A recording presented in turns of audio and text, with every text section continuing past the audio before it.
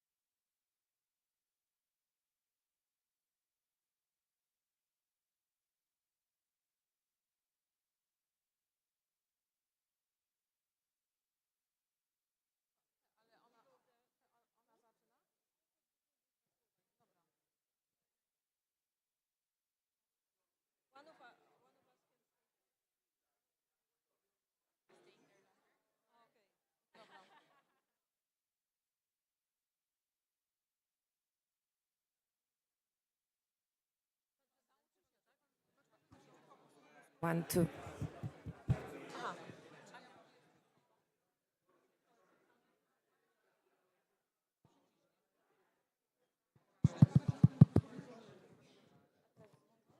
Włączony jak widzę.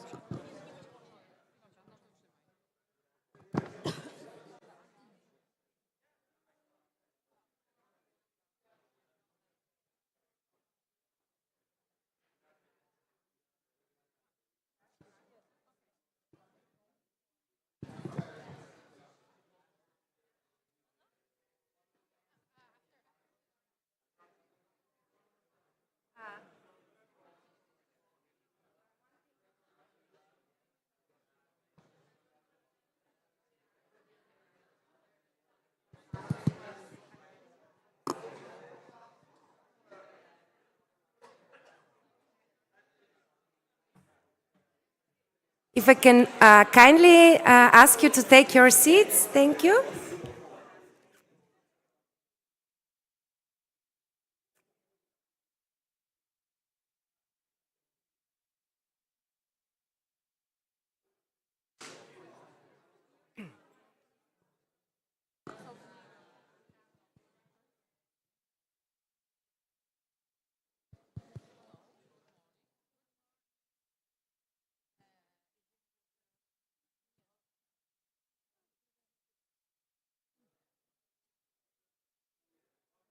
Ania powiedziałaby, żeby dziewczyny zamknęły tam drzwi, bo tak nie może być.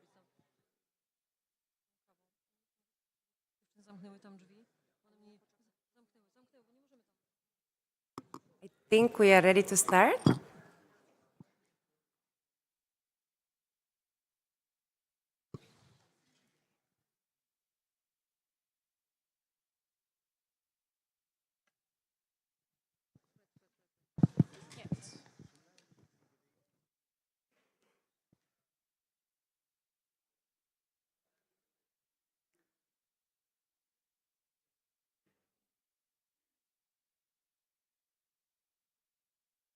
Yes, okay. Dear ladies and gentlemen, dear official guests, dear friends, dear colleagues, dear speakers, on behalf of the European Cluster Collaboration Platform, it is my greatest pleasure to welcome you today on the occasion of the Cluster Meet Regions event in Krakow. Just before the festive season, it would be a great occasion to learn about the priority sectors and strategies of the region, to speak with colleagues, and to open the doors for new opportunities. I would like just briefly to present you the agenda for today. We will start with the welcoming address, then there will be a setting the scene, and we'll hear about the regional priorities and the role of clusters. The agenda of the day, it's spread in 3 modules, so I'm not going to go through them. You see them on the screen. And please use all possibilities to network and to speak with colleagues what we can do next year. I also welcome everyone who is with us today online. Those of the online participants who would like to have a question or to raise a topic, please use the chat box. And now it is my greatest pleasure to welcome Anna Sova from the Malopolska Regional Development Agency and Ivana Almora from EURADA to start the moderation of the event. Thank you.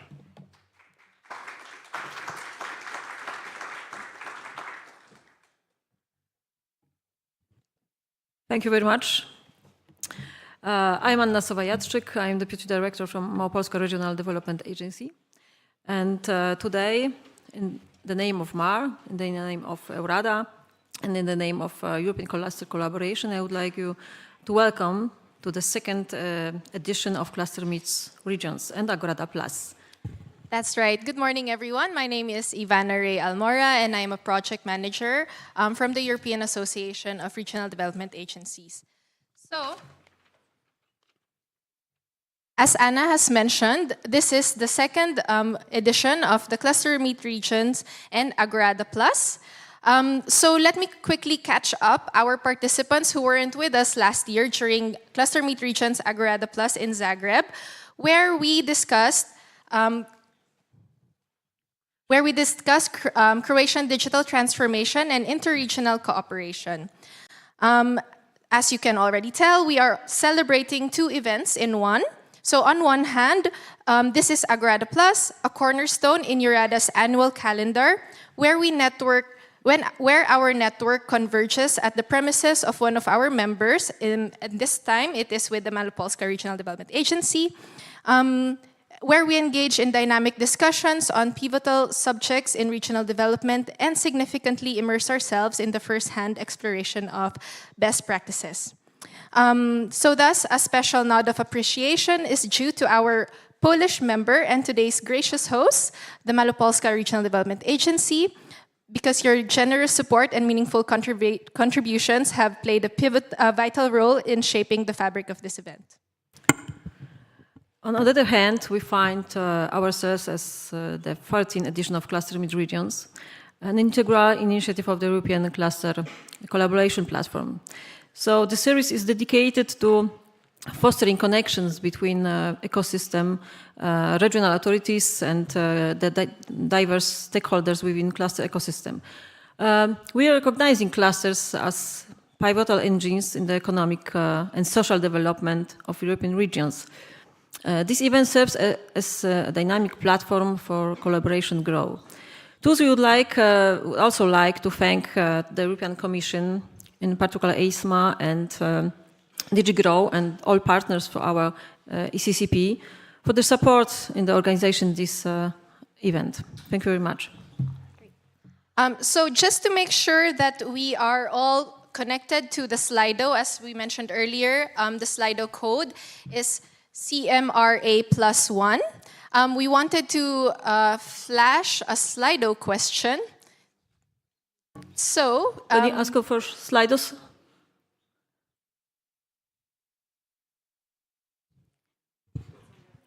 if you are... Możemy prosić o slajd ze Slido?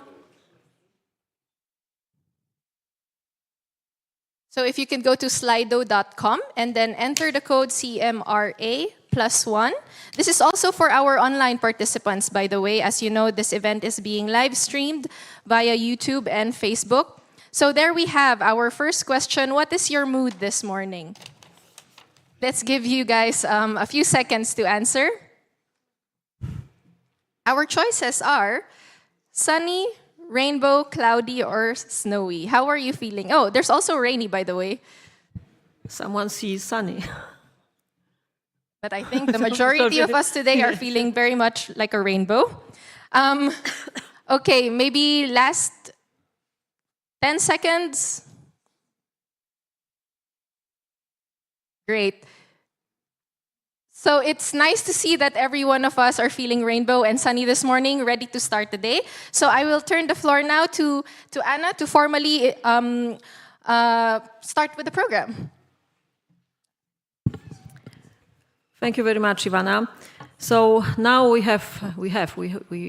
must go to our opening session, opening the program. So I would like to invite to the scene, Mr. Szymon Strzelichowski, the President of Małopolska Regional Development Agency. So, Mr. President, we have to start our countdown to the start of our journey, cosmic journey through Małopolska region. Thank you, Aniu. It will be my first time in English. It's such an audience, so please excuse me, I will be using my notes. Ladies and gentlemen, with genuine joy and satisfaction, I welcome you to Krakow of the most significant annual event of Association of European Regional Development Agencies, the Cosmic Małopolska Agorada Plus meeting, where we will be discussing the possibilities of utilizing aviation and space technologies, the concept of smart cities and clusters, as well as natural science for the regional development. I also want to warmly welcome guests representing European Union institutions, regional authorities, delegates from regional development agencies across Europe, and all others attendees. I thank EURADA and the Cluster Mid-Region Association for the trust and acceptance of the offer from Małopolska Regional Development Agency to organize this event here in Krakow. It holds special significance for us as we host Agorada in Krakow for the second time, considering with our agency 30th anniversary celebration. Krakow and Małopolska are unique places, a special cosmos where history intertwines with innovation, openness and tolerance. Since 1364, the Jagiellonian University has been operating in Krakow, the oldest university in Poland and one of the oldest in Europe, around with the strongest academic center that thrive. Currently, there are 23 universities and numerous scientific and research institutions here. This was potential which we at the MAR are committed to harnessing by building bridges between science and economic. Strange that we have been successful utilizing for many years, forming the base of the regional development through innovation. I believe those 2 days of meeting will allow all participation to look from a broader perspective to value, importance and applicability of the results of space industry's activities to our lives, to learn the best practice, to establish contact that will result in the further cooperation in the future. To those who are in Krakow for the first time, I wish you a good stay in the capital of Małopolska and encounter with the beauty and genius loci of this place. I believe you will return here more than once. To all participation of the meeting, I wish you a fruitful deliberation. Thank you.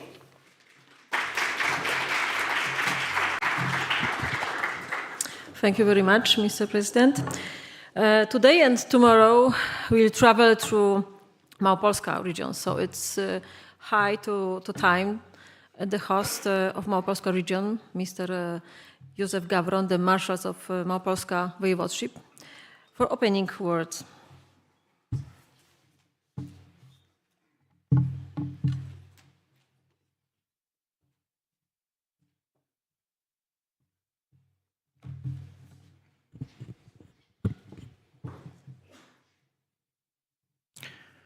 Good morning. Szanowni Państwo, drodzy goście i moi dostojni koledzy. Ladies and gentlemen, dear guests and my colleagues. To prawdziwy zaszczyt i przyjemność gościć Was wszystkich na konferencji Agorada Plus, połączonej z warsztatami Clusters Mid Regions pod tytułem Cosmic Małopolska, Cosmos in Małopolska. To niezwykłe wydarzenie. Organizowane jest we współpracy z Europejskim Stowarzyszeniem Agencji Rozwoju i z Europejską Platformą Współpracy Klastrów, działającą w imieniu Komisji Europejskiej. It is truly an honor and a pleasure to welcome you to the Agorada Plus conference, combined with the Clusters Mid-Regions workshops entitled Cosmic Małopolska, Cosmoi in Małopolska.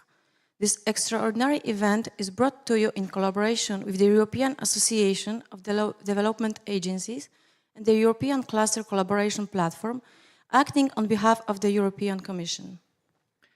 Po raz pierwszy w historii stolicy Małopolski wyruszamy w podróż kosmiczną w przestrzeń innowacji i współpracy. Dzisiejsza konferencja to spotkanie przedstawicieli firm, klastrów, ośrodków innowacji, krajowych władz publicznych, agencji rozwoju regionalnego, organizacji wspierających biznes z państw członkowskich Unii Europejskiej i wielu innych kluczowych interesariuszy. Jestem głęboko przekonany, że wszyscy Państwo zaangażujecie się w owocną dyskusję na temat wpływu technologii kosmicznych na nasze codzienne życie i perspektyw transferu technologii kosmicznych do sektora life science. For the first time in Krakow, we will embark on a journey into the cosmic realms of innovation and collaboration. This conference brings together representatives from companies, clusters, innovation centers, national public authorities, regional development agencies, business support organizations, from EU member states and many other stakeholders. I am convinced that all of them will engage in discussions about the impact of cosmic technologies on our daily lives and the prospects of transferring space technologies into the life science sector. Decyzja o zorganizowaniu dzisiejszego wydarzenia w Krakowie jest świadectwem kluczowej roli, jaką polityka klastrowa i innowacyjność odgrywają w rozwoju nowoczesnej gospodarki w naszym regionie. Dzięki zlokalizowanym na naszym terytorium 3 krajowym klastrom kluczowym, które są motorem lokalnego postępu, możemy śmiało przyznać, że Małopolska jest w awangardzie procesów zwiększających nasz potencjał technologiczny. Cieszymy się, że możemy to pokazać światu podczas takiej okazji, jak to wydarzenie. The decision to host this event in the capital of Małopolska is a testament to the crucial role that cluster and innovation policies play in driving the development of a modern economy in our region. With 3 national key clusters at the forefront of regional innovation policy, it is evident that Małopolska is a hotbed of progress, and we are thrilled to showcase it to the world. Nasze klastry aktywnie angażują się w procesy wspierające rozwój regionalnych, inteligentnych specjalizacji, płynnie wpisując się m.in. w proces przedsiębiorczego odkrywania. W obszarze polityki kosmicznej od 2022 roku jesteśmy dumnymi członkami Stowarzyszenia Nereus, czyli Europejskiej Sieci Regionów Kosmicznych. Stowarzyszenie to odgrywa kluczową rolę w badaniu korzyści, jakie technologie kosmiczne dają europejskim regionom i ich obywatelom, a my w Małopolsce bacznie obserwujemy te trendy i podążamy za najlepszymi z nich. Our clusters are actively engaged in processes that support the development of regional smart specialization, aligning with the entrepreneurial discovery process. In the field of space policy, since 2022, we are proud members of Nereus, the European Space Region Network. The association plays a crucial role in exploring the benefits of space technologies for European regions and their citizens. And here in Małopolska, we are observing the following trends. Wierzę, że Agorada Plus okaże się platformą dla niosących realną zmianę dyskusji, budowania partnerstw i ukierunkowania nas na przyszłość definiowaną przez innowacje i współpracę. To doskonała okazja do nawiązania cennych kontaktów biznesowych, zaprezentowania swoich projektów lub też odkrycia nowych możliwości finansowania i zainicjowania wspólnych przedsięwzięć. Serdecznie dziękuję Państwu za bycie integralną częścią tej wyjątkowej wspólnoty. Serdecznie dziękuję także organizatorom tej konferencji, szczególnie Małopolskiej Agencji Rozwoju Regionalnego. Wyruszmy w tę kosmiczną podróż już za moment. I believe that the Agorada Plus will be a platform for transformative discussions, forging partnerships and propelling us collectively toward a future defined by innovation and cooperation. It is an excellent opportunity to establish direct contacts, showcase your projects, and discover new financing possibilities and initiate collaborative endeavors. Thank you for being a part of this special occasion. Also, I would like to thank the organizer, Małopolska Regional Development Agency, for organizing this event. Let us embark on this cosmic journey. Thank you. Thank you very much.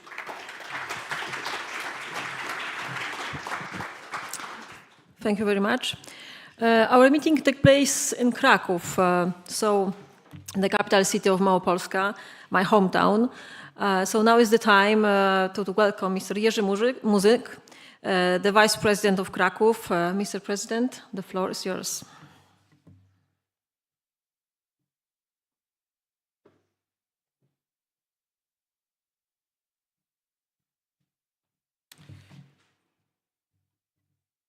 Ladies and gentlemen, on behalf of the Mayor of Krakow, Professor Jacek Majkrowski, I'm happy to welcome you to the Cosmic Małopolska, Cosmoi in Małopolska conference, and say how very glad I'm that this meeting in our city. Space technologies are playing a crucial role in the economy, enhancing competitiveness and innovative ideas. They also foster sustainable development both within the Europe and globally. Krakow is one of the largest academic and technology centers in Poland. Is also playing its role in the development of aerospace technologies. The capital of Małopolska is a city where numerous companies, scientific institutes, R&D, centers and startups are directly or indirectly engaged in astronautic and space technology projects. Space industry is one of the most dynamically developing sectors of the industry in Krakow. An excellent example is the Space Technology Center established by AGH University of Science and Technology 3 years ago. I would like to congratulate the organizers of this meeting and wish you all fruitful proceedings. I hope that you will find time to enjoy Krakow and visit our famous Christmas fair held in the main market square, just a few steps away from here. Thank you very much.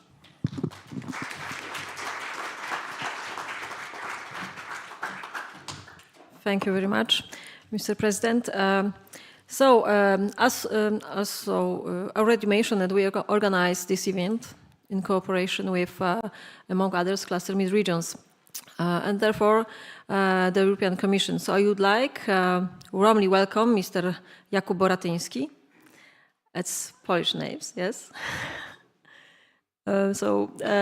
From European Commission, and he is the director of DG Grow Sector Networks and Governance. Jakub, zapraszam.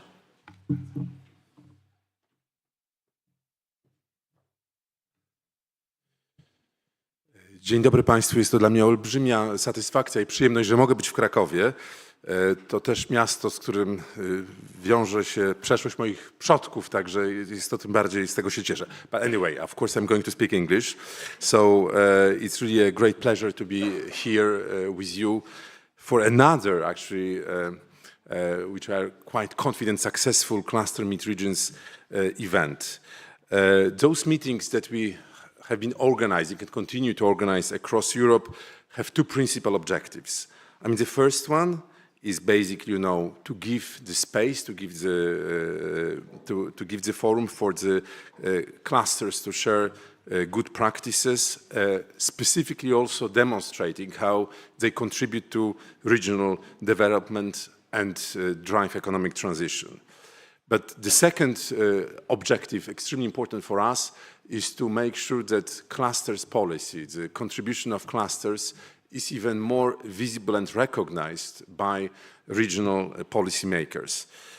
So far, we have organized 14 events across Europe. So I would say so far we have been in Bulgaria, Croatia, Czech Republic, Finland, France, Germany, Lithuania, Romania, Slovakia, twice in Spain, Sweden, and now we are organizing a second event in Poland.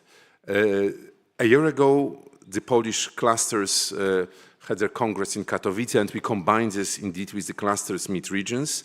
And I think this is also the fact that we are actually quite close. You know, now in Krakow is a powerful demonstration of the fact that this is actually the south of Poland, the regions of Lower and Upper Silesia, Małopolska and Podkarpackie, which actually among them host 30 cluster organizations out of the general number of 81 Polish cluster organizations, which are registered on the European Cluster Collaboration Platform. So in a way, we can clearly see that around A4 motorway that connects Germany through Wrocław, Katowice, Kraków to Ukraine, which is a main point of entry in Ukraine, we have this very, let's say, powerful congregation of clusters. Well, the host said it very clearly, you know, there are fantastic opportunities for growth of clusters in this region. We have, you know, we have a lot of business activity. We have extreme concentration of leading universities and a lot of research activities, and we have a major also interest of foreign investors. Now I would like to give a little bit of background, of policy background, of last year's, and in particular this year's, industrial policy as we are developing it for all of European Union. So the Commissioner von der Leyen, which came in 2019, just before the pandemics, came up with the two flagship objectives of Green Deal and digital transformation. Fast forward, a few years after, we have experienced pandemic, we have experienced the Russian aggression of Ukraine, we have experienced, shocks related to fragmentation and breaking of supply chains. Well, we have this year came up with a very important initiative of Green Deal Industrial Plan, which focuses on making, a strong push forward toward increasing competitiveness of the European net zero industry and support the transition to climate neutrality. Our intention is to make sure that we can scale up production capacity of clean technologies. We can create this through actually making sure that we have a more favorable framework, including actually permitting. You of course know very well how many years in many places in Europe it takes to get a permission to actually make serious investment. So we really need to accelerate investment and financing of clean technologies and acquire also the right skills. And of course, investment in skills, again, is one very important part of this package. So those, let's say, general principles have been translated into two legal acts, which I would say have been developed with a really speed of light, Net Zero Industrial Act and Critical Raw Materials Act. And we have also seen that I think there is an understanding across Europe that we are in a very special moment, that Europe is in a situation of a very tough competition with China, with the US, and that we really need to do better. And I think that also is that has resulted in a very fast progress of negotiations in Brussels. So I had the pleasure actually to be on Thursday in Brussels in the Competitiveness Council, and then member states have already agreed on their position, a common position on Net Zero Industrial Act, and we hope it will be adopted fully early next year. I have already mentioned about these global shocks related to events, a situation that we sometimes refer to as, let's say, perma-crisis. We are in a constant crisis, constant change. So I think this is also a moment when we realize that we can only do it if we really strengthen ourselves, and this is also expressed through the concept of strategic autonomy. We want to continue to be a trading continent, but we really need to much more strengthen our capacity. We have to be able to control and develop technologies that would decide about our competitive position in the future here in Europe. And again, I think this region is very, very relevant in that context.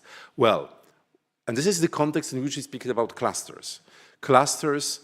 It's not just the big investment by big companies that is going to make the difference. If we really want to foster innovation in Europe, which is the foundation of this change, we need basically to very much support what I would say a kind of a cluster method. Cluster organization, they offer services, disseminate technological know-how. They actually are there to match interest and bring together different actors of regional economy, and they are also in a position to actually build partnerships across all Europe and also beyond Europe. In this year, we have been celebrating the 30th anniversary of the single market, which is the foundation of the European project, and this is what allows actually us to work and develop our businesses across Europe. So cluster policy for the European Commission is an expression of our, let's say, political commitment to this vision. It's very important that we continue supporting clusters, because this is part of a favorable business ecosystem for innovation and entrepreneurship. And again, this is also a way in which we are supporting bottom-up approach. So we're not picking winners, saying this company is going to be a European champion. No, I think with supporting clusters, we give a space actually for the best initiatives to come forward. It means also that clusters for us are indeed an engine of what are the objectives of green and digital transition and resilience. And indeed, during the pandemic, we have seen how clusters collaboration across Europe have helped actually to indeed, continue with business and also, in a remarkable way, demonstrate resilience of this community. If we compare to clusters to a situation where you have just, big companies operating on their own, SMEs and research organizations, I think these clusters are the way indeed to basically fosters the synergies.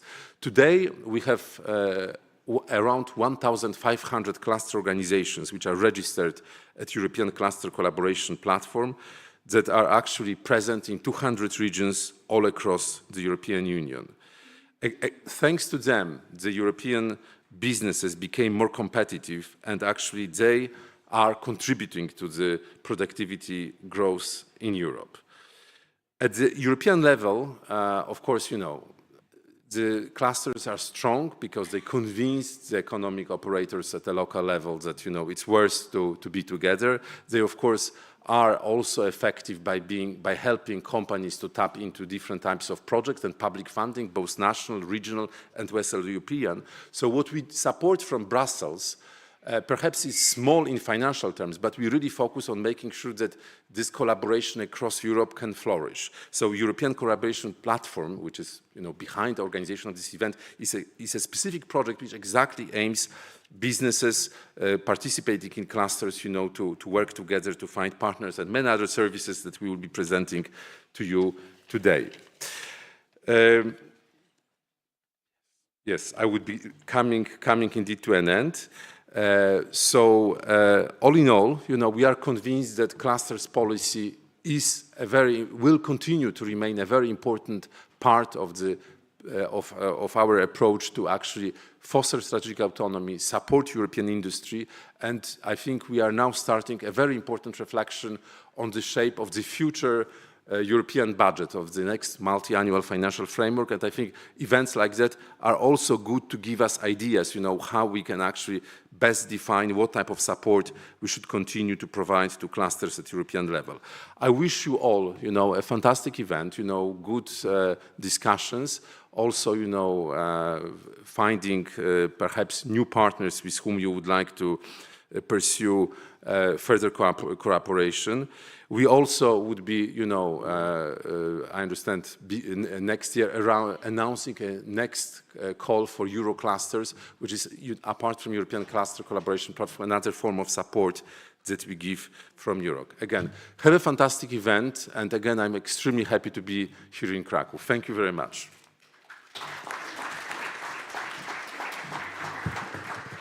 Kuba, thank you very much for your perspective. The people from the European Commission, they love to speak. So, please, in the future, we have to respect the time regime, so it's my homework today. Of course, so now the guests, with special personal pleasure and joy, I would like to welcome Roberta Dell'Olio, who was our good spirit and the guardian throughout the entire preparation for this event. Roberta, the floor is yours. In order to facilitate your homework, my dear, I will try to be very, very short. So, but I have, and I would like, I'm happy to be here. I would like to thank all of you.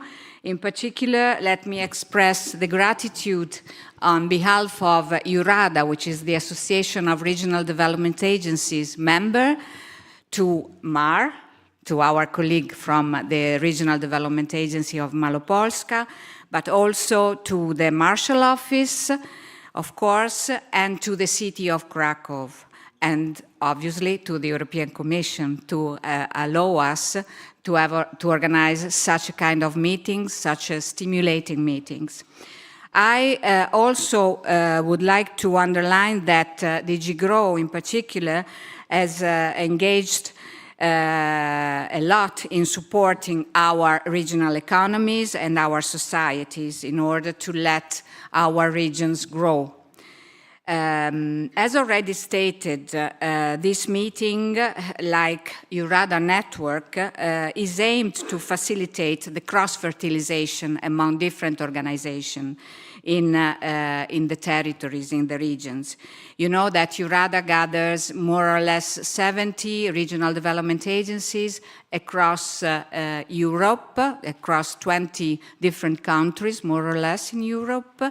And our work is to support institutions, enterprises, societies, so that regional development agencies, which often gather and coordinate these kind of stakeholders on the territory, cluster included, in order to support them to work together to start new common initiatives. So I think that being here in Krakow is the perfect place to do that, because if you walk down the streets of this city, you can easily understand how different culture, different layers of history have created this city like it is, with a very charming city and a city rich of history. A smart city in the end, so a cosmic city. So thank you so much, and I wish to all of us good work, and I welcome all of you and each of you. Thank you really so much.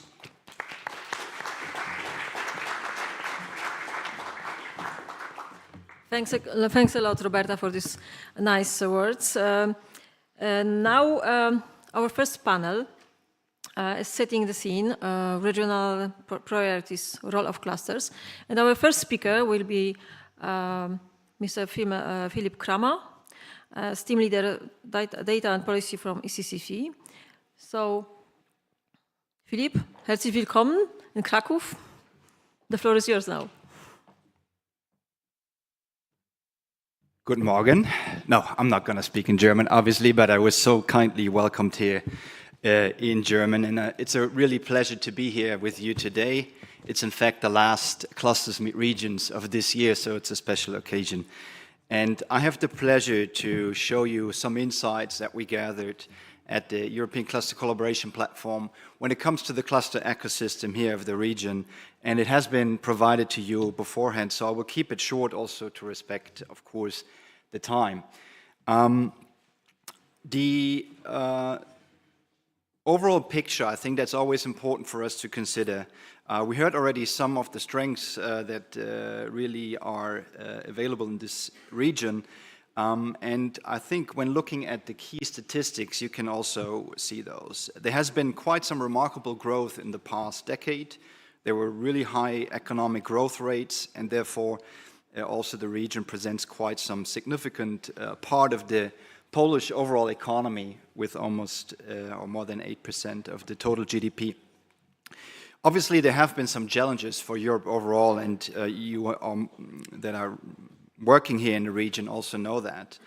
There has been the pandemic, we have been hit by inflation, mostly due to increased energy costs, but of course also the war in Ukraine due to the Russian aggression has some repercussions here of the region when it comes to raw material shortages or similar. This is a part of the story, but of course we look at clusters today, we look at the cluster ecosystem, and therefore we also look at the industrial ecosystems that the European Commission has set out to depict a modern economy.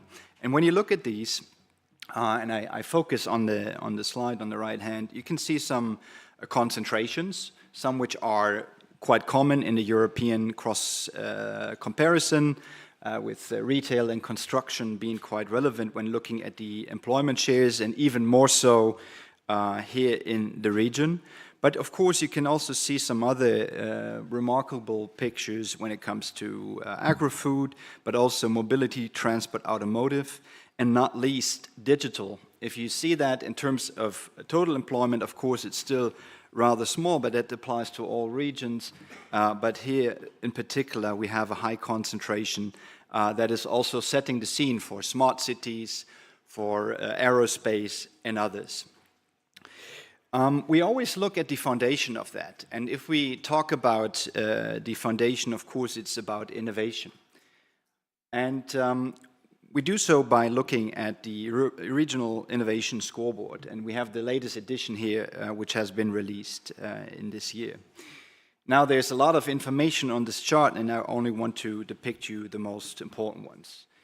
Generally, the region is classified as a moderate innovator, which is a medium-sized category in the scoreboard. But I think it's quite important to mention also that since 2016, there have been some increases in the performance, so by 20% over this period. And we do see a number of key strengths also relative to the country and the European Union overall. Many of them are related to human capital, and I think that's very good news, because human capital in the end is what drives our future economy. And you see them listed here. The top 3 strengths in comparison are tertiary education, employed ICT specialists, and the third one is design applications. And I hear we are in the cultural center here today, so this also, of course, tells you about the creativity in the region. But I do also have to note a few of the areas for improvement, and they relate to partially science, but more importantly to the innovation expenditures that we see in businesses, the introduction of business process and product innovations, and last but not least also innovating SMEs that are collaborating. And if you look at our economy and our innovation ecosystem overall, there's no company that can do a vertical R&D project anymore, so we need a lot of collaboration. And a similar pattern actually emerges when you look at the Regional Competitiveness Index that is published by DG Regio. We have a similar recognition here of the higher education and lifelong learning that is quite strong, but room for improvement in areas of technology readiness and business sophistication. Now, I think in all of these areas, clusters do play a very important role. And as we have already heard, the region here is in fact hosting a number of very important cluster organizations in the Polish context. It was already mentioned the overall number of more than 80 Polish clusters which are registered on the European Cluster Collaboration Platform, which we consider as those which are really active and engaged. And 7 out of those are here in Malopolska. They cover 7 out of the 14 industrial ecosystems that I have shown earlier. And if you see the top ecosystems mentioned here, construction, digital, mobility, transport, renewable energy, you will well see that they actually also match quite well the economic structure. And that's important. Clusters need to represent specializations, and that's why they are strong in driving innovations. Now, it's also very important to look at the structure of these cluster organizations. And we do find 2 points which should also be tackled in the future, and we also find some very positive insights. So to start with, the cluster organizations here, in terms of their membership structures, are rather small or mid-sized. So 70%, or 72 to be precise, have 100 or less members, and the EU average here is 61. So this is one message that in terms of involving the local economy even stronger, there is some room to do that. And the second consideration is the size of the cluster organizations itself in terms of their staff capacity. And here you see that actually the clusters in the regions are rather small.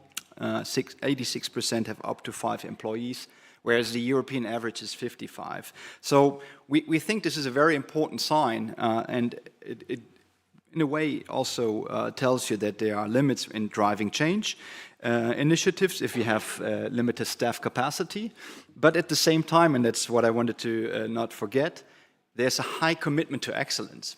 And you can see that by the European Cluster Excellence labels that are represented, and as was mentioned in the introductory statements, 3 national key clusters here, which is also a measure of quality with the key cluster certification scheme. So it shows you there's a lot of quality and excellence focus, which is very important, but in terms of maybe growing these cluster organizations further so that they can even be more impactful, there are still some things possible. And why is this so important? Why is the availability of strong clusters so important? We look at this very regularly, and not only us, but also other studies have done that in the past. And it's clearly that both clusters, but also the presence of cluster organizations is in fact highly correlated with economic competitiveness. And you see that in indicators around the business environment, firm behavior, some other performance indicators, and at the end, also the outcome. You can see, for instance, I don't think I have a pointer, but you can see that in particular, firm behavior is positively triggered by the presence of clusters and the involvement of clusters in terms of business R&D expenditure, for instance. But also overall GDP per capita can be positively influenced. And we have already heard, how do clusters do that? And what is their role in creating linkages? In fact, we know that clusters that engage in interregional collaboration are driving growth. We also know that many of our collaboration linkages are inward-looking, and therefore the European Commission has set up already in the 14-20 period and also now in the 21-27 period a number of initiatives which are actually meant to drive these collaborations. So we had a number of those in the 14-20 period where we also saw some involvement here from the region, in particular, and that may not be a surprise, in the excellence area. So clusters engaging in collaborations in order to drive excellence, or clusters engaging in order to drive innovation. And I give you just these 3 examples, which include, on the one hand, the life science Krakow cluster and also the sustainable infrastructure cluster. You see these projects, and I'm not going to talk about them content-wise, but they all focus on driving excellence. They all focus on key topics here in the local ecosystem, and they all focus on bringing together partners. They bring together partners from different countries, such as Belgium, Germany, the Netherlands, in fields like the health sector, in fields like the infrastructure sector, and they all, I think, have one benefit: they connect you to many organizations.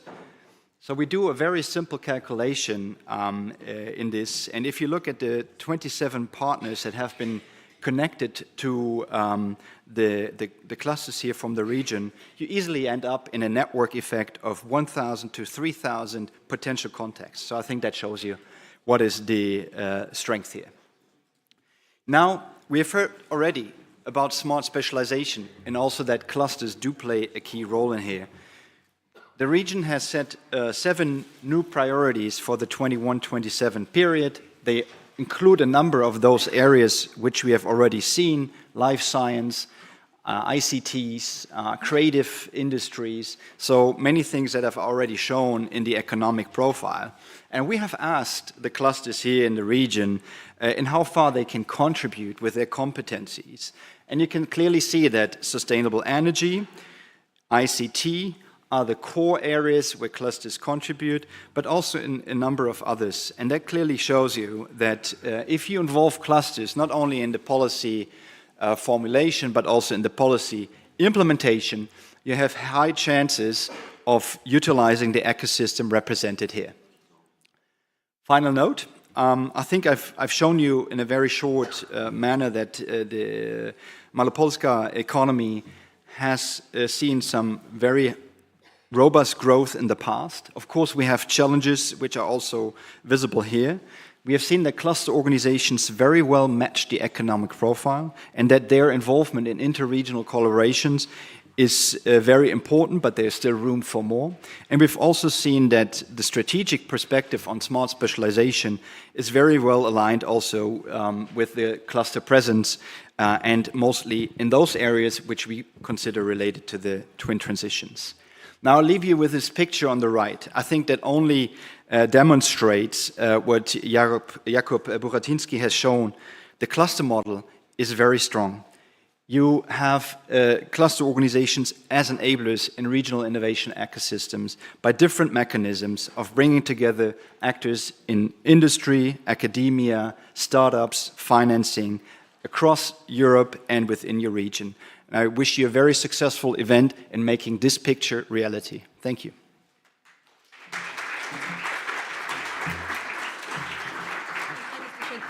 Vielen Dank. Thank you very much, Philippe. I think that we are placed with the activity of our Małopolska clusters in the European area. So, but also Philippe note that they and the region face challenges. So now we will have a panel, and I hope in this panel we maybe became answers for those questions like, how will they deal with them? Or how are they already dealing with them? How does the region help them? Or how should help them? There's another question will be answered by our first panel. I invite once again Roberta and her guest to the stage. This time Roberta will be the moderator of this panel. And I would like to ask to come to us. Katarzyna Szumilewicz is online. I hope we will be soon the connection. Kazimierz Murzyn, Managing Director of Cluster Life Science. Andrzej Czulak, CEO of Polish Cluster of Composite Technologies. And Sebastian Rynkiewicz, Vice President of Polish Cluster Employer and CEO of Evoluma Industry Cluster. All guests we have. So Roberta, the floor is yours and your panelists.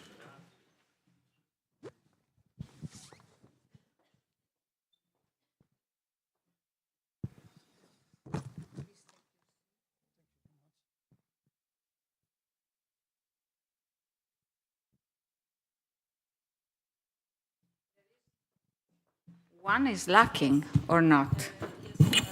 Because Jerzy Kopeć is ill, so I would like to invite Agnieszka Bachusz, Deputy Director of Department from Malsza's office.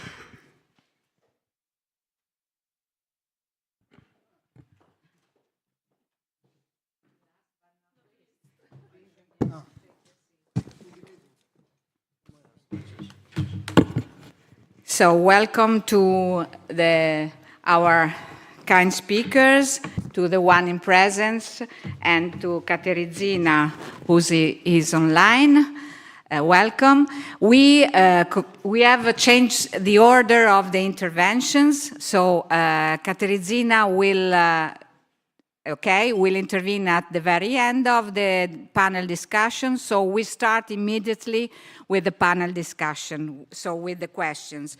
So I would like at first make a round, and I would like to ask you to present yourself first, and then I will start to make some questions dealing with the relations of clusters and institutions here in Malopolska region and in general in Poland. So please, the floor, the ladies first this time. Agnieszka, please. Does it work?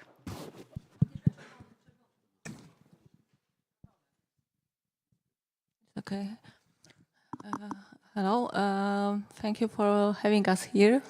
My name is Agnieszka Bachusz. I'm a Deputy Director of the department. I'm a personal responsible for regional innovation strategy, for smart specialization in our region, and cluster policy as well. So let's go in this way, please. Ladies and gentlemen, thank you very much for the invitation. First of all, my name is Andrzej Czulak, and I am leader or president of the Polish cluster of the Composite technology. I think for the beginning it's okay. Thank you very much one more time for the invitation. I'm Sebastian Rynkiewicz.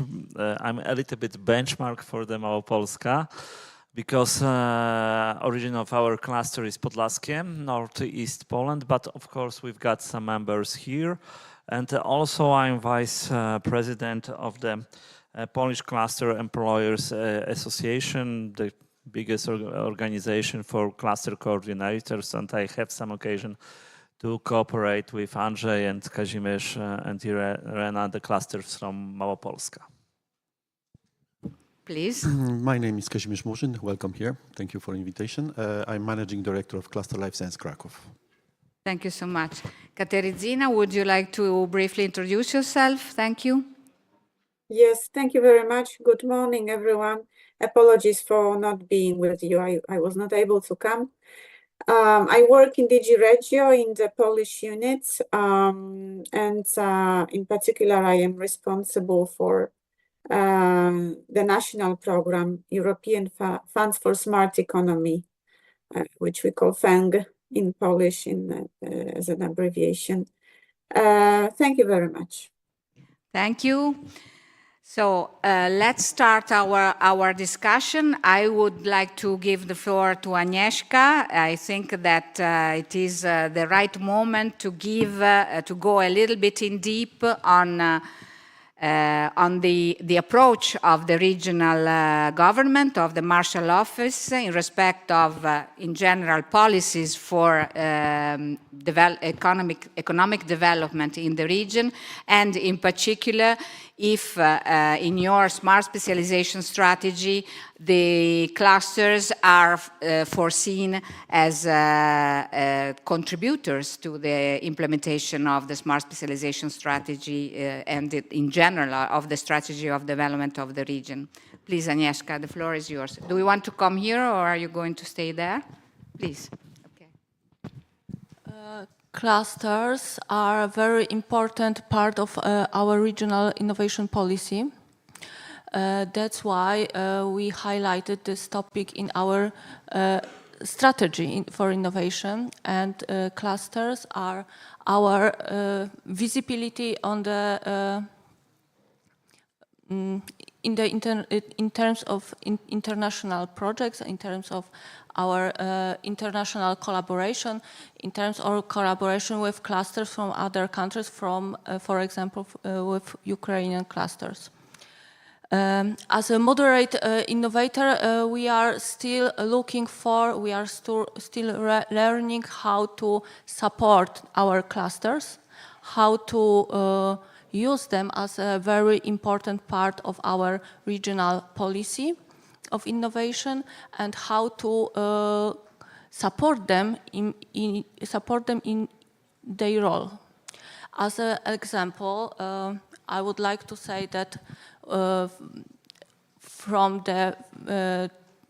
since three years ago, we have started entrepreneurial discovery process as a pilot project with Cluster Life Science. So Cluster Life Science is our main player in life science area in Małopolska. Cluster is a moderator of our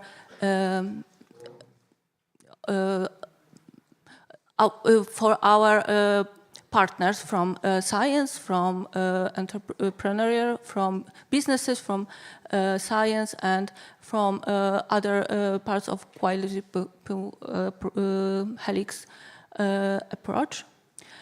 Cluster prepared a lot of international projects with which are dedicated to our regional ecosystem, and we are dealing together these projects. Małopolska is a partner in many of them, associated partner. So it is our collaboration is a very good example how it works. And the next step for next years, we are going to use this approach, and we are in the process to preparing, supporting other smart specialization area. It is about sustainable energy, it is about hydrogen, which we have great potential in our clusters. It's a Polish composite cluster which is located in Małopolska, and sustainable energy. This sustainable energy cluster is starting, is on the beginning of the process, entrepreneurial discovery process in Małopolska in terms of green technologies. So it happens. We are going to support and collaborate in the future, not in the nearest future.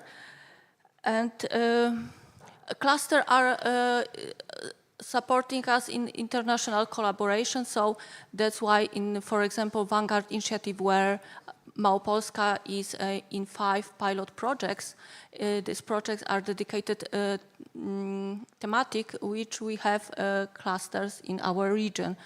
So maybe in brief, it is our approach. Clusters are very important for us, so our collaboration is a proof of this.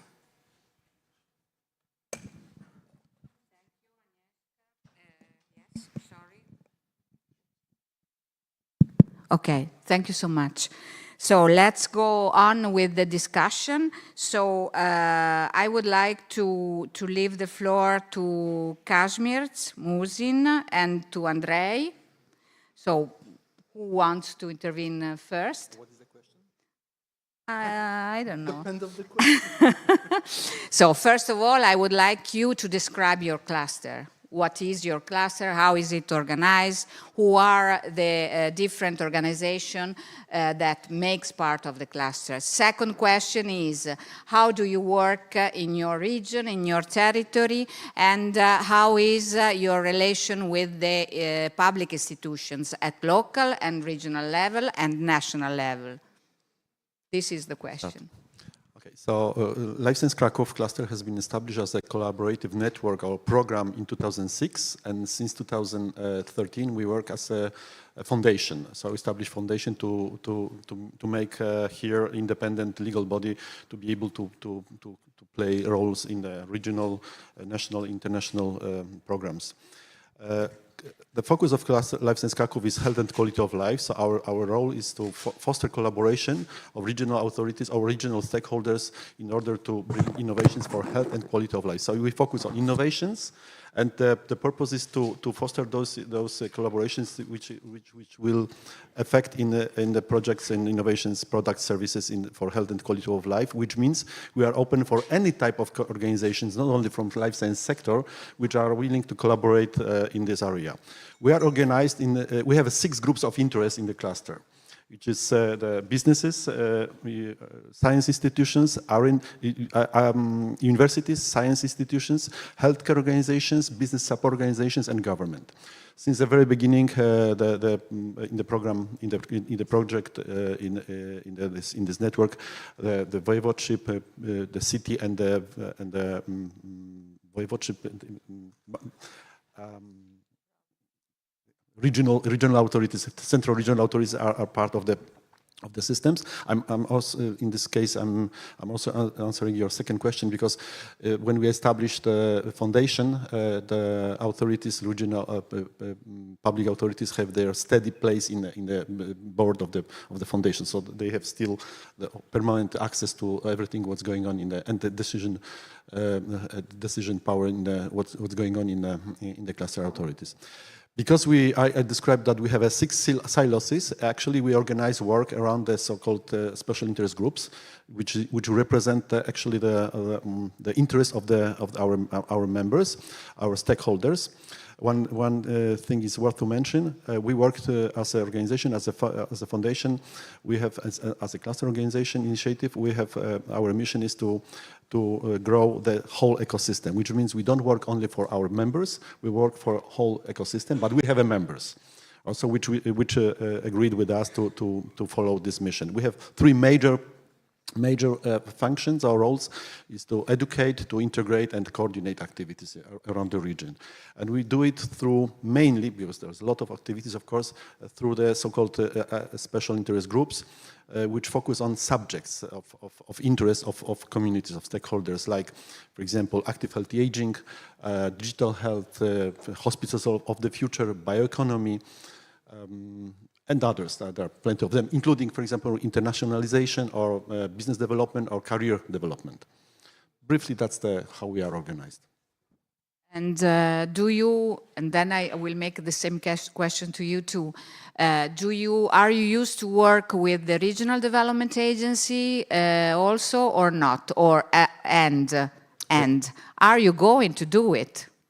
In fact, Regional Development Agency is one of our founders in the foundation, so which means they also are present in the board. Fantastic. Please, the floor is yours. Ladies and gentlemen, because I have some university background, I will start with some lecture on the beginning. First of all, I am representing Polish cluster of the composite technology, and the composite technology and composites materials, they are everywhere. For example, in this room, we have more composite materials than other materials and classical materials. And we are happy from this situation because we can collaborate it with everybody which are here in this room. On the left side, on the right side, we find always the topic. Confirm. We can always find the topics which we can realize together. Also with the space industry, like the topic of this conference today. That means composite materials, they are really everywhere, from the home, in the space, in the aircrafts, in the trains. Medical instruments. Yes. And about the collaboration, about our cluster. Our cluster collect many industries, many members from the industries, companies, small, medium, big, which dealing with the composite materials. That means we have very strong groups of the composite materials producers, composite structure producer, but also in our cluster we have really huge group which developed testing and repairing of the composite materials. That means composite structure exactly. And from this point of view, we have whole value chain collected in our cluster. Our cluster, this is not only the group of the companies which dealing with the composite materials, but also we have very strong group of the research institution and universities, and we are very young cluster if we compare with our older brother here. Our cluster is established in 2017. In 2021, obtained the status Polish national cluster, and we are very happy that we have possibility to collaborate with the authority here in Małopolska. But our cluster is the Polish cluster. That means our members, they are not only located in Małopolska region, but also in the whole of Poland, and also because the composite materials, how I said, they are very famous. We have also many members from the outside of Poland, for example, from Germany, but also from the Switzerland and the other countries. My place here is, I feel, from my point of view, very good located, because how you can see in the middle of the national key cluster in Małopolska is located government person, which is represented by Agnieszka. And from my point of view, our cluster, but not only from Małopolska, we're working very intensively with the government from Małopolska, and the government from Małopolska very strong support us for the project in the regional area, in the national area, but also in the international area. And other organizations here which are representing on this room, that's mean, for example, this Małopolska agency, regional agency, they support also not only our cluster, but also the other cluster from the Małopolska region. There was, I think, answer for the first question. The second question was about the collaboration on the regional. The different actors in the region, but also at national and international level, if you have cooperation with other clusters in Europe or in the country, and also the multi-level governance, the application of the multi-level governance in the region. So how you work with but you have already told us, with the institutions at regional and local level. Okay, and with the different actors and stakeholders. I will start from the regional level. The collaboration in a regional level, I think, how I said, is great, established with the regional government, and also with the other cluster which are representing here on this meeting. For example, the regional level of our collaboration act on the collaboration on the international. In the last June, I think, we organized the travel to the Ukraine. There was the collaboration of the Małopolska clusters. We traveled we were visiting our friends in Lviv, and we started the discussion about first of all, support of the Ukraine, and the second, about the creation of the international project. That means the regional idea is act on the national level, international level, and the next, the national level. Of course, we are Polish cluster of the composite materials. We have headquarters here in Małopolska, in Krakow, but we collaborated with all regions. And very good example of such collaboration is on my left side. That means this is the very famous, the biggest, from my point of view, cluster, national key cluster in Poland. And already we started some initiative which can bring us the international project. And I hope we find also many synergies between the members of my cluster and the cluster of the Sebastian. And this is the example of the national collaboration and synergy between the cluster. And last but not least, because I hope we will go also into the space in the future, but international level. International level, my cluster have the very good collaboration with the international cluster. That's mean from Germany, and last but not least from Korea. But also we will try be very active on the European cluster Alliance. European cluster collaboration platform. That's mean we're looking also the possibility for the new connection with the other international cluster, especially which dealing with some advanced materials, and they're looking for partners for the international project. What we're looking also. Thank you very much. Thank you. We will deepen this aspect during the day. I would like to leave the floor, and if I'm not wrong, you have also a presentation to Mr. Sebastian Rynkiewicz, who is the Vice President of the Polish Cluster and Employees Association called the Voluma Industry Cluster. Please, would you describe the cluster, but also considering that you are the Vice President of the alliances of the employees, what about the efforts in vocational and education and upskilling and reskilling inside the cluster system? Please, the Yes, floor is thank you very much. Exactly, I'm in double position, like a vice president of the Polish Cluster Employees Association and also CEO of Evoloma Industry Cluster. I would like to ask for my presentation. And Road to Industry 4.0, in fact, what is really important for us, but I suppose like for European-wide, like Kuba said before, about talents, about our skills. In fact, in our opinion, is a road.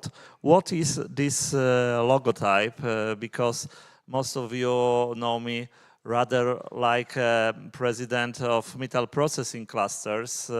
After 15 years of our activity, we have a rebranding, and what is important for us that in fact that was scope of activities of our members. Our origin was metal processing clusters, and after in fact fourth revolution in industry, the scope of activities of most of our members and new members are engaged in new technologies, and that was reason why we decided to be widened. The Polish Ministry of Economy during the exhibition in Hanover, when she arrived to our exposition, said that is impossible that metal processing cluster have so high-tech technologies. So that was the trigger when we decided to change our logotype. And we bring together with companies. We are completely bottom-up initiative without funders from regional authorities. In fact, EU money was the first project. We are not planning to formalize our cluster, but the companies was really interested in both parts, in competitiveness, but also if with cooperation. And at the moment, more than 14,000 employed. And we are on more than 100 export markets. That is not typical for Polish companies because that is official numbers. Typical Polish SMEs, that is 18% revenues of export. In our cluster, the average is more than 50%. That is also effect of support of Polish Agency of Development of Entrepreneurs and our government, that we scale up our possibilities in export, and also we are also our companies are in a cosmic technology, also metal processing cluster. That is not normal that everybody will be in the space. So that is our development space, technological transformation, cooperative orders. That is quite interested that we are on the more than 50 ferries exhibition in worldwide, and also we can make orders with our partners for the Lithuanian, for example, or other countries. Really important for us is know-how, and in fact cross-sectoral know-how. We have occasion to discuss with Kazimierz and his team about some marketing process, with Andrzej about some competitives. And also we support the market expansion of our companies, and of course financing. That is also really important for us.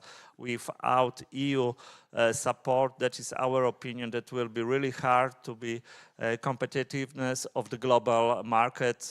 Undoubtedly US or China support the companies, so we have to be together to compare.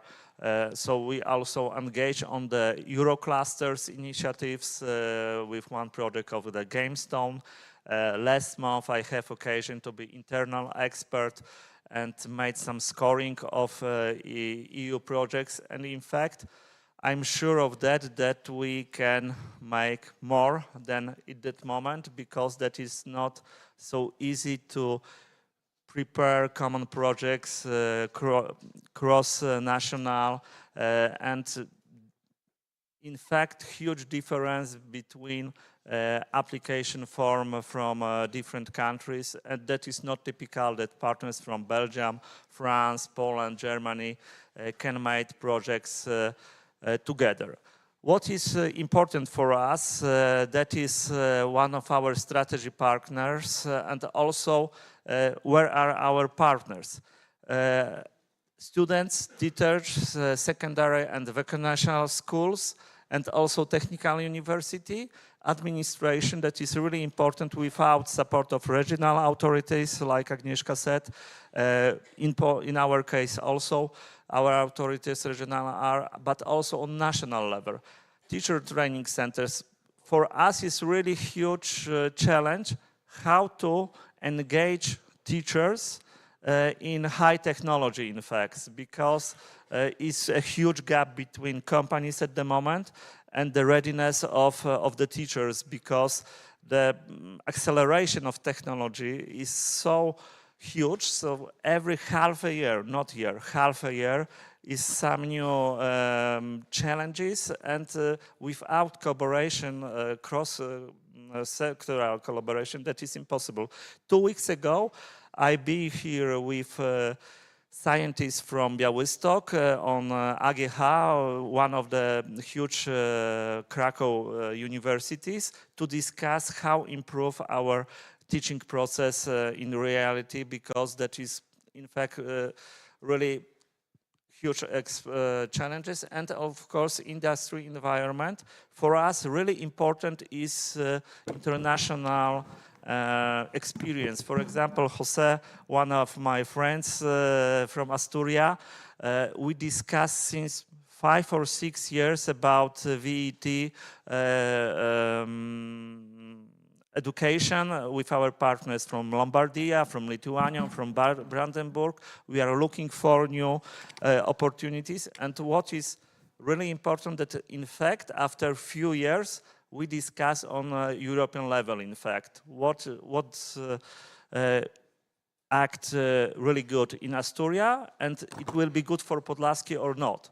And what is really important, when Jan said that without this exchange of our experience, that is mission impossible to be competitiveness on the global market. I hope that also we have occasion now to discuss with Alexander Jurczak, with our partner from Ukraine, because the capacity of Ukraine industry at the moment is, of course, the situation is like during a war, and undoubtedly cooperation with Polish factories and other European partners is one of the solutions, professional environments, and what is really important, society. In our opinion, around 30 or 40% of all society have possibility to be engaged in technical matters, and that is the challenge, how in fact involve people from how find them and try to foster to be technical managers, project managers, and be on in fact world level, because without that is impossible to be competitiveness. So that is the last our slides, the method of spiral of knowledge.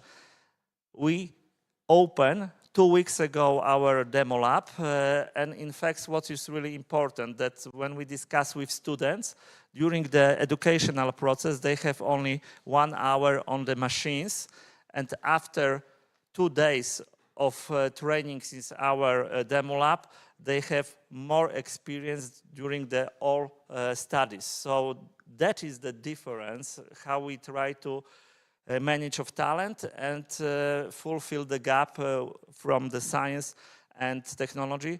That was our first idea, how to improve. That was only technological solution. You can see here any human. After 1 year, we showed that during the COVID time, for the people, is interested for you or not. And the button-up process was, yes, we are interested. The original was only CNC technology, but people said we also need robotics. We also need some other skills like welding. And in fact, that is the reality. 2 weeks ago, people are engaged in, on our demo lab, and they have occasion to work with technology in real time. So that's all. Let's cooperate together. Thank you so much. Thank you for this very complete and interesting presentation. Also for mentioning the question of involving the final beneficiaries of the result of the research and the innovation created in the clusters and among the different actors of the clusters, also because this means somehow to better detect the needs and the challenges and to find better solutions. This is also maybe something that can be part of a strategic foresight exercise. EURADA has started this exercise 1 year ago in order to support and to capacitate our development agencies in applying tools for strategic foresight to better shape the futures of regional development agencies and of their territories. Now I would like to leave the floor immediately to Mrs. Kateryna Shumlevich. Sorry for the pronunciation, I'm sure that it was wrong. She's the program manager at DG Regio unit in Poland. So I give you the floor and then I will make just a last round of questions. Please, the floor is yours. Okay, thank you very much. So I would like to put clusters in the context of the cohesion policy, because in DG Regio we deal with the regional cohesion policy. So I would like to focus on how cohesion policy can support the development of clusters, but at the same time, how clusters can support the achievement of the cohesion policy objectives. So to start from the basics, maybe what is the purpose of the cohesion policy? So Article 174 of the Treaty on the Functioning of the European Union defines the objectives of the cohesion policy. It reads, in order to promote its overall harmonious development, the Union shall develop and pursue actions leading the Union to strengthening of its economic, social, and territorial cohesion. In particular, the Union shall aim at reducing disparities between the levels of development of the various regions and the backwardness of the least favored regions. So reducing these disparities between regions is the principle of the cohesion policy. This includes, of course, reducing disparities in the level of innovation, competitiveness. I would also like to recall the objectives of cohesion policy for the present perspective, which covers the period 2021 to 2027. There are 5 policy objectives, as they are called. The first one is a smarter Europe, which means innovative and smart economic transformation. The second policy objective is a greener, low-carbon Europe, including energy transition, circular economy, climate adaptation and risk management. The third one is about a more connected Europe, and this focuses on mobility. The fourth one is a more social Europe, which focuses on European Pillar of Social Rights.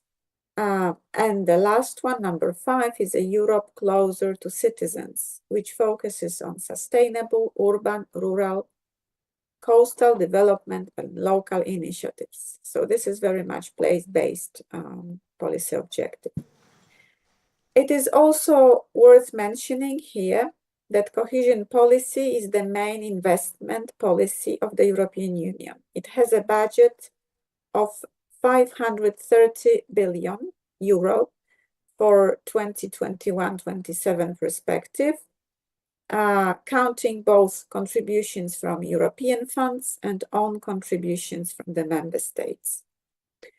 And here European funds by European funds, I mean the European Regional Development Fund, the European Social Fund Plus, the Cohesion Fund, and the Just Transition Fund.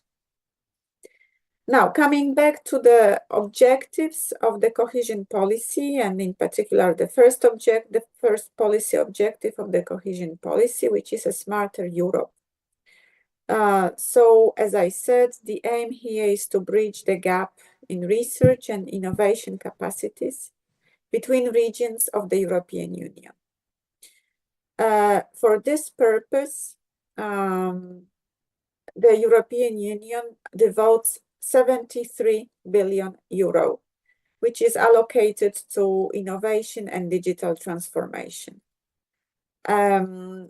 Talking about Poland, it is a budget of 13 billion euro, which is allocated under policy objective 1 to Poland.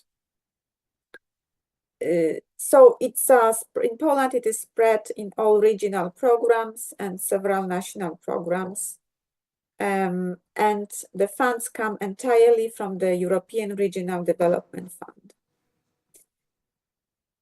Now, the largest Polish national program that consumes a lot of this national allocation under policy objective 1 is the European Funds for the Modern Economy, which has dedicated activities also to clusters, dedicated actions on clusters.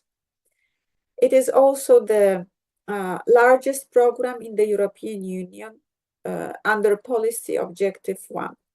Its focus is to support innovation, investment in research and development, business innovation, technology transfer, the development of R&D potential of enterprises, deployment of innovation in enterprises, and also the achievement of the objectives of the European Green Deal in research and development in general.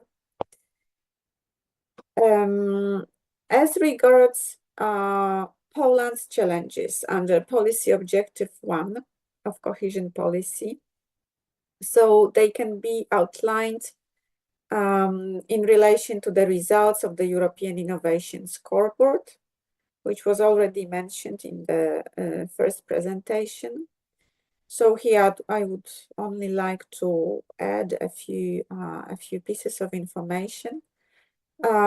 So despite the strong economic growth that Poland has been undergoing, it remains a low innovator, and is currently at 63% of innovation rate.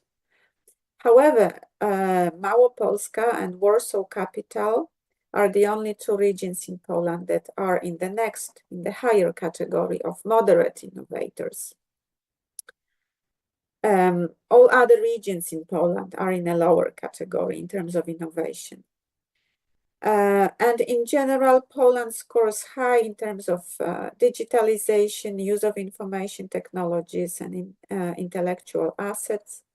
However, it ranks very low in terms of innovation of SMEs in both products and business processes, in environmental sustainability and attractive research systems. So these are the three dimensions where Poland really needs to, on which Poland really needs to focus to boost its innovation. R&D expenditure in the business sector as well as in the public sector is also low. Cooperation between innovative SMEs should be developed, since Poland reaches only half of the EU average. And also the share of non-innovators who are not willing to innovate is unfortunately twice as high as the EU average.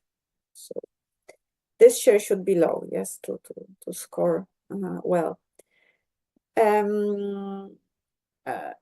Also, which is very important in terms of Green Deal objectives, Poland performs low in environmental technologies. It's only 34% of the EU average.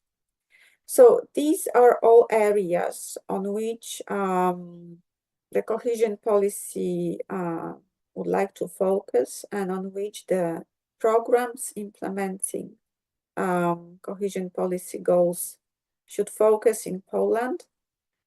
And these are also areas where clusters can support the achievement of cohesion policy objectives.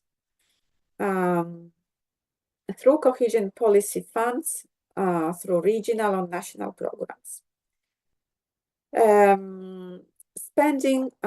Spending funds in cohesion policy is subject to enabling conditions and is based on regional or national smart specialization. So these are the requirements that govern the spending of EU funds. The condition for policy objective 1 is the possession of a good and functioning of a good national or regional smart specialization strategy. So each region has to fulfill 7 criteria. And the status of compliance is monitored throughout the implementation of the program by the program managing authority. And it changes to the fulfillment of the individual criteria have to be notified. Teresina, sorry to interrupt you. You have just 2 minutes. I'm sorry because we are a little bit late. And yes, sorry. So go ahead, but just 2 minutes. Thank you so much. I will speed up. So I just wanted to here to emphasize that it is important that the criteria that govern the innovation environment in Poland have to be complied throughout all the perspective, and that they are also boost the innovation climate. So they refer to the challenges of innovation, diffusion, digitalization, the measurement of the achievements of the strategies, mass specialization strategy, the existence of proper entrepreneurial discovery process. They support the industrial transition. So just to mention a few, and also the investments under policy objective 1 are based on smart specialization, and smart specialization is a very new context in this for this audience. So what I would like to emphasize is that cohesion policy obviously supports the smart specialization, and 2 specific objectives under policy objective 1 are bound to smart specialization. So investment on development and research and innovation capacities and the uptake of advanced technologies to be funded have to be in the areas of smart specializations, and also the support for skills, which was already mentioned here in this session. So development for skills for smart specialization, industrial transformation, and entrepreneurship also needs to be linked to the areas of smart specialization.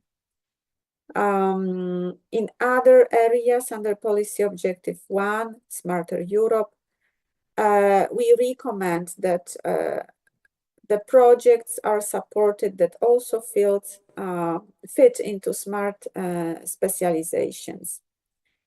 I think this is more or less great. Yeah, I'm just finishing. Great, yeah. Thank you so much. And it was really interesting to hear about also your last words about the smart specialization and the connection among smart specialization and skill development in a region, which reminds me to the topic of the development trap, in which many regions, a talent development trap, in which many regions are falling or have already fallen. So I would like now to make just one question, 2 words, please, not more, to the gentleman, and the last word will be for Agnieszka. I would like to ask you, are you tackling somehow the question of the talent harnessing in your region? And to Agnieszka, I would like to ask if the region, also in order to face this problem, but not only for this problem, is foreseeing to create a kind of innovation corridors all over Europe. So please, the floor is yours. Just 2 words, please. Okay, I show the pilotage project in the large city, probably similar in Krakow, but for us it's really important to be in the region. My inspiration was Oviedo's Gijón in Asturias, or Milano and Bergamo Crema Cremona. How to manage with the small cities, in fact, and the moment after EU Commission decision, we've got strategic partners that we have circle 20 kilometers in our region when youth people can have contact with technology like I show in large city, and that is the network or more than 10 demo labs. We in pilotage, it works, and we are going in the region, and that is our answer for challenges in all region. Thank you. Please.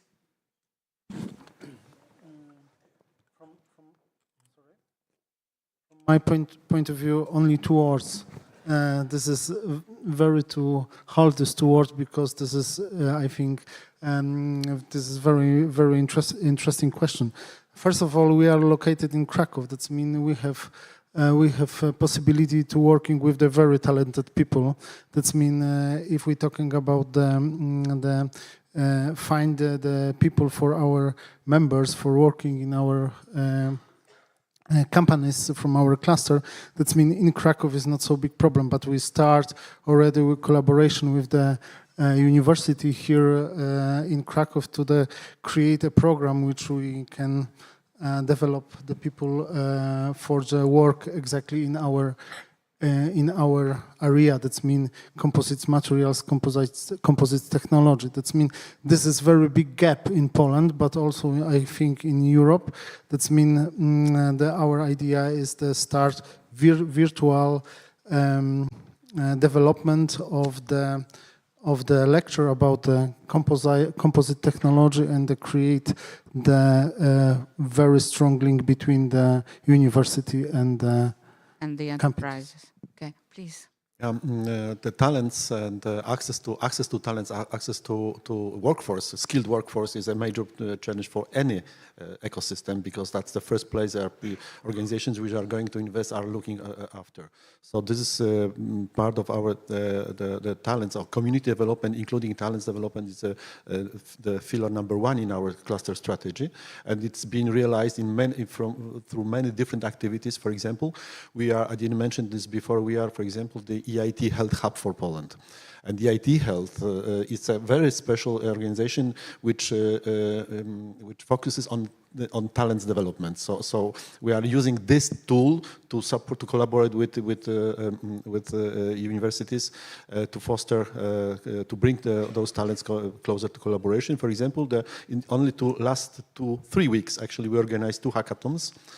Which were actually focused on young people to bring them closer.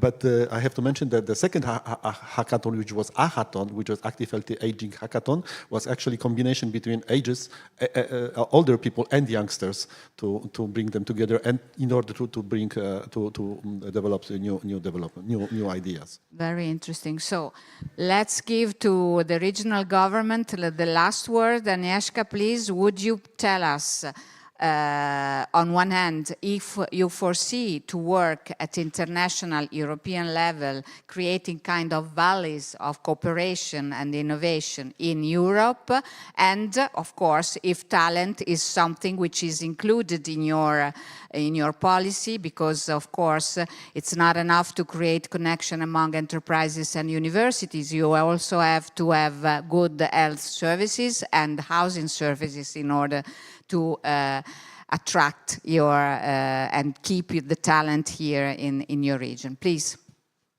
Yes, we are going to keep our talents here and ask others to come to collaborate with us. But in terms of international innovation corridors, we are the only Polish region who is in the project consortium to European Innovation Valleys. We are in the consortium with EIT Digital. If we will be granted by the European Commission, we will develop an ecosystem in health, in digital health, and in smart medicine. So we are keeping our fingers crossed for this project.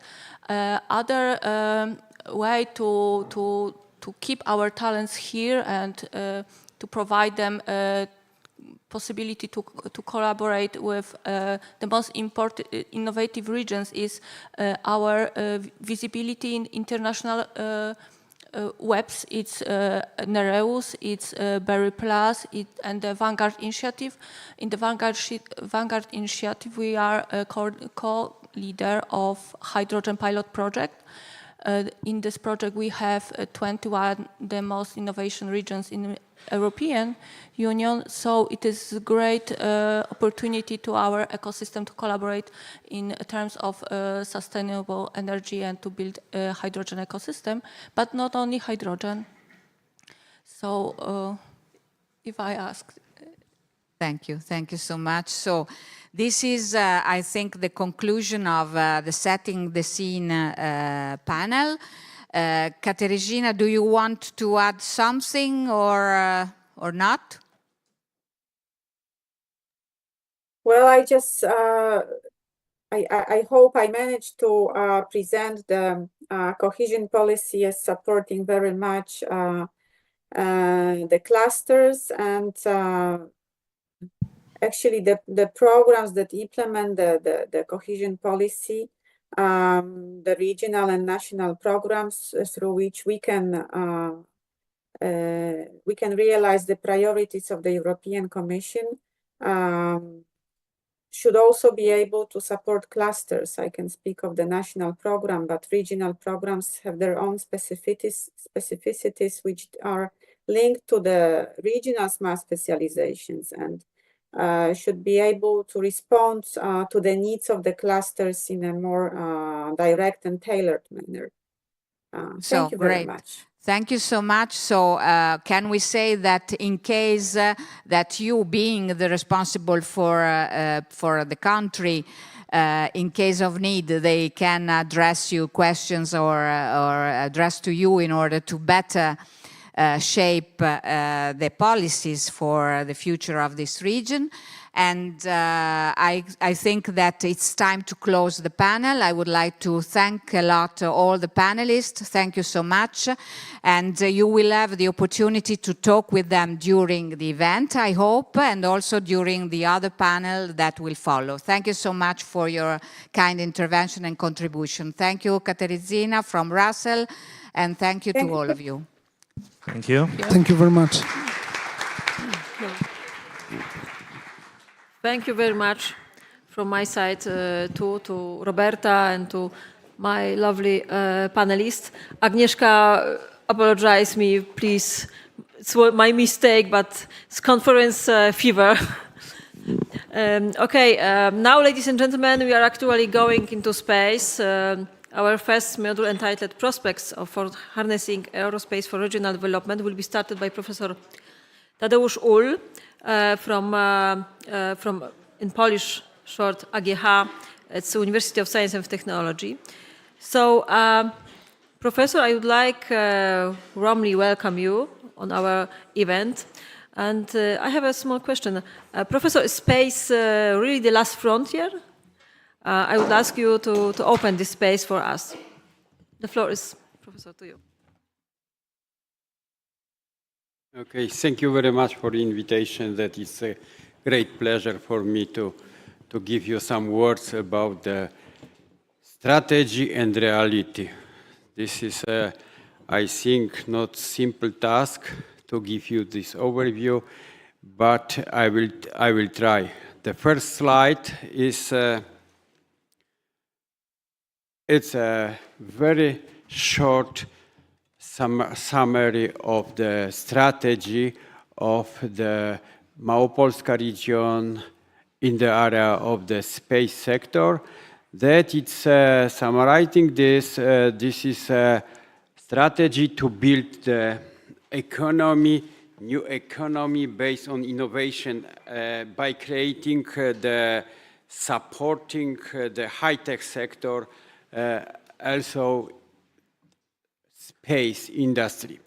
That it's a strategy to build the environment for that, to build environment for the startups in this sector, but also to promote the skills in the space. The skills are very interdisciplinary, means from humanities up to the hard technical skills, that we have such resources here in this region, that we have chance to develop this sector also. Okay, that is also the strategy to welcome the big companies in the area, to open the market for the entrepreneurs, for the startups which are created, because in the space sectors the number of the clients for the startups are very limited, and we have the strategy to invite such a company to the Małopolska region. That is companies, that is examples of the companies from the space sector in Małopolska.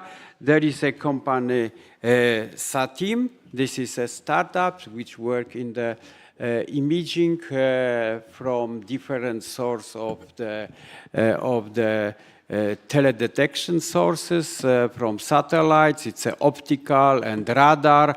This is very interesting company because now they are working on the project to recognize Russian ships on the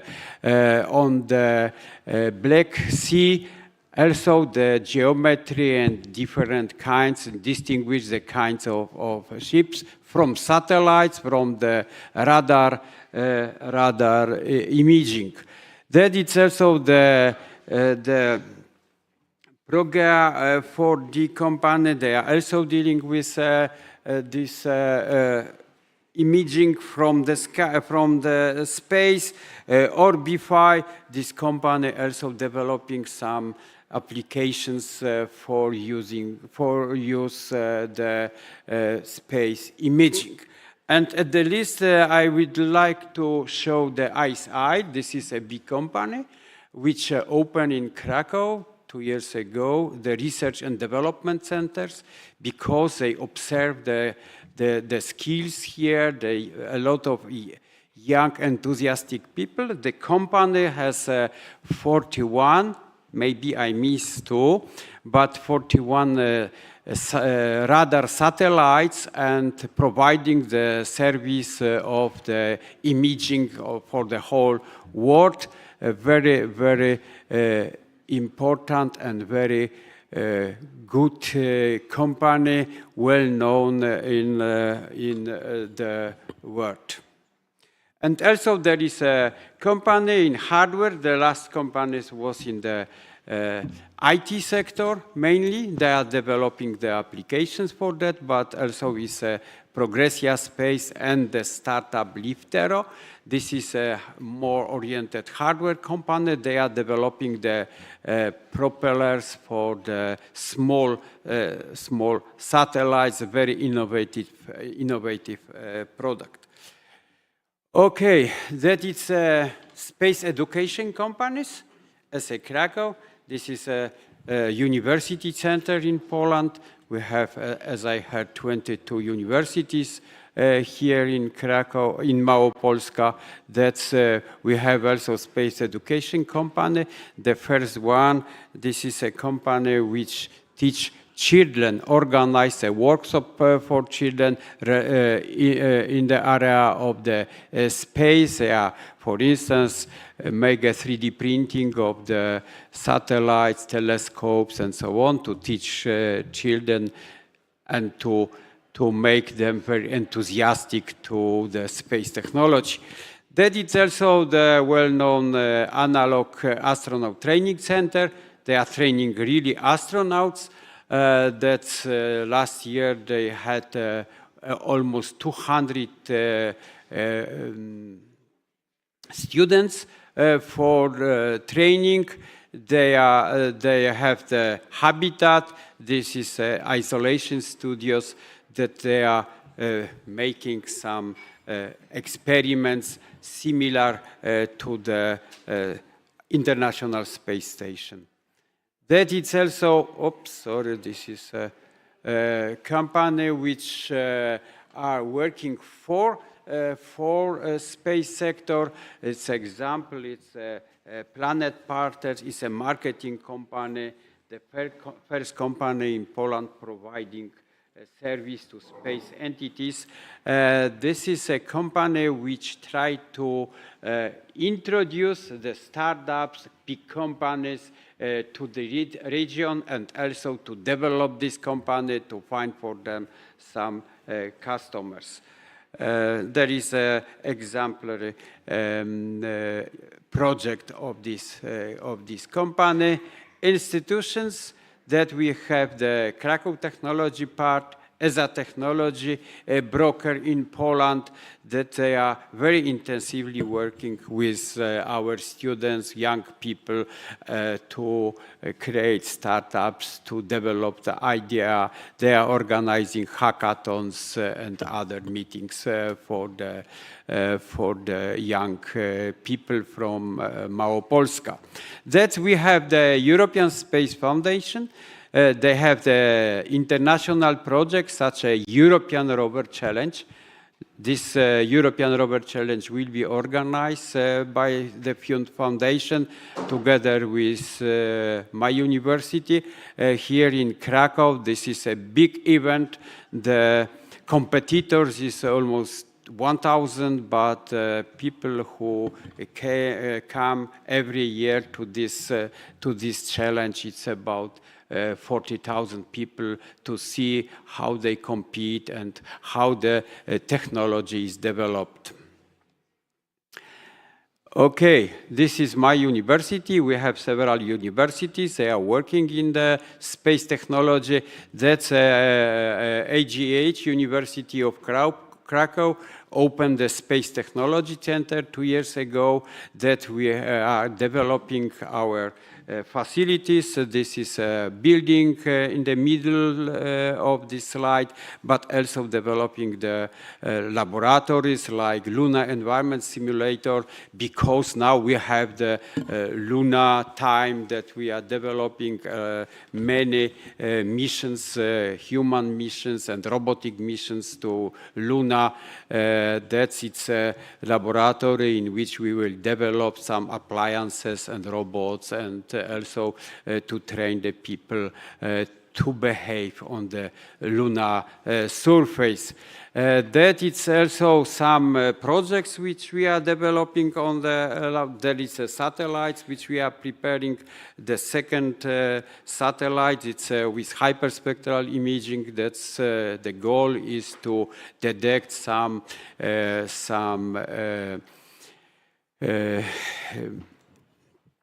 disease of plants or droughtness and also changes in the surface water, pollutions and so on. The next, it's a project which is going just now.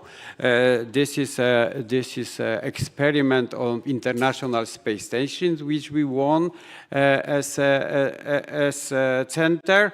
That we will, in fact, we will test the properties of the nano materials, and also developed production of nano materials in space.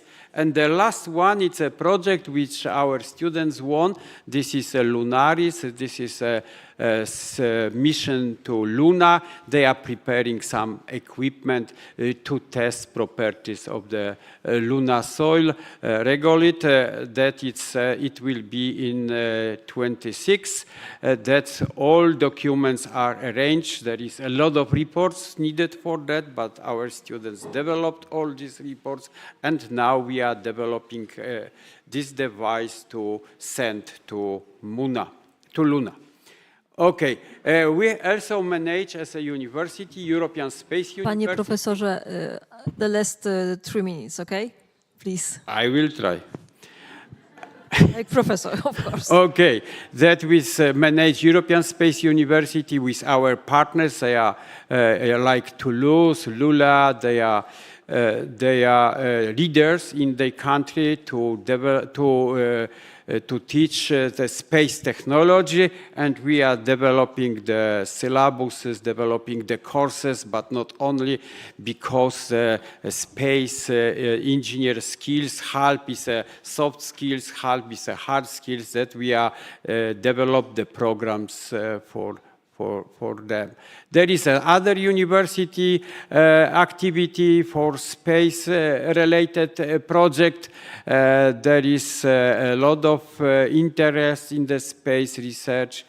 Also, we organize in Małopolska events related to space technology.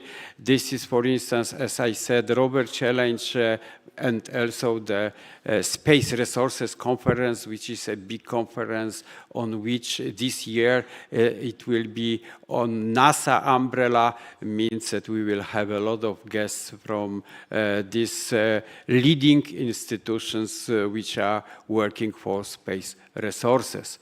That's what is our future. They are in the students, in the young people, very enthusiastic, and there is some projects which are developed in Małopolska in our university. Thank you very much.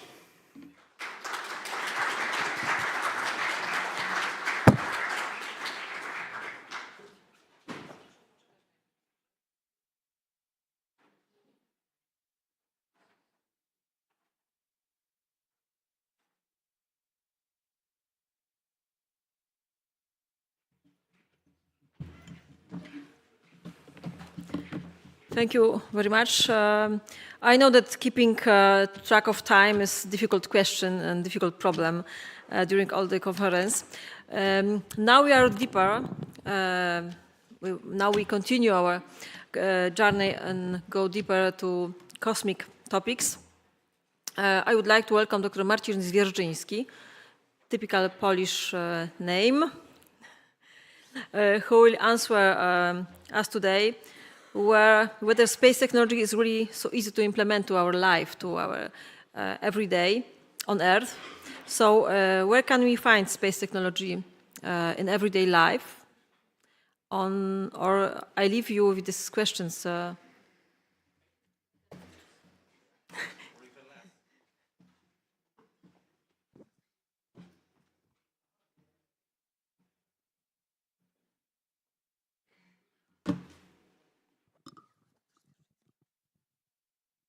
Okay.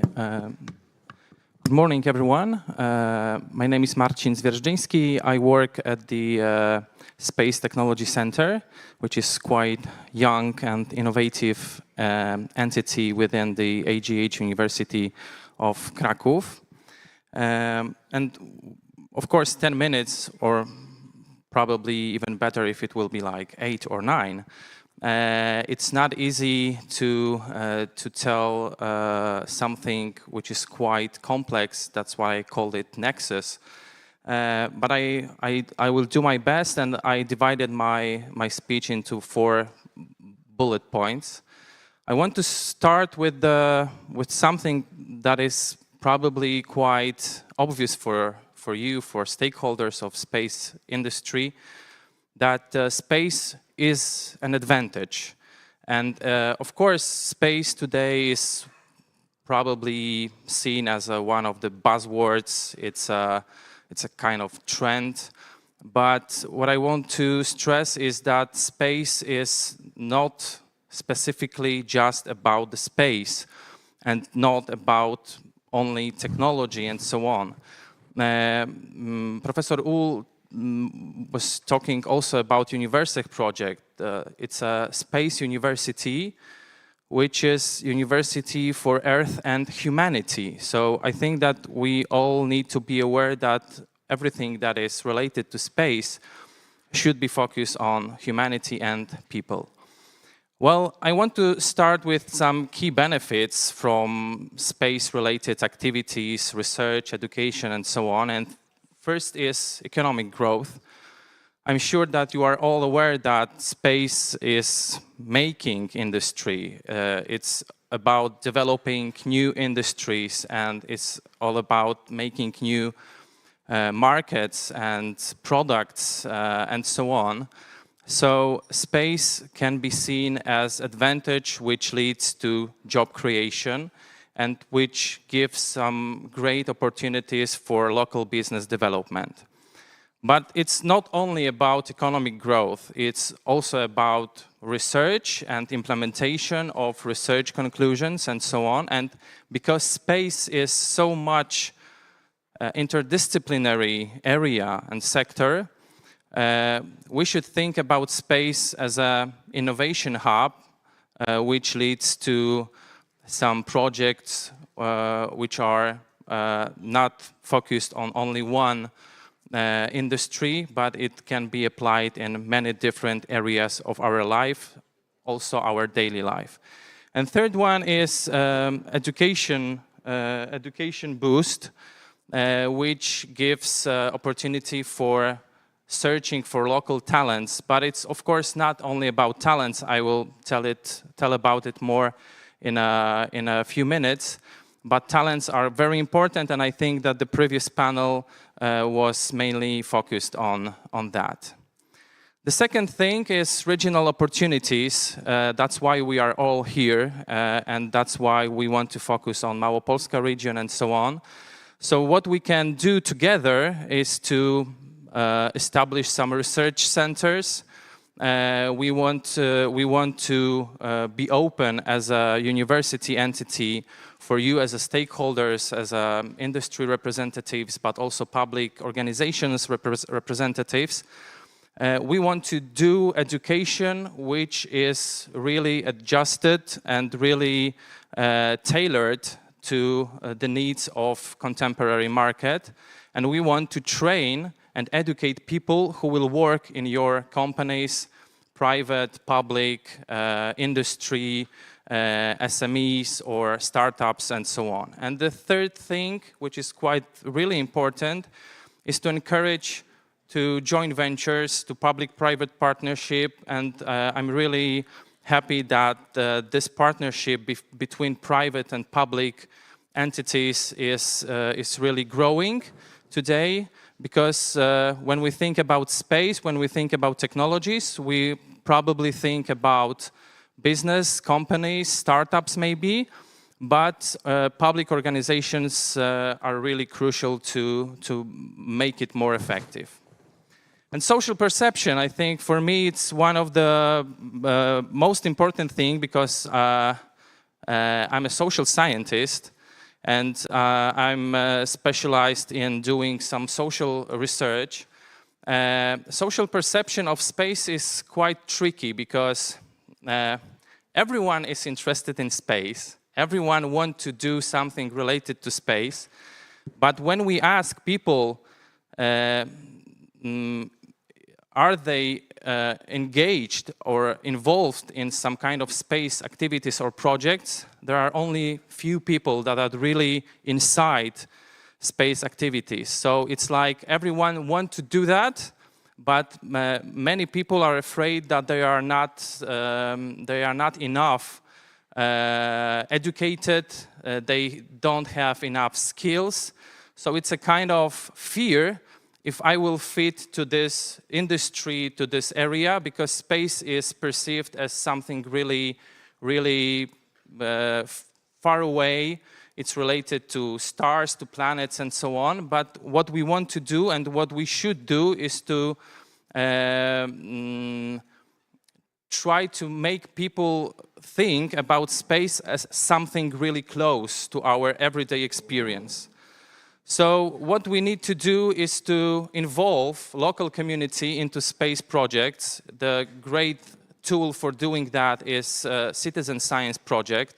So to find people who are really interested and really specialized in space research and to involve them into scientific projects and to use them as a great resource for doing important stuff. Another thing is the public awareness. So we need to communicate to our environment, space environment, that there are a lot of benefits from engaging into space activities, that people who engage in space activities are doing really important, something really important for our everyday experience. And we should be inclusive in doing that. We should make people think about space as something close to them, as something which is open for everyone. And it's also hard to do. And the last thing is community impact. There are, of course, really a lot of things that are made for space technologies, but are important for our daily activities. From navigation, healthcare, telemedicine, entertainment, I would say weather forecast, really our smartphones, our apps, everything is related to space technologies and space research, but I want to stress and focus on 3 of them. Telecommunications, it's really important today. It's related, of course, to satellites, technologies, and so on. It's something that can enhance our connectivity. And 2 other are related to environment. Environmental monitoring, of course, today when we have climate changes, when we need to be focused more on limited resources and so on, space technologies are a really great tool for being more aware for these environmental issues. And I want to finish with disaster management because I know that in the next step in our program is related also to Earth observations, and disaster management can really improve our capabilities and can enrich our safety. And if you want to find something more detailed, research focused on social perception, space exploration perception, you are all really welcome to get the open access for our paper on that, and then you can find details related to space perception. I'm not sure if, I think it's good time frame. So thank you once again for having me here, and I'm really looking forward to this great event. Thank you.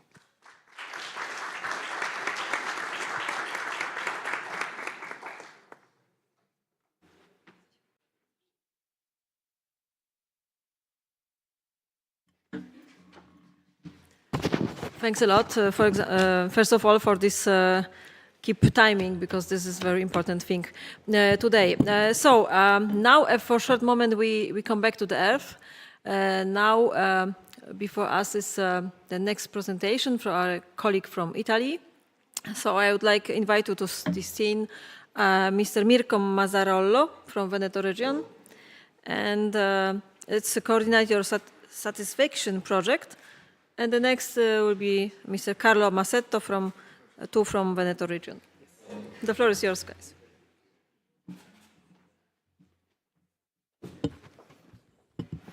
Good morning to everybody. Thanks to Marcin Zwierzyński to make this introduction to this moment, because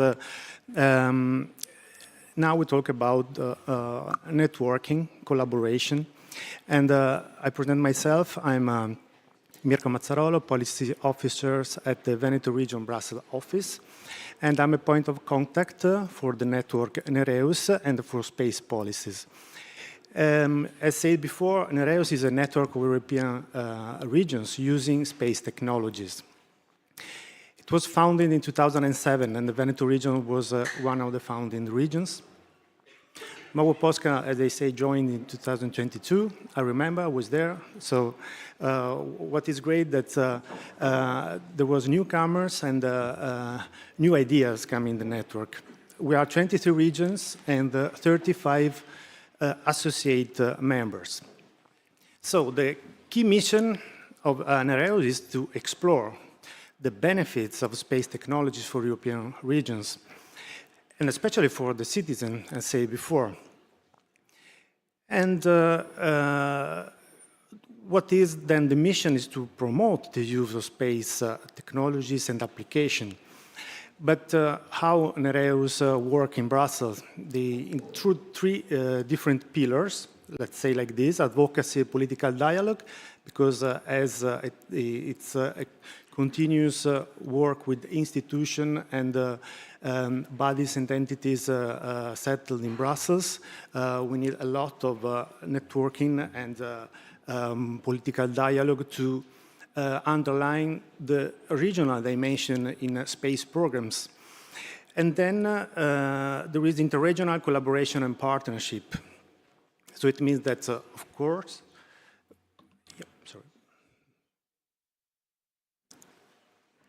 and there you see that the point is that through this networking with the European regions that are in the network and the others that are in Brussels, we share experience, we exchange, not only in Earth observation domain, but also in developing the economy, talking how to boost the clusters we have in our regions. And then, of course, the focus is in the coming months on technological trends and developments for future space solution and user needs. In the field of interregional collaboration comes some initiative. So here you can see the associated partners, because in the network there are not only regions, but university, research center, industry, and SMEs. And what we can see in the Polish regions, we have Mazovia, Małopolska, and Podkarpackie. The Polish associated partners, you can see the university, we have Krakow Technology Park, University of Agriculture in Krakow, AGH, and the Institute of Nuclear Physics, Polish Academy of Sciences.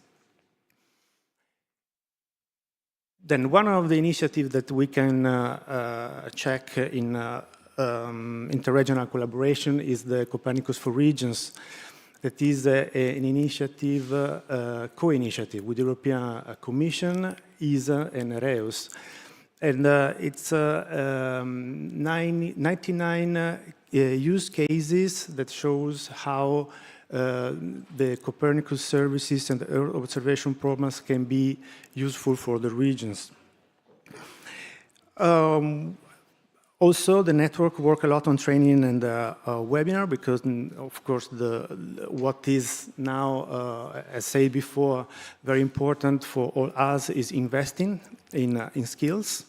Because also in our region, in Veneto, we realized that we have a good quality of training and vocational also training, but we have enough people working on this sector. So, of course, that is a field where we have to talk about and share more experience. And in this network, after Copernicus for Regions, and looking at looking for the funding opportunities there were in the European and the ESA world, we decided to check what could be the best way for us to go through our path, and we built a partnership for a call in Interreg Europe. So, as DG Regio explained before, we are in the domain of the cohesion policies, and the choice of an Interreg Europe was because it could involve all partners from the network and some others coming from because it's a pan-interregional cooperation program, so it requires that the regions are not only, for example, from the south, from the east, or from the center, but spread all around Europe. And so the idea is that we share our capabilities, competencies, and knowledge in Earth observation for improving our economy and the policy instrument we have. And this project, Satisfaction Project, is about integration of satellite data and spatial data infrastructure. So we have some challenges we know, so digital and green, and the exploitation of the Copernicus program altogether. And the main objective in this case is the better governance. So going closer to the citizen and giving evidence-based solution to the policymakers. I will go quickly through the policy instrument of the partners because we have a Veneto region and then will be better explained. It's about the integration of satellite data and spatial data, but with the idea of legally binding the satellite data for the regional planning. So it's about amending a law, internal law for land use and landscape governance. But Azores, for example, here we have the partners are working on implementations of the Azorean strategy for energy 2030. So is using satellite data for assessing the environmental impact. We have a Polish partner, Podkarpackie, that will work on energy transformation, renewable energy, and climate protection, and it will work on climate strategy in the coming years. And then we have Sviluppo Basilicata, that we have a development agency that will focus his work on a training capacity building program. Wallonie is more focused on flood crisis, and so it will be like studying new way of risk prevision and crisis management.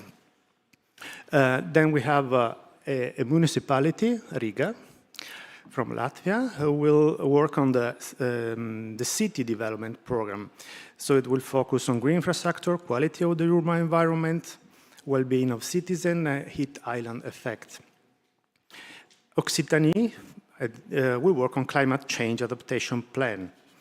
So you see different fields, but just a few words on the Basilicata Regional Operative Program 2022-2027, because we are talking now about development agency.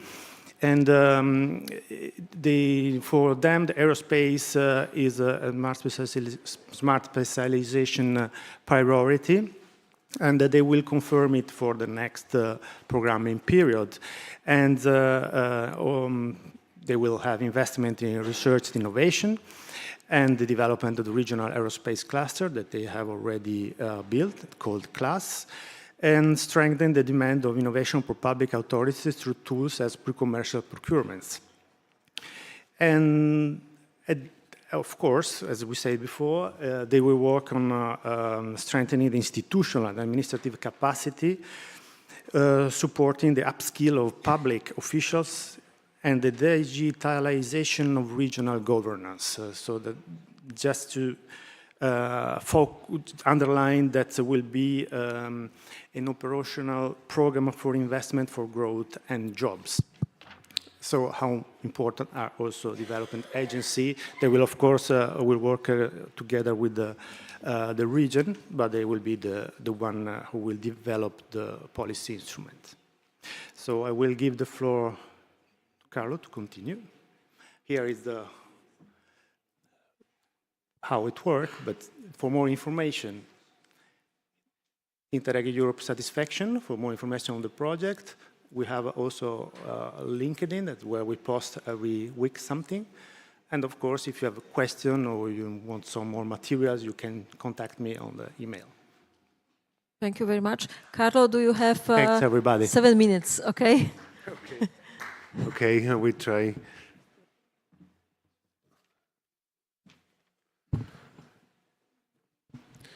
Okay, so good morning, everybody. Thank you, Mirko, for a presentation about an in-house and satisfaction project.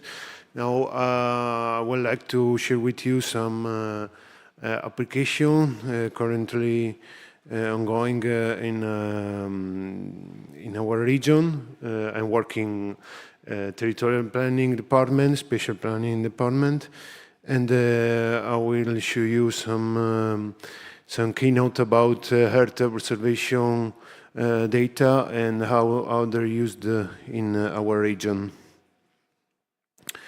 So first of all, it's important to highlight that there is a fast evolving territory dynamics in terms of environment, socio-economic aspects, and so on. And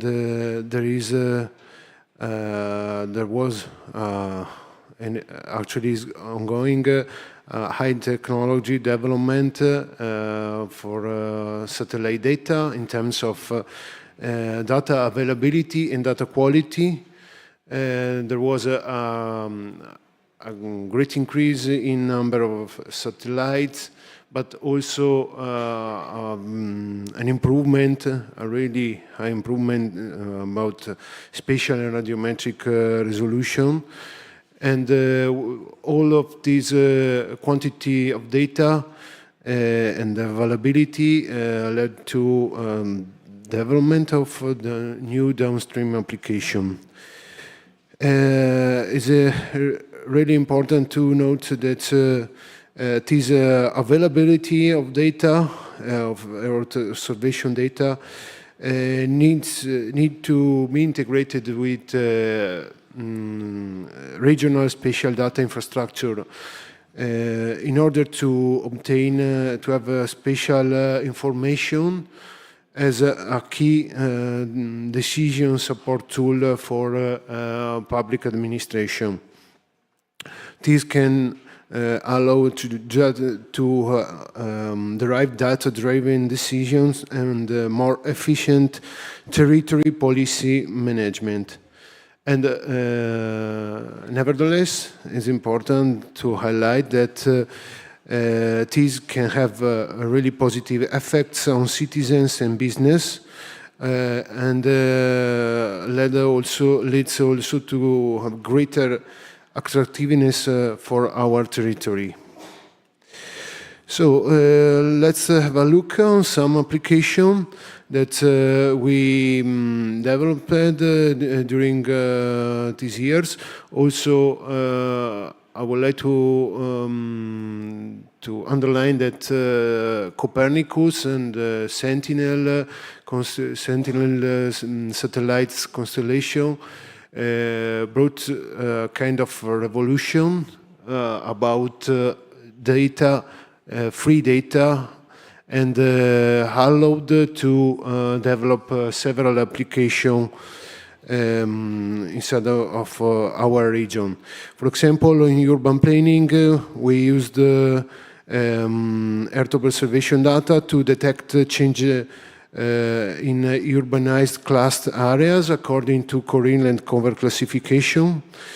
We used optical data from Sentinel-2 satellite in order to detect crashed trees areas after a violent windstorm that occurred in Veneto region in 2018.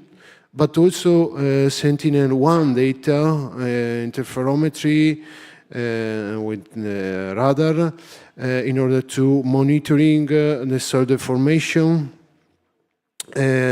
Also optical data to assess the impact of seasonal drought on Po River, the main Italian river, and also for wildfires detection.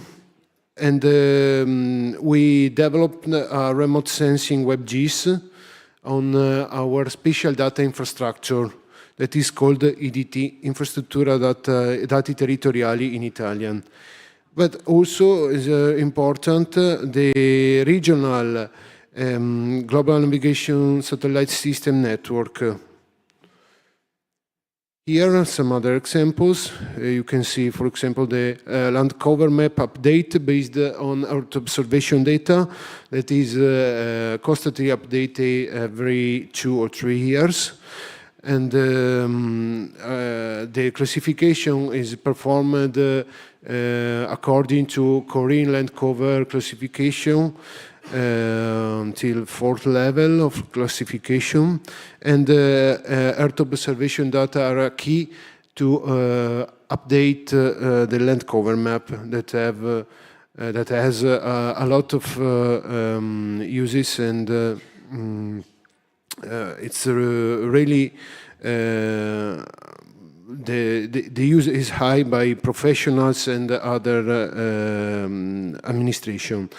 But also in forestry, for example, we use Earth observation data in order to monitoring the health vegetation in our woods,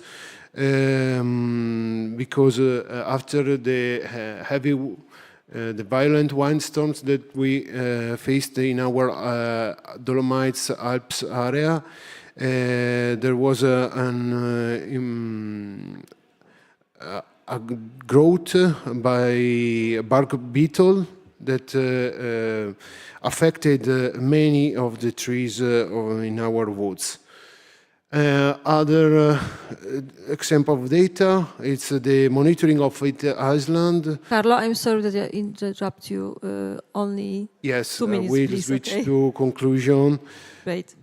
So I want just to mention the key point of satisfaction project that Mirko also previously showed us is the integration between satellite data and spatial data on spatial data infrastructure. Here we have an example also about our WebGIS that is dedicated to satellite data, and where, for example, you can find the last Sentinel-2 images currently updated. Very fast, let's talk about benefits deriving from the combined use of Earth observation data and spatial data infrastructure. Most of Earth observation application and territorial planning have a real positive impacts for public sector, but also for citizens and private companies in terms of sustainability, cost reduction, socio-economic development. How? The updated information implies a better and reliable spatial planning at different scales. And an updated information leads also to a better, more efficient policy management. And there is also the possibility to to create new services and businesses. So the utility is not just for public sector, but also for private companies. And we can have a strong reduction in terms of costs, for example, in monitoring, because satellite data can avoid to perform on-site inspections, for example, in environmental issues or land surveys or agriculture payments inspections, can have an active contribute in disaster prevention and to the achievement of Sustainable Development Goals, Agenda 2030. And as I said, it's important to conclude saying that From our experience as a region, the use of Earth observation data can be an important driving force for synergies between public and private sectors. Thank you. Here are my contacts. If you have some question.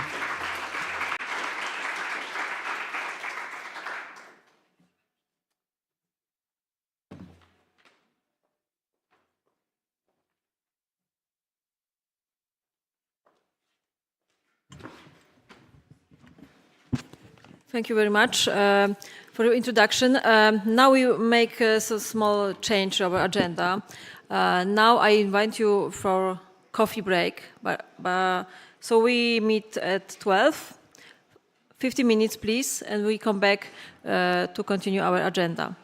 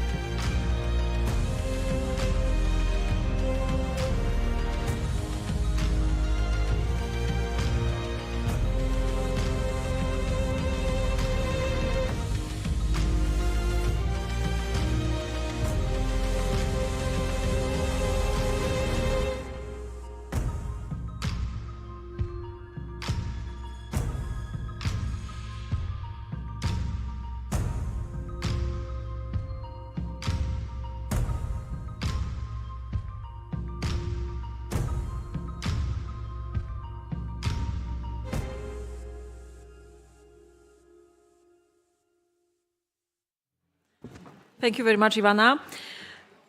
So today we are in a galaxy far, far away. So sorry, in our galaxy. With us is Noemi Zabari. Noemi, where are you? Yes, it's great.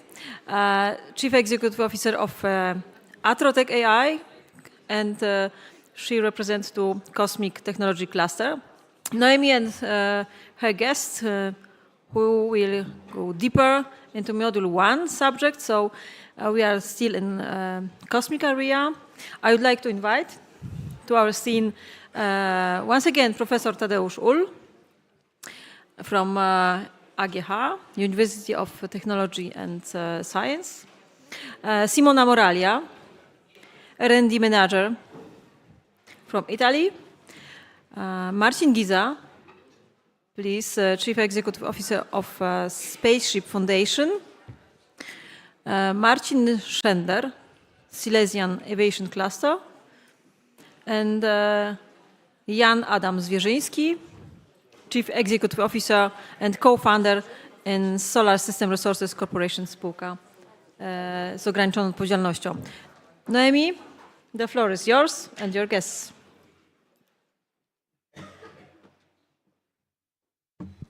Hello. Thank you. Perfect, Anna. Thank you so much. Hi, everyone. Thank you for the invitation, and I would like to warmly welcome you for this panel. And this panel will be very interesting because we have very interesting people at this panel. Starting maybe with Professor. I will just very shortly introduce all of the panelists. Professor from University of Science and Technology, who you already heard from, so I will not be speaking too much. Professor also holds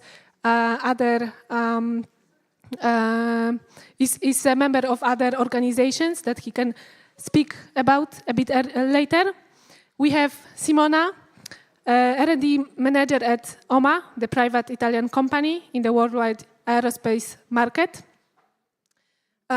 Next, we have Marcin Giza.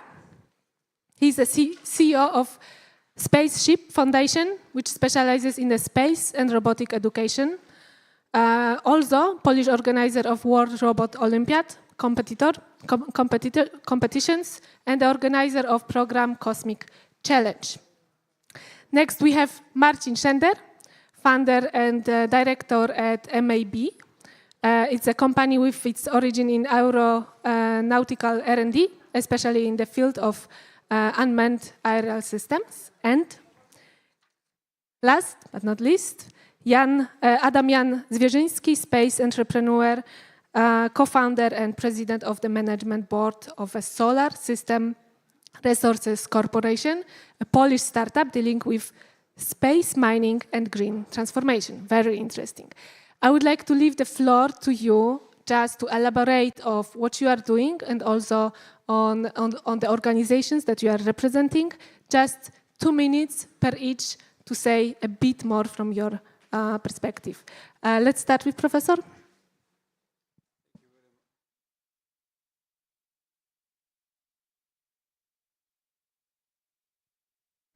Thank you very much for nice introduction. I am professor at the AGH University of Krakow. This is a new name of this university. And also I manage the Center of Space Technology at this university, that we have the mission to launch satellites, to coordinate some space research at the university, and also to convince students to participate in our initiatives that we have. I can say, unofficially, we are not a faculty. We have more than 400 students engaged in the space projects. Okay, I think it's enough. Thank you. Noemi, I'm Simona Moraglia. I'm an R&D manager for Officine Meccaniche Aeronautiche, and I'm involved in R&D activities, especially in funded projects in order to support our technological roadmap. Just few words about my company located in Umbria, in Foligno.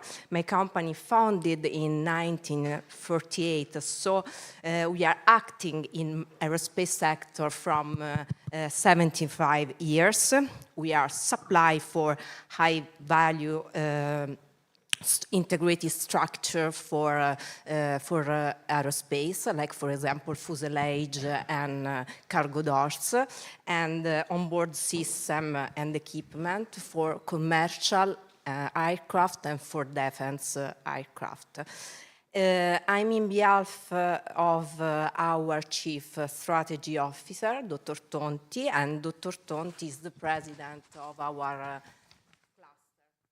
Umbria Aerospace Cluster. Is composed by 40 companies operating in aerospace sector. Just to give you some numbers, 40 companies, 600 million of turnover, and 4,200 direct employees.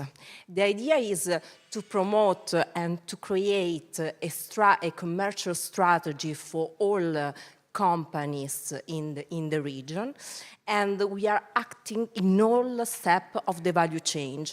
The companies are able to produce mechanical components, also avionic system or equipment for the defense and so on. Just give you a last information. The idea is to coordinate the institution, the private association of industry, the researcher, and the university activities, and also the asset, the airport, and so on. In this way, we can create a value for the region. Thanks. Martin. Thank you. As Nemi said, we are the Polish organizer of World Robot Olympiad. This is one of the biggest robotic competitions on the world, I think. And the second thing we do is Cosmic Challenge program. This is educational program, our original. What is quite unique, This is multidisciplinary program organized in collaboration with institutions such ESA, Polsa, embassies, and institutions like that. And the rewards in the program are visits in the most exciting places on Earth connected with space and its observation. Yeah. Hello, my name is Marcin Szander. I'm Managing Director of MSP. MSP is the unmanned aerial technology. We completed almost 30 projects of the unmanned system. Some of them ended as a single prototype. Some of them ended as a serial production delivered to the military and the civilian application. We also had a romance with the big aviation. We as a company has delivered 90% of the dedicated tooling for Rolls-Royce Trent 1000 is the power unit of the Boeing 787. Okay, my name is Adam Jan Zwierzyński. I am CEO and co-founder of Solar System Resource Corporation. I am also employee of HGH University of Science and Technology. Our company, Solar System Resource Corporation, this is small space mining startup dealing with space mining, also energy transformation, especially with using space resources. Also, we are registered lobbyist in the topic of space mining. I know that if someone says that is lobbyist, this is very suspicious and think people bad, this is very bad person. No, no, no. We registered as a lobbyist to have changes, positive changes on the Polish industry, Polish legislation related with space law and space mining. Perfect. Thank you so much. Thank you all.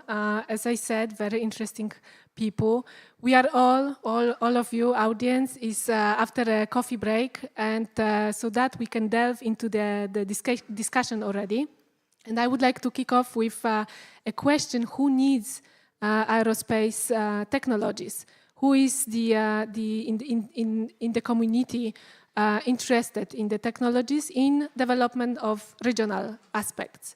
And as Marcin Szander, you already said a couple of words. Maybe you can start on that of anecdotes, maybe examples as well, if we can hear your insights.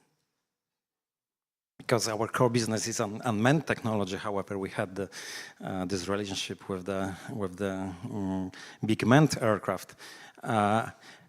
I would say that the magic word here is the teledetection, remote sensing, and employing unmanned technology, because we can do the teledetection employing satellites, we can do that employing manned aircraft. However, the drones, I don't like that word because I think that it depreciates the technology, but unmanned platforms changes, that's the game changer here. Because it's affordable for a normal user at the reasonable cost, and could bring some real added value in terms of detecting for agriculture, for disasters management, for these kinds of topic at the reasonable cost, because we can always employ the satellites and manned aircraft, but the cost related with that is much more higher. Great, thank you. Jan? Okay. Adam. I think on the slide, I see Jan Adam, so I was wondering if it's... Okay, Adam. Perfect. He was my student, that I know. Yes, I think that everybody needs space. Why? Because I understand that some of you maybe do not act in the space industry, but maybe some of you are entrepreneurs who manufacture many goods, something others, and to compete on the global market, you need the new technologies, and these new technologies you can find in the space industry. So you can find many inventions which can improve your products. So I think everybody needs space. I usually say that we should go to the space directly for making money, not only for science, directly for making money.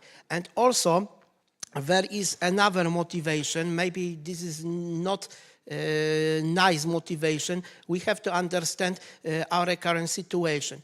We are at war. We are at war with Russia. Of course, now this is the Cold War. This is good. I hope that this conflict will not escalate. But if we want to have military skills, we need space.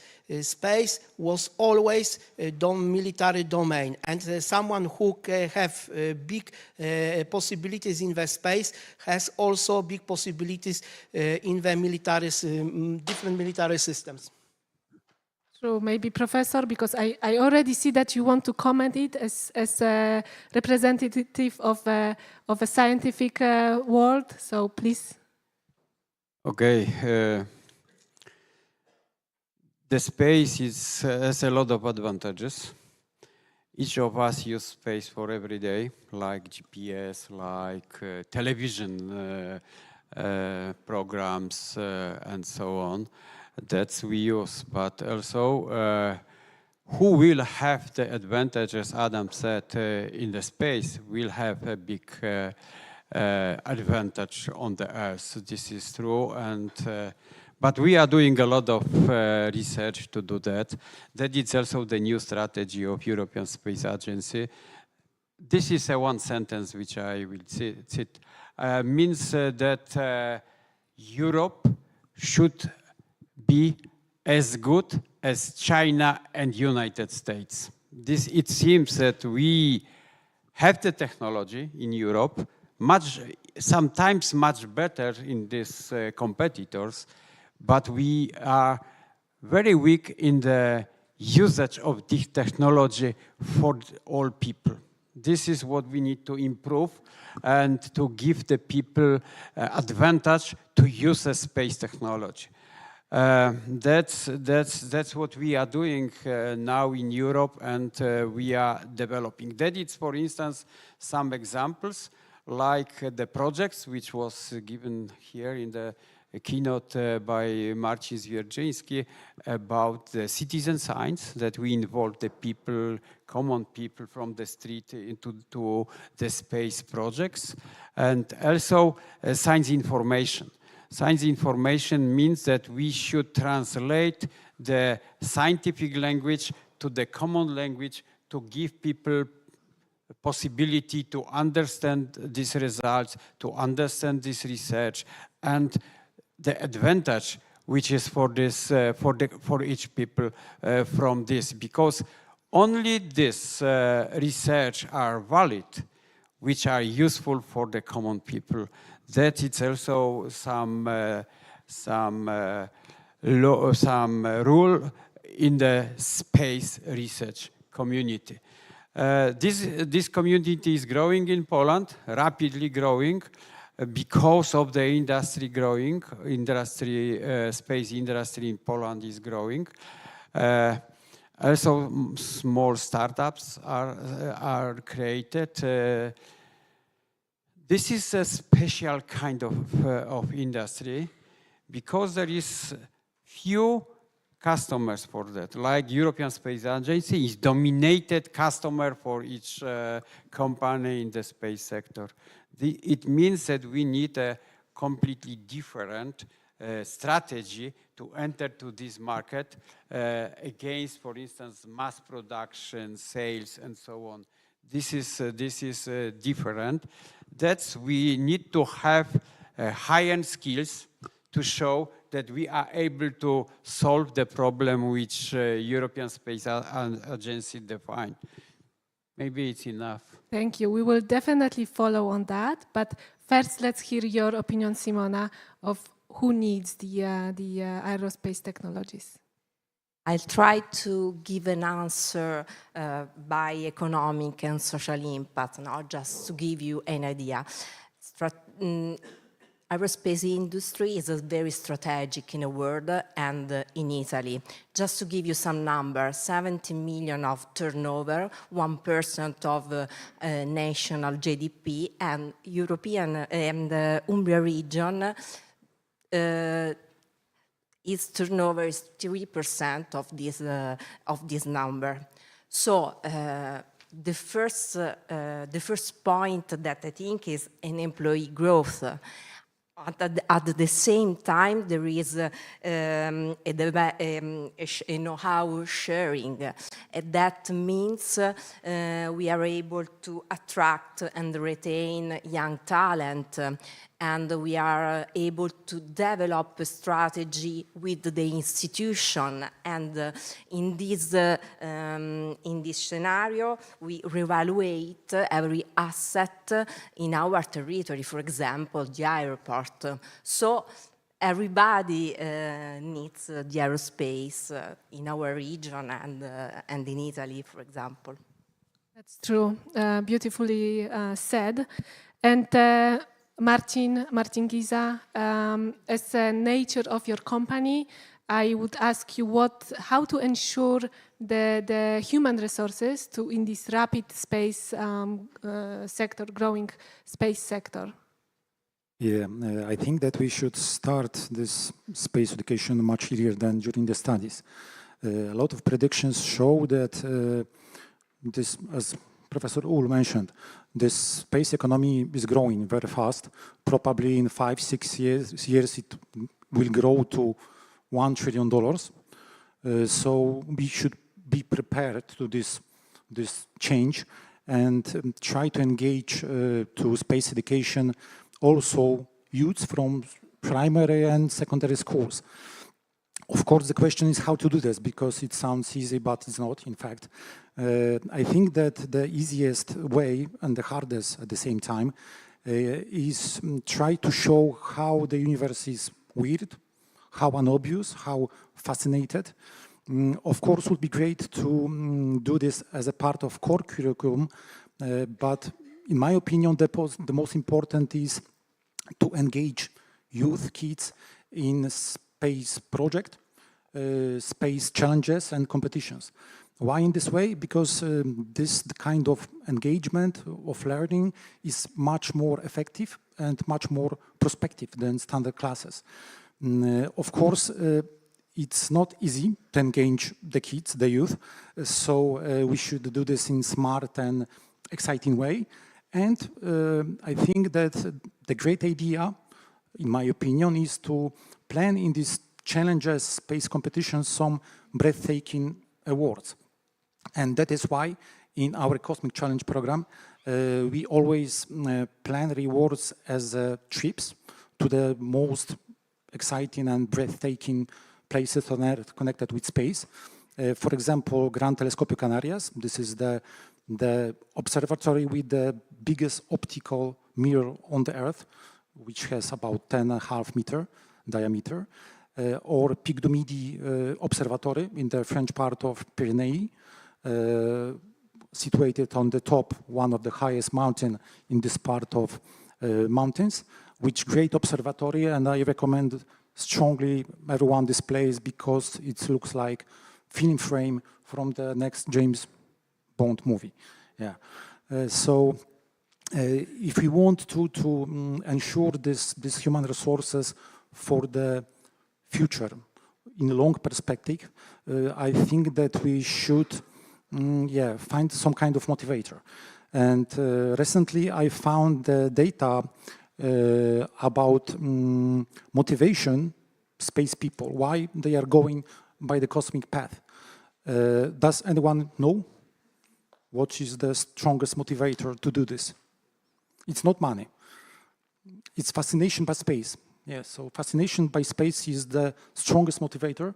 So I think that we should try to launch this fascination, this curiosity as soon as possible. And that is why we've organized 5 editions of our program, Cosmic Challenge program.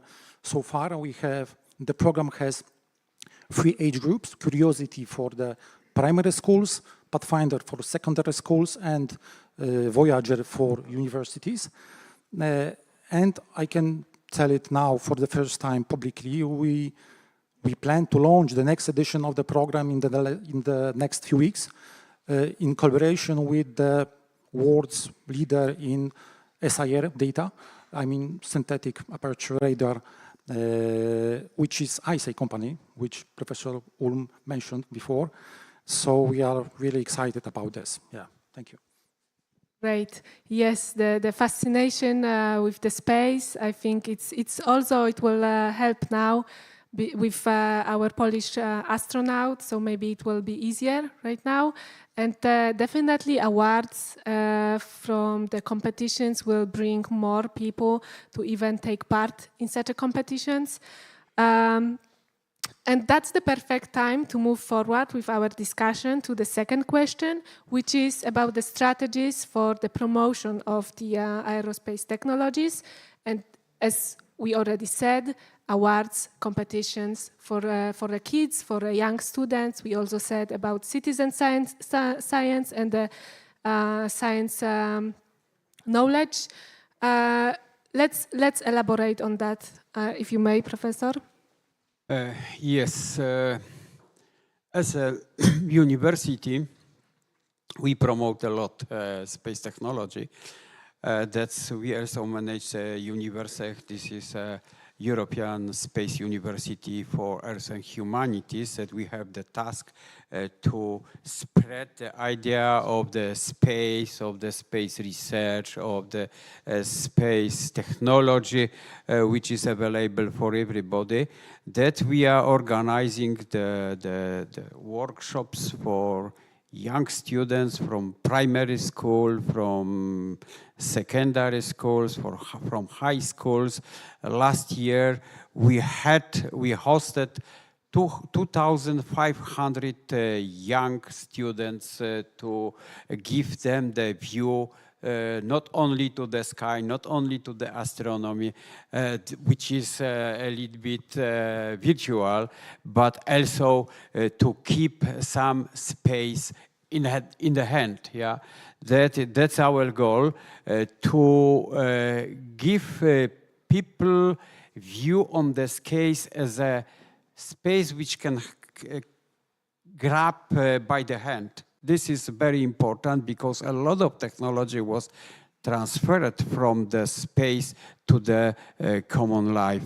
This is a big advantage of the space technology, and also for us as a university in the teaching area, the space technology is very promising because of the high skills which is needed for space projects. And also I am doing now the project for ISS. That means that we will launch our experiment to ISS to produce some new nanomaterials in the space, that it's so many reports required. It means that I have the new view for my experiment. In fact, because I needed to see as a safety, security, medical board, and so on and so on. This is also teach me how I should manage the next projects, not only to ISS, but also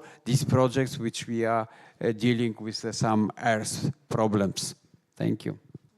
That's amazing. This is even more than amazing. I'm sure Professor will be available for any of you if you want to hear some more about those programs. Simona, if you can share your opinion or your insight on how to promote this sector. In order to promote this sector, Umber Space cluster developed a strategic plan, and it's very interesting to prepare this strategic plan because there are 3 phases, and the first phase is to identifying the technical trend. I think the digital twin, additive manufacturing, innovative materials. So the first step is to focalize our attention in strategic technological trends. The second part is to mapping our company, but not only the company, also the institutions, in order to understand better in which way the business or the development of the products can be growth. And the third phase is to identify a macro and strategic guidelines. But now our cluster is preparing a strategy with the real action. So in order to promote, we prepare a strategic plan with these phases. This is our experience. Great, great. Thank you so much. And let's hear also from the private entities, private point of view, how we can promote a space sector and aerospace sector. Let's start with Marcin. Marcin, if you may. Okay, I cannot say as a private sector, but I was a sponsor, but I can say as a father, when my kids were in the primary school, I was involved in a foundation called SMECI na Start. In English, it means the SMECI for takeoff. SMECI is the nickname of the PW5 glider who won a while ago the contest for a world-class glider. And the goal of this contest is to build a foam glider and fly the distance, the longer distance. And the goal of the foundation is that any participant of this contest for kids at the primary school become an aircraft engineer. Okay, and as far as I'm not involved in this foundation because my kids are too old right now. However, based on the information provided by the founder of the foundation succeeded. Okay, there are kids who started at the SMECI na Start. Right now, they are graduated from the aircraft design department of the Warsaw University of Technology. So the goal of the foundation was achieved. Thank you. Perfect. More of those, hopefully. Adam? Okay. Maybe I'm not a good person to question on the, actually to answer on the question how to promote space, because I think there are institutions like AGH University which do it better. But maybe I will say about a few problems. If we wanted really promote space in Poland, we need success stories. Because you don't have to convince people that, for example, working on IT could be very beneficial, and many students choose this direction because they know they will find it is highly probable that they find good paid jobs. So we need more success stories. And I agree with Mr. Professor that as a Europe, we have huge potential to be even as good as China and the United States. But what is the problem? The problem is the European ecosystem. In the United States, you can obtain contract even in the tens or more dollars. In the Europe, most contracts for small companies, this is usually 300, maybe in some calls 500,000 euros. And moreover, do you know what the profit is accepted by European Space Agency? 8%. Maybe on this room there are person who has restaurants. So even in the restaurants you have bigger margin. So this is big problem because we cannot develop companies. In the United States, small companies starting from small project, they are doing bigger project, and they develop, and we have such companies as SpaceX. In the Europe, this is almost impossible. Of course, it is possible to earn additional money because there are some overheads. Yes, I know about this, that in ESA project there are overheads, but for small startup it is very difficult to show that this cost can be proof. Because ESA can check this cost. So we have in the Europe system which favorized large-scale integrators. And we have to change this to have more competitive system. Yeah, I hope in the audience we have all the relevant people that heard what you just mentioned, the problems. But let's move forward with the discussion. to the last question about the practical use, practical application of space sector. For example, one of them is the climate change. How to use space sector for different applications, including climate change. Maybe we can start with Professor. Okay, I should be first. Okay, good. That it's a big advantage to use space technology for the Earth, because we can see the problem globally. There is only one problem which cannot be solved locally. This is environmental protection. That's if we will have possibility to observe what is doing in environmental protection worldwide, that's we can prevent some action which is not in the direction to improve the environment. Then the Earth observation is a crucial from space. It's a crucial to save our environment. Also, you certainly know that there is 17 goals of sustainable development. The 12 of them can be achieved by using the space technology. Means the space technology is very, very important, like for instance for the no hunger, no pure people, that we can recognize a region there is a pure people at this region by the measuring of the surface of the roof. That it's a big correlation. That it's a lot of research on this. That's the space technology sure can help us to save our environment. That it's sure. Thank you. Let's hope it will come faster than it can. Could we hear also, Marcin, maybe your opinion about that?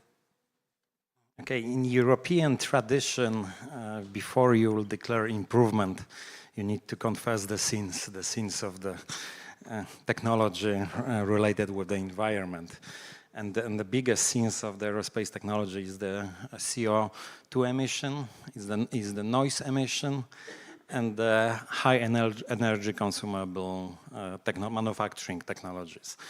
And in case of the CO2 emission, aircraft transport is responsible for about 2 up to 3% of the global CO2 emission. Okay.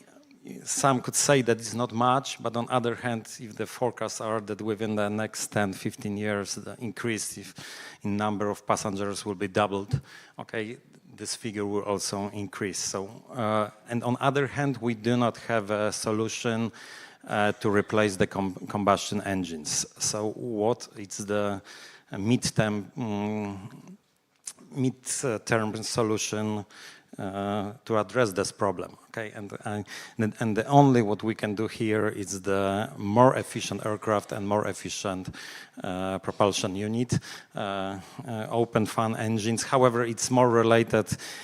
It will require bigger integration of the engine manufacturer with the airframe manufacturer. Noise reduction. About 10 years ago, I was involved in one of the biggest European research projects called NACRI, Novel Aircraft Research Concept. And together with Airbus, we work on the concept to reduce the noise created or generated by the jet power aircraft. I do not want to say about the technical here, but we developed several solutions which will be implemented in the aircraft after 2030. And the last issue, the high energy consumable manufacturing technologies. Aircraft employs composites, and composites, especially prepreg composites, requires a lot of heat and a lot of pressure, which means a lot of energy. And for many, many years, there is a pressure on the industry to cut down, to change the technology to cut down this high energy consuming composite manufacturing. However, why the prepregs are there? Because it cuts down the human factor and creates the minimal number of failures of the internal structures. So right now there is a lot of research program related with the failures in the composites, how to monitor them during the life cycle of the product. And let's hope there will be some success stories in that topic as well. Adam, if we can hear. Well, I will answer as a space mining company. I think that solution are space resources. Why? Because when we exploit space resources, we can stop exploitation on the Earth.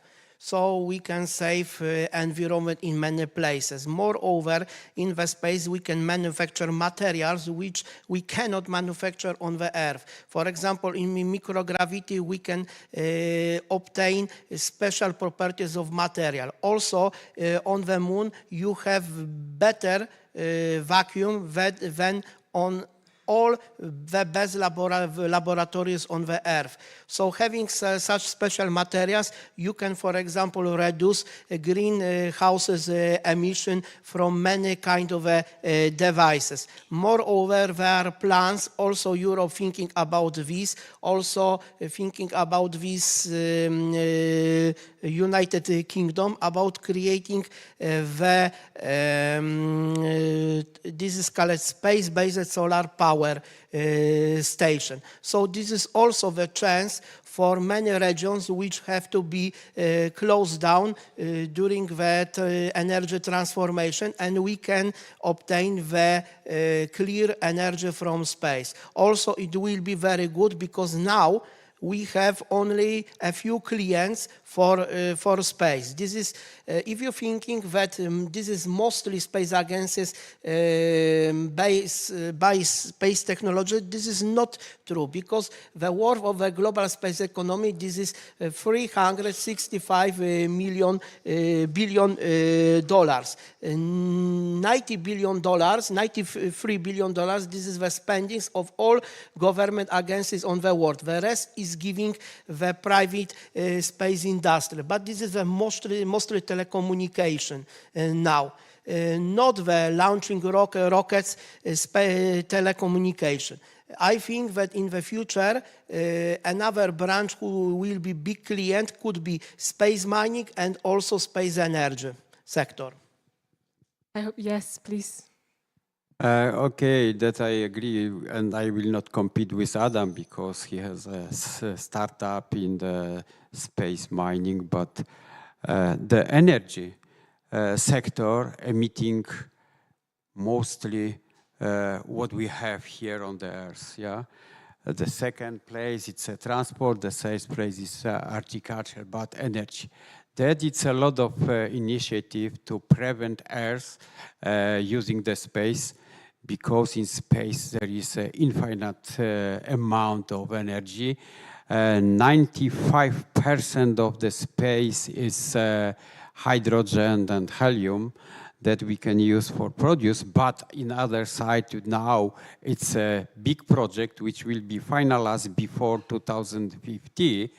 As a scientist, I am working a little bit ahead of that, means 30 years ahead. This is science. And we recognize that it's feasible to build the power plant in space. That is a project which will cost about $8 billion US and will produce more than 2 gigawatts energy, and as a power, and in energy, this is you should count. And this will be transported to the Earth using the microwaves. The technology is after the test. This power plant will be built, as I said, before 2050. That it's a date that Europe will be completely green. Yeah, means that it is a chance to use a space to prevent the Earth. But from other side, we have more and more satellites. This is more than 12,000 satellites now alive in the space. And also we have a lot of waves in the space. Means we have more than 45,000 of the pieces of the old satellites, of rockets or something like that, which is artificially launched from the Earth. What it means, the space environment will be very polluted of that. And that we need also think and discuss in each such initiative to prevent space environment, not only Earth environment, but not to use a space environment to prevent the Earth environment. This is not fair, in my opinion. Thank you. True, and this is another hope of mine that there will be, there are already solutions that tackle that problems, but I hope there will be more of them, and the ones that are already there, they will become stronger. And also for the 2050, let it be not delayed. And with these words, I would like to finalize this panel of discussion. Thank you all panelists for your insights, for your comments. Thank you for the all audience that was listening, and I hope you gain some knowledge more than you already knew about space. Thank you so much.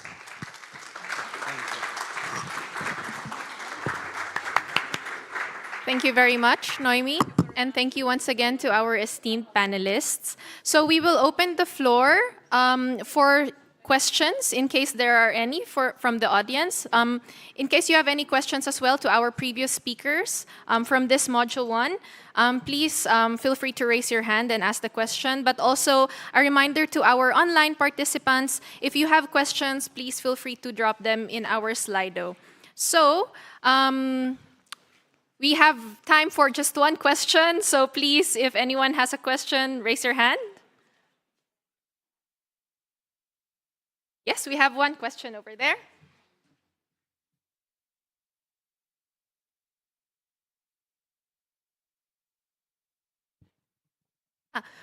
Please introduce yourself and to whom your question is addressed to.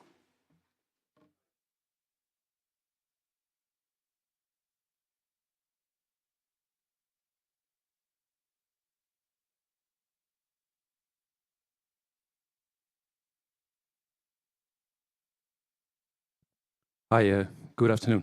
My name is Martijn de Vries. I'm representing New Energy Coalition, which is a foundation in the Netherlands, which promotes the transition of energy.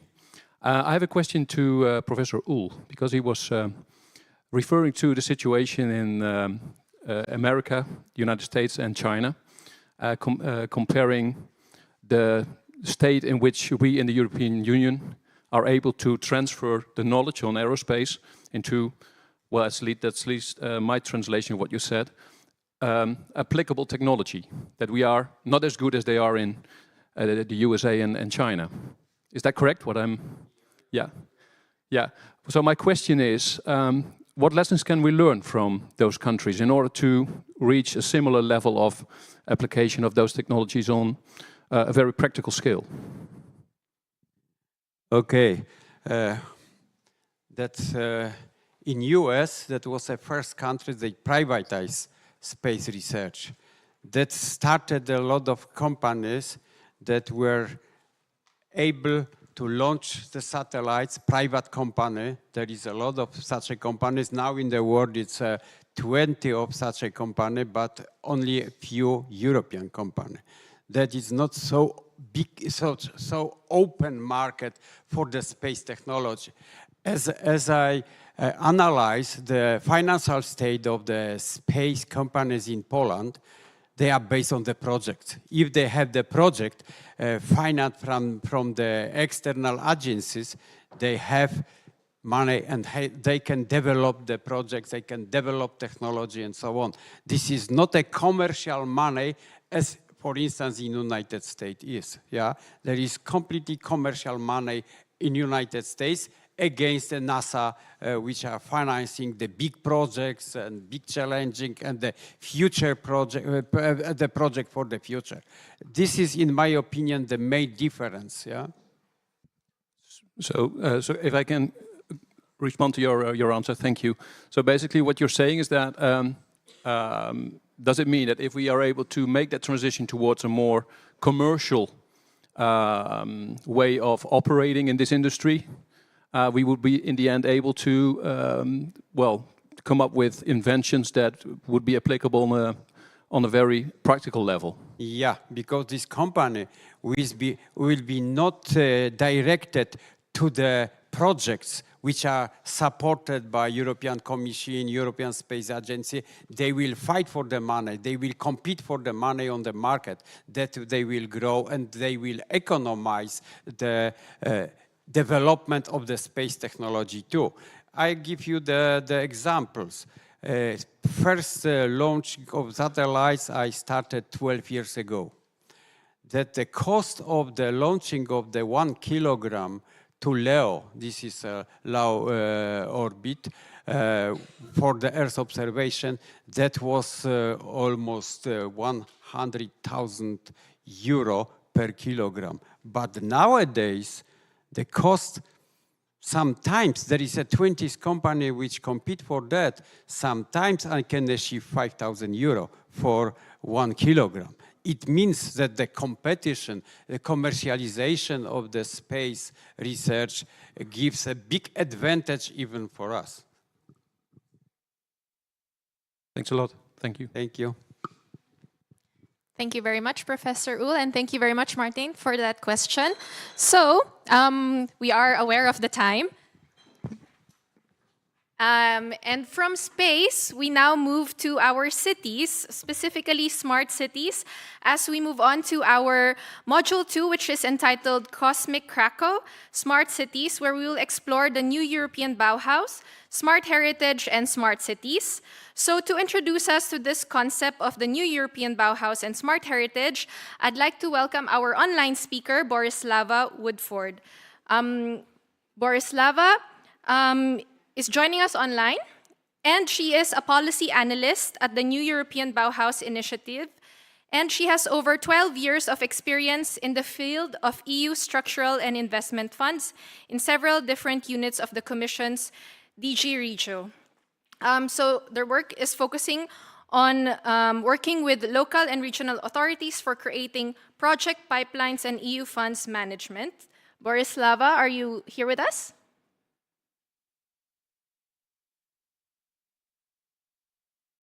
We encountered a bit of delay, and so maybe she will be joining us in a bit. Let's try to give her a few more seconds to see.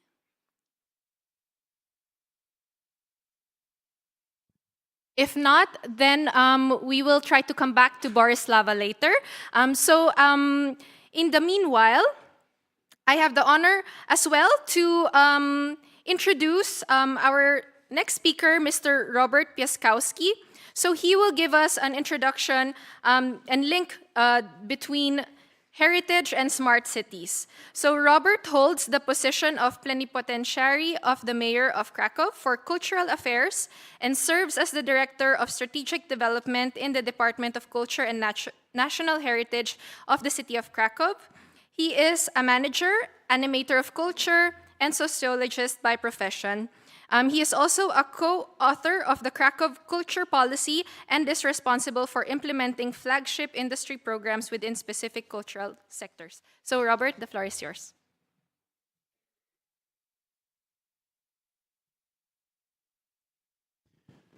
Good afternoon, ladies and gentlemen. Being amid this conversation about scientific, cosmic topics, seeing our Earth from the outer space, this is absolutely challenging to me, especially I try to challenge with completely different Star Treks. even if sometimes I feel like Mr. Spock from Star Trek or another alien creature from Ridley Scott movies. I will try to say a few words about cultural sector and creative sector, which is absolutely amazing and very vibrant. This is a really crossroads for creative minds. You can see film productions on the streets, you can experience world-class festivals, you can see majesty of a heritage restored over the last 45 years, and you can see crowds of tourists coming from different sides, different corners of the world. When you look on such figures and you see that the growth of IT sector and shared services centers, which we are actually amid Delhi and Istanbul, what does it mean for culture, for all of us? When you see that 15% of Krakowians are foreigners living and contributing in our town, when we see the unemployment rate, you can see huge connected success story between heritage people, culture, but also universities. One of the oldest one, Jagiellonian University, one of the most prestigious science and technology university in our town, gathering 130,000 students and 8,000 almost from abroad. This is a great pool of talents. Now adding the three oldest and the most respected high schools, universities, academies in arts, Academy of Theatrical Performing Arts, Academy of Music, Academy of Fine Arts. But you can find also different pictures, like Alvernia Film Village, or Solaris National Synchrotron Radiation Center, Krakow Technology Park. You can see also new growing districts full of business spaces, and this position of Krakow, according to the Financial Times report, as one of the largest outsourcing centers in the world, but also a city with extremely friendly atmosphere for business and having huge economic potential. But I will go back to the 1978, when the city was abandoned from the other side of Iron Curtain, almost polluted at the brink of ecological disaster. And in that time, city was inscribed as the very first European city on the UNESCO World Heritage List. And according to the criterion 4, when you see the description, it's an outstanding example of an architectural ensemble which illustrates a significant stage in history.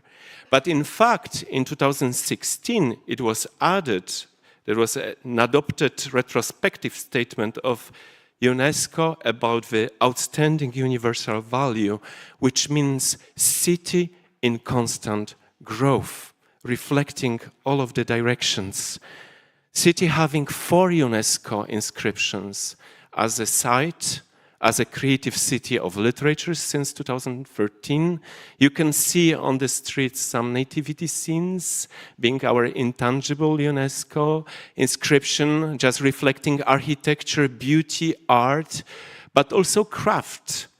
And then Memory of the World, Copernicus, the Orbitorium Celestium in Jagiellonian Library. This is all fuel and content for almost 108 museums, representing all of the arts, nature, archaeology, science, ethnography, anthropology, but also museums of districts, very important for local identity. City with huge tourism success. Sometimes it causes many troubles. The population of the historic center is a fact. Touristification of space, capacity of historic centers, those are troubles for us, but we try to solve them in creative manner. But this is an important data. 50% of tourists come to Krakow for its historic monuments and for its ambience, for its authenticity. That's why we need to protect not only monuments, but also local historic urban landscape. And being on the top of different ranks, it's very nice. It brings us a lot of satisfaction. But the most important fact is that 93% of tourists, according to travel magazines, they declare that they will recommend our city to their friends or family. And then you have more metropolitan Star Trek investments. Tauron Arena connected us with entire world, bringing stars, events, huge performances. I was working 25 years to invite Björk to Krakow, and suddenly she came a week ago, and tickets were sold out within few hours. People came from all over the world. Then you have ice and sport events, city of congresses and conferences, bringing to the other huge investment. Next year we will celebrate 10 years anniversary of ICE Congress Center, and you can see all of the arts, all of the world-class festivals, all of the people coming for culture from different parts of the world. And this picture I like very much because it shows that creativity and heritage are great partners. My great mentor, Professor Charles Landry, he actually invented the term of creative city. He said once, heritage and creativity are great partners. Why? Because heritage is a proof that our ancestors were creative. So we add our contribution to the future development of our towns. And here you have World Heritage Committee in 2017, and year after Creative Cities Network, representing now over 100 cities in the world, having this title of Creative City of UNESCO. Then Green Heritage. Greenery and livability is a part of the development of the city. Now we have 57% of the urban green spaces inside of the town, but ambitious goal is to double forestation until 2030 and to develop the city like three belts. You see the Beagle of Krakow, this is our everyday belt. But this belt is around the old town. You can walk around all of the most vulnerable and most priceless area of the city, and this green belt reflects two beautiful concepts. This is protection, this is the natural vibe, and this is how city grows. But also, the shape of this belt reflects on one of the traditional instruments very popular on the royal court of Wawel in Renaissance period. Its name is lute. So city can not only develop, city should be balanced and well tuned. That's why we invest a lot into bringing greenery into historic areas. We build bridges for walking people, for bikes. We restore very soon boulevards or Vistula river and create new spaces. And we are in the middle of the creation of creative district in old hospital areas. There will be Center of Early Music, Convent of Culture, Kitchen of Artists, but also digital arts center connected with new Krakow Library. And there is another issue, dissonant heritage. What we can do with 140 fortresses built by Austrians in 19th century to protect us, or in that time Habsburg Empire, from Russia. So what we can do with the objects which has never got military purpose. There were no war in this between Russia and Austria in that part of Europe. We changed their functions, and now is one of those beautiful regeneration of military armory into one of the most respected and very famous, and I recommend you to visit this place, Museum of Photography. Another dissonant heritage is Nowa Huta, the new district of Krakow designed himself by Stalin in early 50s.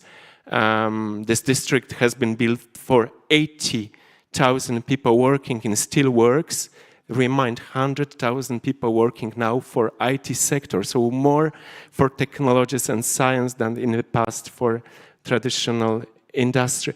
But this is now the perfect example of 15 minutes walking city, full of green areas, having all of the facilities in 15 minutes from our houses. We have many great intellectuals. They could be patrons of this conference, but one name should be mentioned for sure. The most translated, adopted writers, the legendary thinkers of science fiction literature, Stanisław Lem. You know him probably from Solaris at least, different film adaptation. And soon there will be Creative Center of Literature and Language and Technologies of Communication built close to the Vistula River. And from the other side, musical village named or connected with Krzysztof Penderecki, our great composer. There is no heritage without responsibilities. There is no sustainable growth of the city without all of the goals in our minds we try to promote through Agenda of 2030, reflecting all of the programs and strategic documents of our institutions, just to keeping in mind that heritage and creativity are great partners. And according to recent review, 90% of inhabitants of the city of Krakow are happy because of the cultural offer and of the city they live in. So I will finish with Star Trek, Mr. Spock, live, prosper, and long. I need to repeat again. So live long and prosper. Thank you so much for your attention.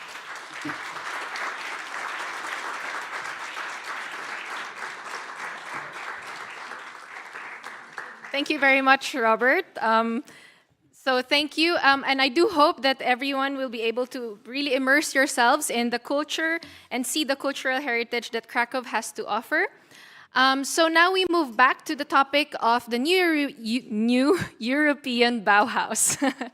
So I think Borislava is back online with us. Borislava, you have 10 minutes. Thank you. Hello, good afternoon. Can you hear me? Yes, we can. Okay, super. Thank you.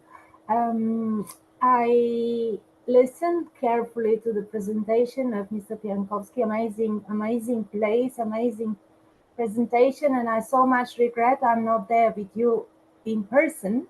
I'm connecting from the Joint Research Center at the European Commission in our Brussels office from a very gloomy Brussels sky, but I hope you're enjoying the event, and congratulations to the organizers for bringing you there. I have 12, a few slides. I will try to go through them very, very quickly so that we respect the time. And I'm here really to introduce to you our new European Bauhaus initiative. In case you have not heard of it, in case you want to know more, what we're trying to do is to promote the old artistic movement, 100 years old, but through a new perspective, linking it to the Green Deal of Europe. So we wish to have the Green Deal spin from a cultural and social perspective, from people-centered point of view, so that it can become a tangible experience for many. So our principles in a nutshell is to work from global to local, from local to global, to connect people. We preach participatory and transdisciplinary approaches. What we're trying to do is to talk about projects, initiatives, anything that combines sustainability with the notion of belonging, togetherness, and the notion of a quality of experience and aesthetics, what we call beautiful. The four thematic axes, or what we call the transformative pathways, are linked to what came out in the co-design phase of our initiative. People were wishing us to talk about nature, reconnecting with nature, to have projects and our projects that offer regaining a sense of belonging, a sense of community, that we need to prioritize with the initiative the places and people that need it most, And in the long term, we want to have a new industrial ecosystem with a life cycle thinking behind it, anything about circularity. Next slide, please. To do so, we started with nothing, with an open website and a co-design phase. And then since then, we've been growing in numbers. We have a community, a European Bauhaus community of over 1,100 entities. Most of these entities are our official partners. You will see on the slide, we have non-political and not-for-profit organizations. If you, however, wish to join the community, not as an official partner and follow us, but as a friend, you can do so, because friends is what we call for-profit entities and entities linked to public authorities, so to policy and politics. So if you're a municipality, you're thinking of how to follow the community and the initiative, just join us through a very, very short survey on our website, and we can engage with you on our platform, which is behind what we have on the website itself. We also have 3 years of prize winners there, so beneficiaries of this. We have 19 high-level roundtable people. They're architects, cultured people. Profiles are on our website if you want to get to know them. And also in each member state, we have a national contact point. Next slide, please. Yeah, the outreach has been extraordinary. We started with nothing, and now we recently even proposed a possible Horizon mission to focus on neighborhoods. So if you're interested, just visit our website. It's a plethora of information. You can engage in several manners with us. Next one. Yeah, the dashboard is something which is an interactive platform. If you're interested what's going on in your own region and how many Polish partners, for example, we have and where they are and what they do, not just partners, but also friends, beneficiaries, go on our dashboard, click on your country, region, and scroll down to see who are our entities, those who follow us, and those who we would wish to engage with further. The map evolves, and we wish to welcome more Polish partners. You'll even notice some partners and some entities coming from the region of Krakow. Next. Yeah, so one tool that I wish to promote in the very short time I'm given is our European Bauhaus Campus. It's really just a booklet of ideas. It's a framework that we want to guide decision makers and project promoters in their wish to present projects that are following our principles and values. So the values that we have behind the campus in the next slide are really sustainability from a climate and CO2 emissions point of view, togetherness, if you've engaged with your community and you've brought together elements to come to work behind your project, and if you value beauty, but really beauty in the broader sense, not just aesthetically pleasing buildings from an architectural point of view, but more on how people feel, for example, in a building, if they feel safe, if they feel comfortable, if they feel the light is there, that they have a sense of belonging to that building or the space around that building, and so that they can have a qualitative experience, so the broader sense. Of course, we also offer examples in our campus document of participatory multi-engagement processes and transdisciplinary approaches.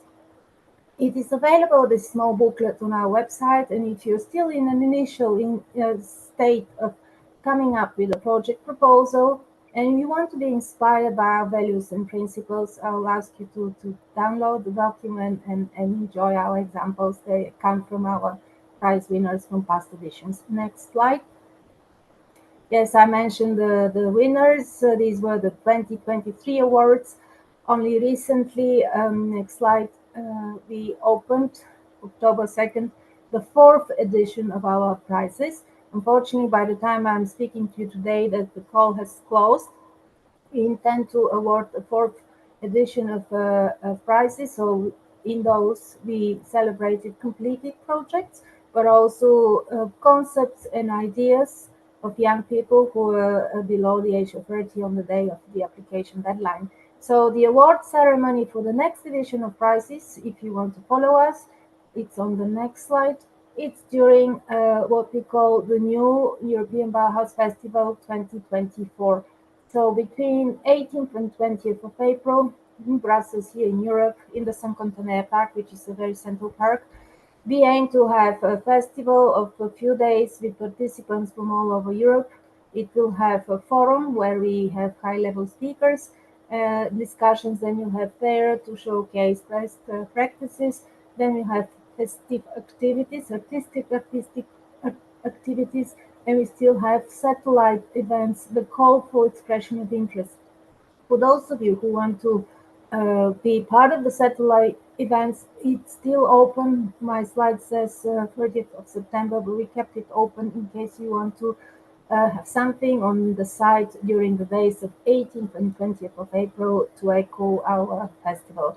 Of course, we also are proud of taking Madame von der Leyen, the President of the Commission, to Biennale Venezia of Architecture in 2023. This was in May, and it was amazing. And we aim to do something on Bauhaus during the Osaka Expo in Japan in 2025.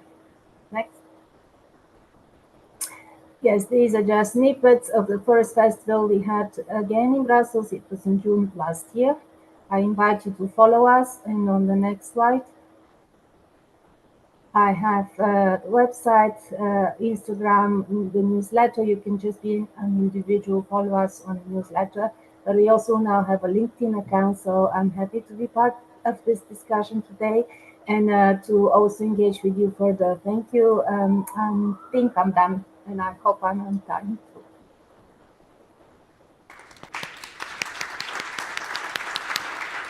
Thank you very much, Borislava.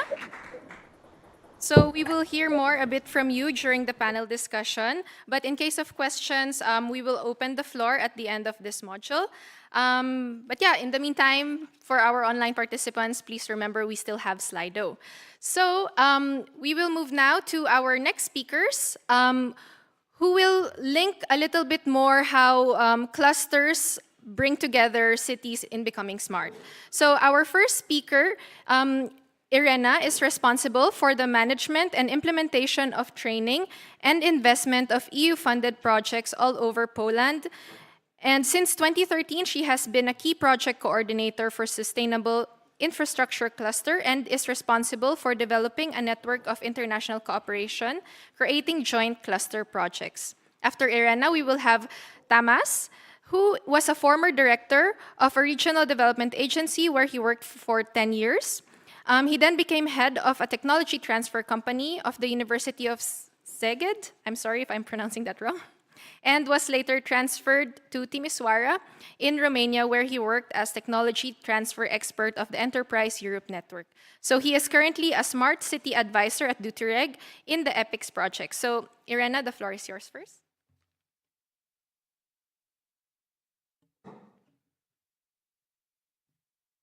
Thank you very much for invitation. Good morning, or maybe I should say good afternoon, ladies and gentlemen. It's so great to be here at another European cluster event because I see so many friends from different cluster organizations. So thanks again for inviting us here. It's so good to see you and hope to have a lot of interesting discussions in the afternoon. My name is Irena Łobocka. I'm a manager of sustainable infrastructure that is located here in Krakow. Next speaker. Oh, that's not the presentation. We have to skip some slides. I don't see my presentation.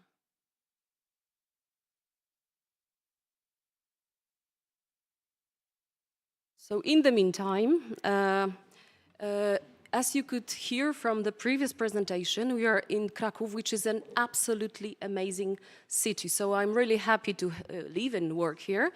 And from the cosmic space, I wanted to take you a little bit more down to earth and tell you a few words about my cluster organization and especially about one of the projects that we implement that I think, in my opinion, suits perfectly the topic of the conference.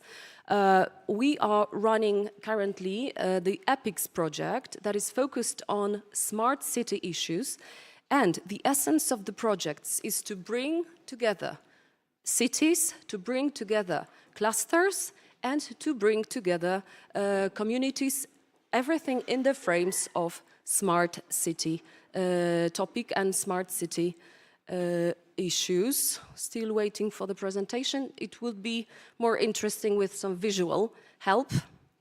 But before we have the presentation, big hugs, big hello to my EPICS international project team. I know you are here, so it's great to welcome you here.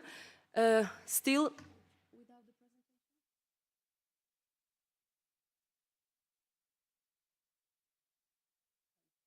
so we have some technical issues, so I will proceed with my presentation with some slides in the background, but I give the floor to one of the partners of our EPICS project, representing STEP cluster from Hungary. So in 10 minutes, I will be back.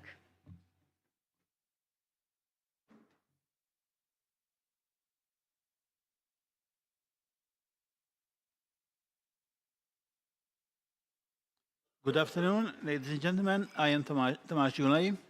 I hope I can move the slide. Not working, sorry.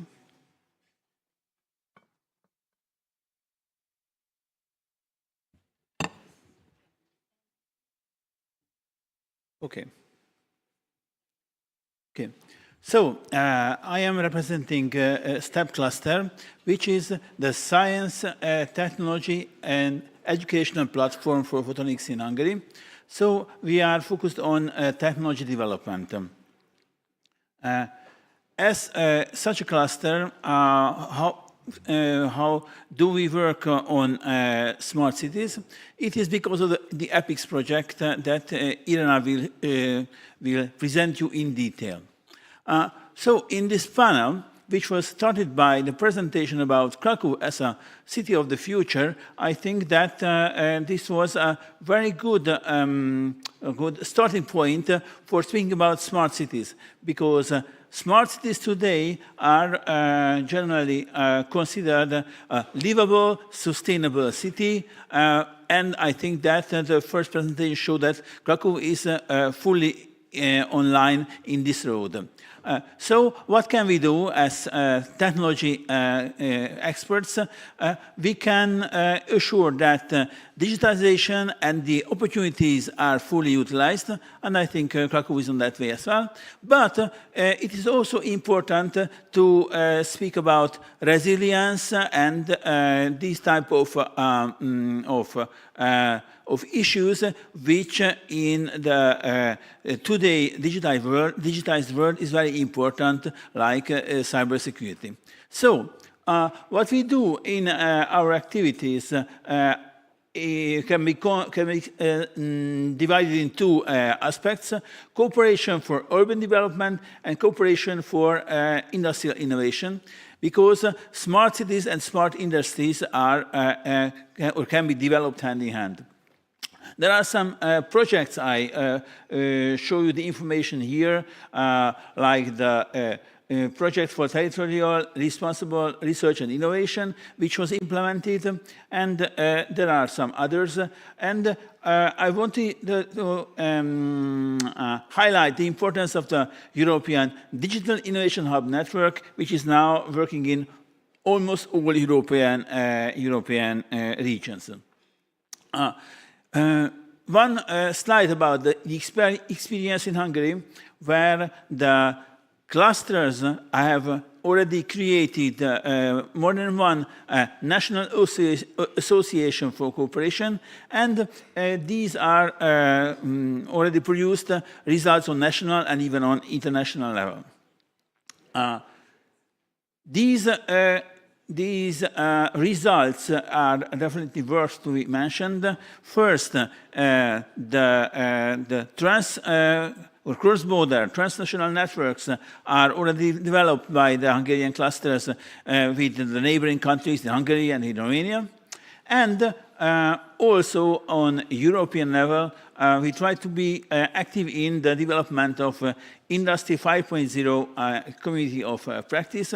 And I also want to point out that not only European, but global knowledge transfer is also useful in the field of clusters. Here you can see a few details of the actions that we are doing in the framework of the EPICS project. I would like to draw your attention to the cluster exchange scheme, which is open for all European SMEs, and our EPICS project is quite active in this field as well. So we are trying to bring together SMEs from different countries, and just one example will be next April in Hungary, where we will have an international conference with special sessions about Industry 5.0, and we expect the companies from all over Europe to this event. And my last example about the last example about project. It is a new initiative which brings together several clusters in Europe, and it is directly linked to the new Bauhaus initiative that you heard a presentation a few minutes before. And here the sustainable construction and smart building development will go hand in hand. We start this project next year, so I hope that in a few years' time I will also be able to describe you some results that you can achieve with this project. And my last point, you might have noticed in the presentation that New Bauhaus is also presented in outside Europe, in Osaka, Japan. So I think we are not the only one who believe that knowledge transfer is definitely useful in the New Bauhaus and the smart city issues in a global level as well. So I thank you for your attention, and I'm ready for questions.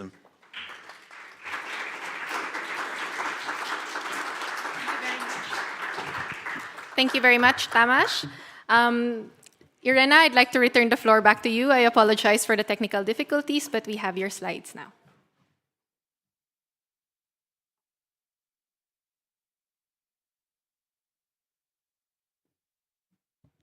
Thank you for giving me a voice once again. Technological issues always happen, and life is like a box of chocolate. You never know what you get when you open the box.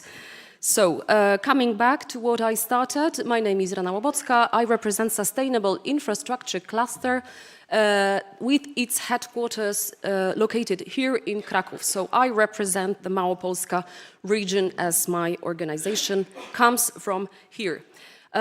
Just because we have a limited amount of time, just a quick presentation of my organization. We are a typical cluster organization joining a lot of different type of entities coming from different sectors, but everything is focused about development of sustainable construction in Poland, about smart buildings, smart city issues, energy efficiency and renewable energy sources. For the last 12 years, actually, we have been striving to foster the green transformation of construction sector in Poland. As I have said, we are located here in Małopolska region, although we have companies and our members come from all over Poland. What is, I would say, quite important is that we are a certified national key national cluster. We have been certified for 3 times, which is worth mentioning during European Cluster Conference, because we have this national system of certification, which is quite a difficult one, and in all Poland we have less than 20 certified key national clusters. So, to promote also the region I represent, Małopolska region, I have to say and admit proudly that in this region we have 3 key national clusters, which confirms that we are quite an active cluster, network, cluster ecosystem here in Małopolska.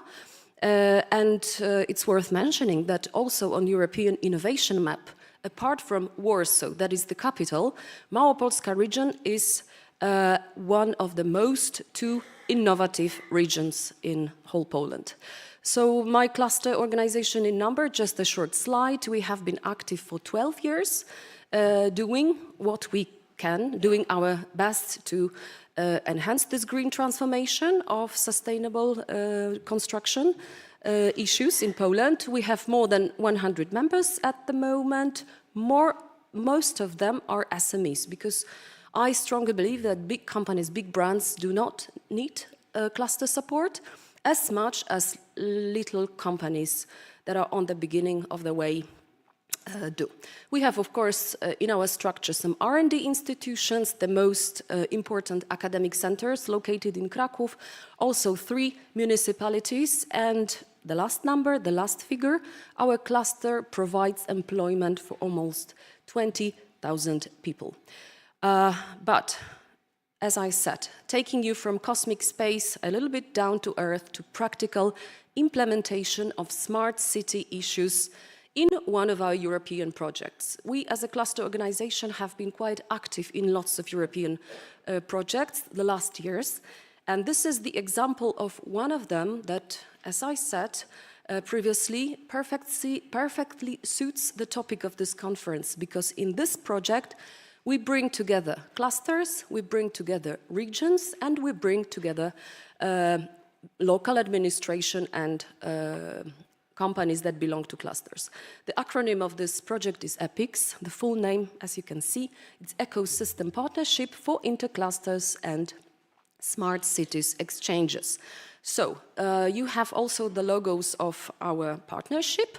2 cluster organizations coming from Italy, Luce in Veneto, ELCA, which is the European Lighting Cluster Alliance, a meta-cluster for lighting sector, located in Italy. We have STEP cluster from Hungary, Habik coming from Basque country in the northwest of Spain. 1 cluster connected with electromobility from Germany, and of course we are one of the partners. What is this project about? Of course, you can visit our website. We have a lot of typical project activities that are focused on synergies, cooperation, collaboration, exchanging of views, participating in international trainings, improving our skills and competence, and revising our smart city strategies. What is important in this project is a strong connection between cluster organizations and the regional authorities, because we have to bring different actors together to get some final effect. But these are the benefits for the project partners. But I think that what is more important are cluster project outcomes and products that are open to other partners, not only project team. So this is one of the outcomes of this project that you could easily participate in. I hope you know the mechanism of cluster exchanges. It's a small financial support for organizing cluster exchanges in forms of taking parts in trades, fairs, business missions, study visits, and peer learning from each other. You have on the slides just 3 examples of how we put the idea of synergies, creating synergies between different actors in practice. During the last 3 months, we have organized a couple of cluster exchanges. It was Smart City World Expo Congress in Barcelona. One of them was organized in Portugal. We often take our companies and interested representatives of public administration to trades, fairs, exhibitions, and business missions that are focused on smart cities.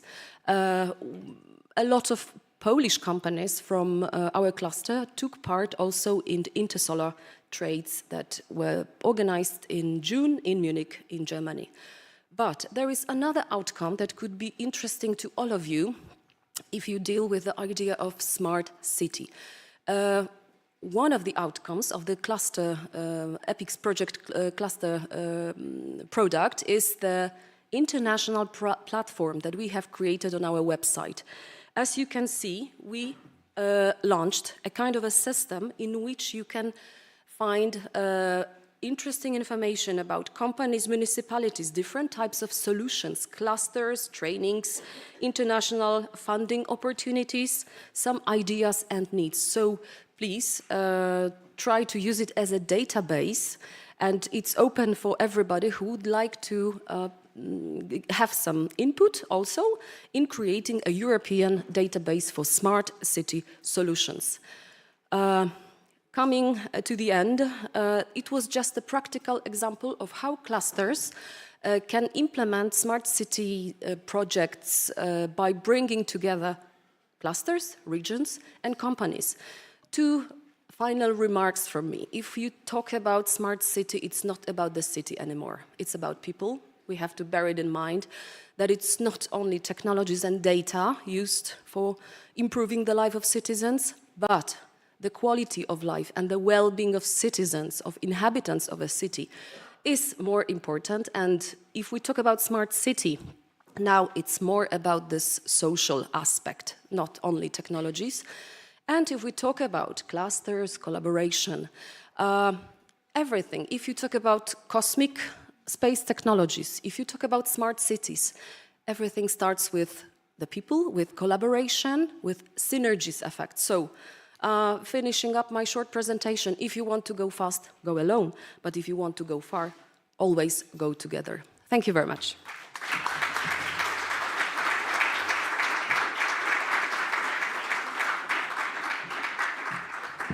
Thank you very much, Irena and Tamas. I'm sure that maybe our audience will have some questions, especially regarding cluster exchange. So hold on to your questions as we will first head first to our panel discussion. And while I am welcoming our moderator, I would also like to welcome our esteemed panelists to the stage, please. So to go deeper into these topics, I'd like to welcome our moderator as well, Agnieszka Wojtowicz-Wrobel. I hope I pronounce it right. So she is an architect and urban planner, as well as vice dean, researcher, and didactics employee of the Faculty of Architecture of the Krakow University of Technology. Her current scientific interests focus on the subject of environmentally friendly cities and new structures featuring pro-environmental forms of use. So Agnieszka, the floor is yours.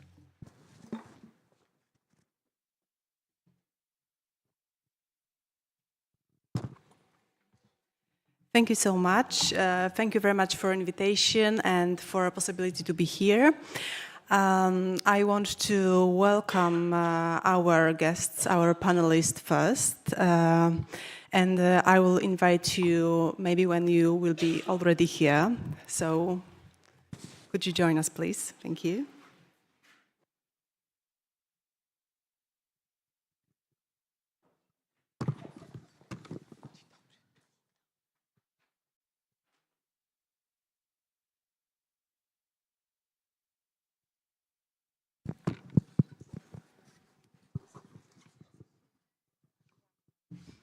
I'd like to call on Mr. Jan Sienkiewicz. If you are in the room, please join us on stage.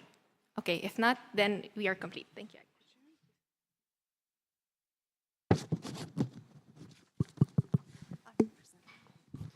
Thank you so much. It's a pleasure for me to be a moderator of such an interesting topic, New European Bauhaus, Cultural and Creative Industry Clusters, and Social Innovations Initiatives. And we will try to find the answer for the question, do they really work? I have to confess that it will be quite challenging now because we are the last panel before the lunch break. So I want to invite our guests and welcome you warmly. Ms. Marta Krakowiak. Marta is a manager and she represents European Lightning Cluster Alliance. And she works with EPICS project. Mr. Javier Perez de Arenaza. He represents Habic cluster from Spain, and he works with EPICS project. Mr. Nuno Bilo, he represents municipality of Évora from Portugal, and he works with Positive project. and Ms. Maggie Lage. She's Research and Development Engineer, Project Manager of Center of New Energy Technologies, and she works with Positive Project too. And we've got one magnificent remote participant,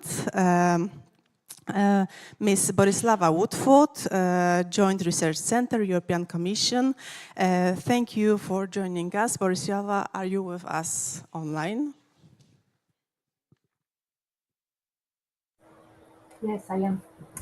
I'm following you from Brussels. Okay. So let's start our discussion panel. Welcome, Borislava. Let's start our discussion panel. The first question is much more about the locality and about globality. It can be said that the European Bauhaus consists of, in European terms, mostly global assumptions where the principle of multi-level action, namely moving from the global assumptions to the local one, is critical. This statement can also be referred to actions in cultural and creative industry clusters and social innovations, of course. And I want to ask you, what are your experiences with multi-level action? What about locality in this context, maybe?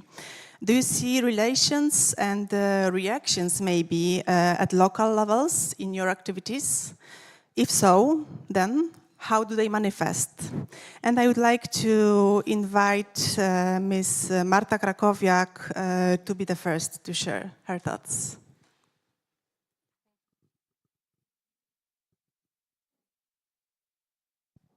Hello. Okay, thank you very much for having me here. I'm sorry from the start that I will start jumping from one language to another. I'm Polish born, I live in Italy, and today I speak in English. So all questions that you can make me, you can do it in these 3 languages if you want. Coming back to your question, I think is the key, the local aspect is the main let's say, impetus that give us the inputs to bring out the projects. I represent an international association, so I represent a network of lighting clusters that gathers clusters from different countries, so we are working at the European level. But all our initiatives that we are doing as a projects or our cluster initiatives starts from the main stakeholders, so mostly from the citizens and the companies. And this then grow up in creating the collaborations at local level, but if we see that there is strong need of support, we enlarge it at the international level. And in the European Bauhaus initiative, of Borislava was said before, the co-creation part, the collaborative part, and also the interdisciplinary part is key in our case, because if you would like to provide the customized, well-crafted solutions that really positively impact the life of the single citizens, of the business prospects of the single company, we need to start from the bottom. So we need to understand what are the needs, and then we need to craft the solutions. And the solutions can be created locally, but if there is really strong need of innovation, only the international collaboration will bring some new let's say, original or best practice solutions inside. So I think this is, let's say, the key. All the successful solutions start from the bottom if they need to impact the local level. Thank you. Thank you so much. And I would like Mr. Javier Perez de Arenaza to speak on this subject, please. Hello, good afternoon. Thanks for inviting us also to be here in this meeting and share our experiences about this topic. I agree with Marta said before. I will try to say something different, just to, I mean, complementary, right? Not contradictory with that. From our perspective, we work with small and medium-sized companies, and in order to take all these ideas and go locally and develop them, we try to translate all these topics or all these trends to their language, right? And the language of the small and medium-sized companies is business. You know, the business is the first word in their dictionary, and we need to identify the opportunities that are in this big trend or in this big initiative that is the European Bauhaus, and try to identify those trends and develop actions and solutions with the companies. So we have identified like different fields that are easily understood, that are mainly circular economy, green energy, which is related to circular economy, but it's not only that. Also bioeconomy and all the opportunities that are related to the exploitation of natural resources, to local natural resources, right? And there's also some other fields of impact related to silver economy, for example, that it's also in this trend of the European Bauhaus, and also the creators economy, right? So we try to take like these different business fields, new business opportunities, where we really think that there are a lot of things still to be done, and we have also like this idea of you know, we are talking about smart cities, and what relies there, it's technology, right? So how we can somehow align those technologies with these big business opportunities, and that's a little bit the way to engage these small and medium-sized companies and develop solutions that later are present in these European Bauhaus projects, right? So that's our approach. Thank you so much. I would like to invite Mr. Nuno Bilo to share his opinion in this matter, please. Well, thank you. I'm representing the Positive project. It is a European project, an Horizon 2020 project. And I'm from the municipality of Évora. It's a city in the middle south of Portugal, in the Alentejo region of Portugal, a historic city. Also a heritage site since 1986, UNESCO heritage site. And in Positive, what we are doing is to find how to historic cities can be greener by implementing solutions that are compatible with the heritage. So with our consortium of 46 partners from 13 countries, European countries, we are working together to find the best solutions to implement in sites that are protected areas. And in Évora, which is my city, and where I am the site manager with Maggie of the implementation of the project, we are finding the best solutions to implement in Évora, and we will start the implementation at the beginning of next year. So it is a long way. It is a very time-consuming process to find solutions that are compatible with the heritage of cities. And I think that this project, Positive, it is one of a kind in the Europe, and will help not only Évora, but other historic cities to find the way to become greener and more livable places, like the new cities that don't have the same constraints and the same restrictions that we have. Thank you so much. I want to welcome Jan Sienkiewicz, who is online with us. Unfortunately, Jan couldn't be here in person, but it's a pleasure to have you here online. Mr. Jan Sienkiewicz is proxy of the Regional Development Agency of Bielsko-Biała from Poland. So, Jan, you are with us, so I will ask you the same question. About from the globality to the locality, maybe from the social point of view. Thank you. So I would like to ask you if you hear me well. Do you hear me? Yes.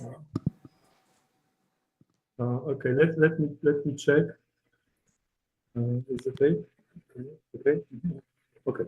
So in general, I'm going to tell about some social initiatives we are undertaking here in the city of Bielsko-Biała. Just at the beginning, I would like to just mention that the agency of Bielsko-Biała is the long-time member of EURADA, and we are the major shareholder of our agency is the city of Bielsko-Biała, which is in the south of Poland, and we as an agency are very much engaged in the actions we propose to the city, and this with regard to the smart specialization, to social innovation, to business incubation, this kind of things. And with that regard, I would like to tell you about a few initiatives we have taken for the city of Bielsko-Biała with some focus on the social aspect, how to engage people, how to utilize the potential, how to use the entrepreneurship and the entrepreneurial spirit we have here in Bielsko-Biała, because we have to compete with the big industrial centers in Katowice and in Krakow. So in the agency, we have tried to implement the transgenerational actions which are engaging older people and the young people. And we are trying to create the transgenerational center of social innovation, but not only social innovation, but innovation in general. And this also includes the creative sectors we have here in Bielsko-Biała, which are very strong and long-lasting here with the long history. So we are developing a center which will combine the experience from one side of the older members of our society, which are not active professionally anymore, but with the knowledge, and the younger, which are entering the market, or entering the new life, and who wants to learn something. And we try to combine those two activities all together and utilize this, what always was the strength of the city of Bielsko-Biała, which is entrepreneurship. Active people in Bielsko-Biała are working in different kind of industries, which creative industries is one of them. The second initiative, which is connected to that, is the creation of the so-called Social Innovation Center, which we call Fab Lab, which is fabrication laboratory. Now, the place created for all those people who want to innovate in any kind. And we're talking about innovation, we're talking about education, we're talking about social activities, and we're talking about cross-generational experience exchange. We do it for all the people in Bielsko-Biała, and not only. We have created a big system of international Fab Lab association, combining knowledge of international partners. Based on that, and following the problems or maybe the expectation the city of Bielsko-Biała have on the way to expand social activities, it's a utilization of Just Transition Fund. I don't know. I think most of you know the concept of Just Transition Fund, which is the fund for exchanging specialties and of people working with the traditional energy sectors like coal mining and transition to the innovative sectors. We try to utilize that potential, and we will set the new ways of personal development for those people who traditionally were thinking about working in that traditional industry. So we will create a sub-regional big center for innovation and to provide the local society, the local people, possibilities to develop, to grow, to expand their knowledge, and not only professionally, but also socially, to take part in the everyday life of our city. And we're talking about creative industries, which were very good here traditionally in this area. We're talking about digital heritage. We're talking about cultural heritage development, and we're talking about hackathons. And then there's the next step of expansion and development of the sustainable energy communities concept, which is common across Europe. And from social point of view, it's very important and very interesting, because we as an agency, we have developed a project of developing regional or sub-regional clusters for different communities to provide them with the idea of energy sustainability, which is connected to green energy production, green and the energy storage and energy utilization, and lowering the cost of energy for the local citizens. And we develop those clusters, and we provide with technologies, with energy solutions, and we include the social part of that business. I mean, all the citizens of the regions. So we are trying to develop socially responsible actions following the new directive, new initiatives, and the needs of local communities. I think more or less in general, this is what I wanted to say. Thank you so much, Jan. It was very interesting from the social aspects, and thank you for the social approach. And now we're back to beautiful city, Evora. Magi Lage, I would like to invite you to share your opinion in the subject, please. Hello, thank you.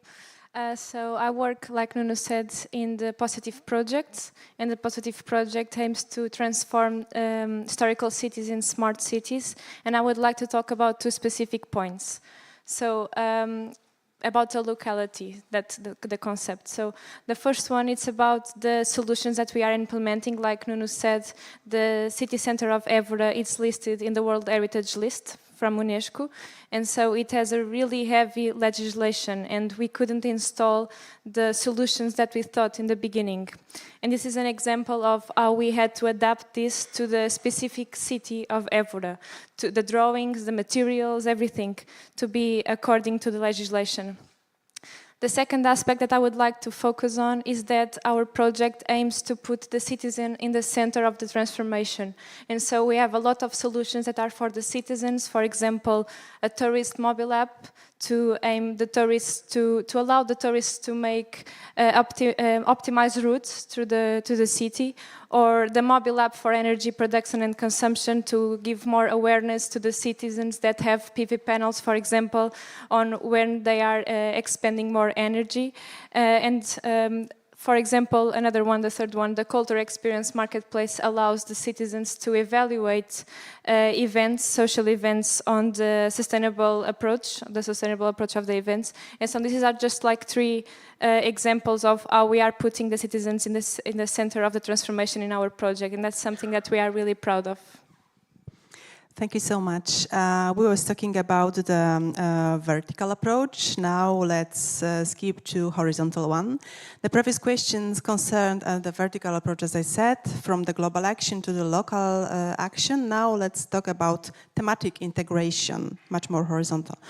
What are your experiences with regards to the horizontal approach? The new European Bauhaus's goal is to lift the boundaries in between science, technology, culture, and social actions for the good of the individual, for the good of the citizens, of course. Do you see in your experiences horizontal relations that integrate these areas? How do they appear? Can it be said that all the elements are integrated, or perhaps it's other way around, only few of them are integrated? You can observe this. Wider integration can be seen in only some of the types of the action or all of them? If so, what do you think causes this? And I would like to invite Ms. Marta Krakowiak to share her thoughts on the subject.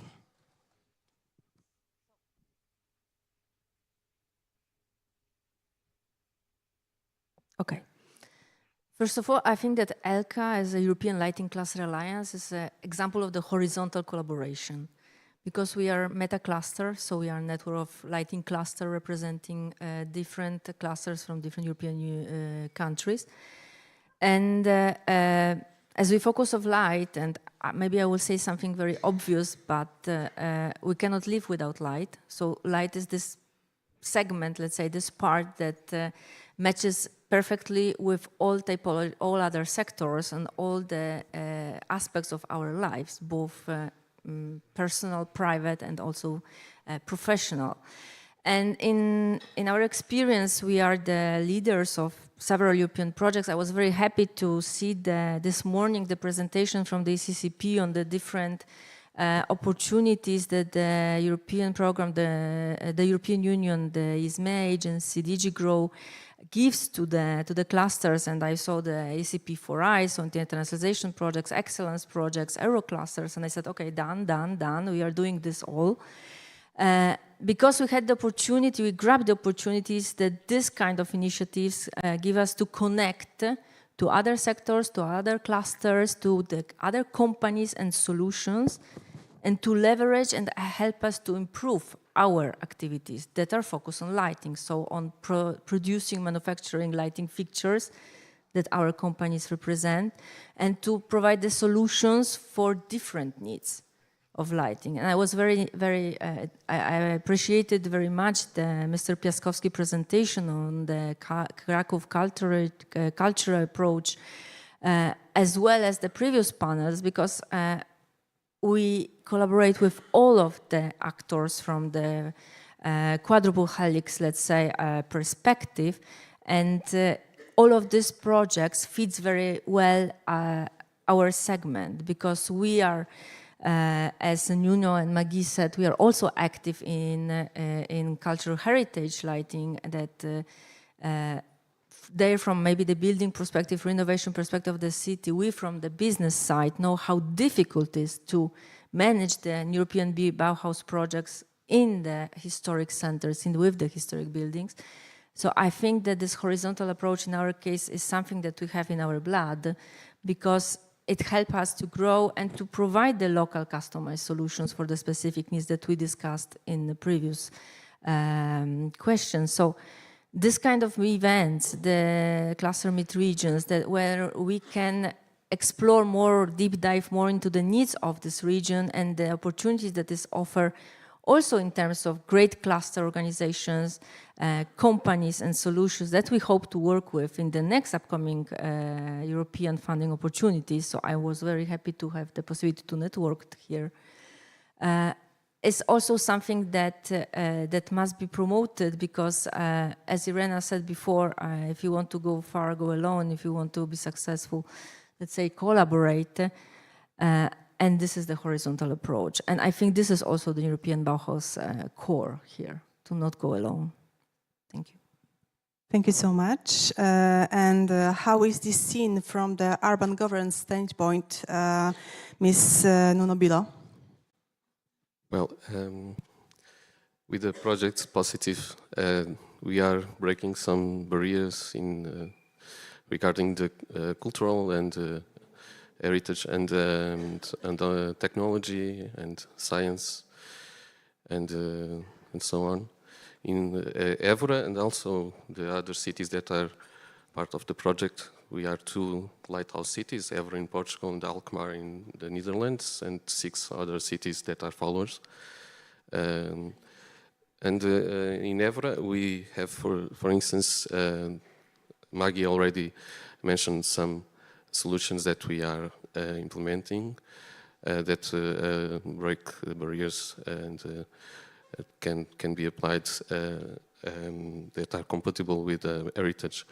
And for instance, we have to find solutions that are not the traditional or that are available in the market. We have to develop solutions that are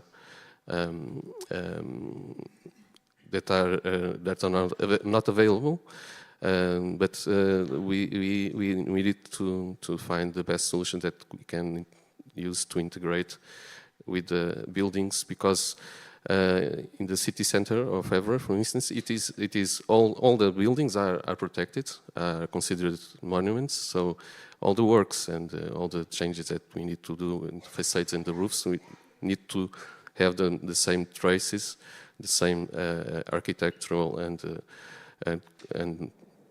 heritage regarding the heritage protection. So, for instance, we are installing in EURADA in 8 municipal buildings and 2 parking lots also solutions that are integrated with the buildings and with the surroundings. Solutions like clay tiles, photovoltaic clay tiles, with the same aspect, visual aspect, as the ones that we have in EURADA, that are Mediterranean tiles that we see in Portugal, Spain, and Italy. And also photovoltaic glasses that we use in skylights and windows or covers, and other solutions. So we are, it is a mix between technology and cultural heritage protection, and also social action, because we also have a solution that is a community solar farm. It is a power plant that we are installing in the outskirts of the city that will supply energy, green energy, to the city center, the historic city center. Because in the city center there is a lot of buildings that cannot use any solution to produce their green energy. So we have this solution that will supply in auto-consumption model to the citizens that live in the city center, the ones that cannot produce their energy in the city. So this is a very interdisciplinary project, a complex project, and we are proud to be part of it. Thank you so much. And do you mind if I just compliment with something? Sure, of because course. we were talking about this, if you don't mind. We have a lot to share, but the time is very short. I suppose. Because we were talking about this before the session, that we think the most difficult aspect to connect is science and social. Because sometimes when we are doing the campaigns for citizen engagement, it's difficult to explain to the citizens without without being too difficult for them to understand, but not too simple at a point that we are hiding information, for example. And I think these two aspects are the most difficult ones to connect, because cultural and social, we can see that when the tourists are using our tourist app, for example, or energy and social with the mobile app, seeing consumption and production. But I think scientifically explaining what is happening or not, it's the most difficult aspect. Thank you so much for this opinion. And how about the social aspects in medium Polish towns? Jan, may I ask you for your opinion? Yeah, this is exactly what I've said before in my previous short speech, and I have just written down the social things the social aspects we are implementing here, which all are based somehow on technology. I mentioned before about Industry 4.0 technologies, which is IT-related technologies, which are coming. They're in our lives every day, and we use them every day. So we implement them into all the social actions and it works very well because I can say that horizontally we combine all the traditional values we have here in our city, which is on the triangle of Poland, Slovak, and Czechia, and very culturally rich and environmentally wonderful and traditionally very experienced and well known. So we try to combine all the aspects from cultural heritage through the technical heritage we have here, taking into consideration that the Bielsko-Biała, city of Bielsko-Biała, traditionally it's been called like a city of 1,000 industries. So many industries have developed here before. Then we're talking about the aspect of aviation and automation and automotive. So we are jumping from cultural heritage to aviation, and then we're talking about tourism, which is very, very well developed here. And maybe half of the population is somehow related to tourism. So we have to combine that aspect as well. And then we're talking about energy, which been said before, even in Agorada, we're talking about energy. And then we're talking about maybe the most important aspect here, or most interesting, I should say, about engaging citizens into the city's life through the system, which is in Poland very common, of public budgets. I mean, the cities are having the part of the budget dedicated to the actions proposed by the citizens. And we here have a very good tradition. And also as a city of Bielsko-Biała, we have every year the public citizens budget called, and we try to provide technologies for the increased engagement of citizens from all age groups to be the part of the city. So that horizontal aspect of our actions for the citizen goes from the technology to let's call social responsibility of people engagements for the development of the city. Thank you so much. And we was talking about the current situation. Now let's talk about the future, but very fast because this is our last question and we've got only 7 minutes probably, yes. For the future, extending the idea. Due to these fundamental assumptions, the creative initiative of the New European Bauhaus was addressed to European countries, of course. Despite this, do you think that, especially in relation in cultural and creative industry clusters and the social innovation, is this possible and is there a reason, because maybe there is not, to address it both ideatively and applicatively to a wider audience in the future? Or do you think it's better to focus within Europe only?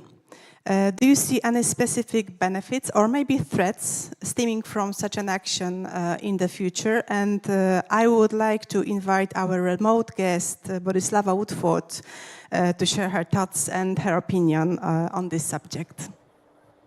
Thank you, Agnieszka. I hope you still hear me. Yes, we can hear you. Okay, super.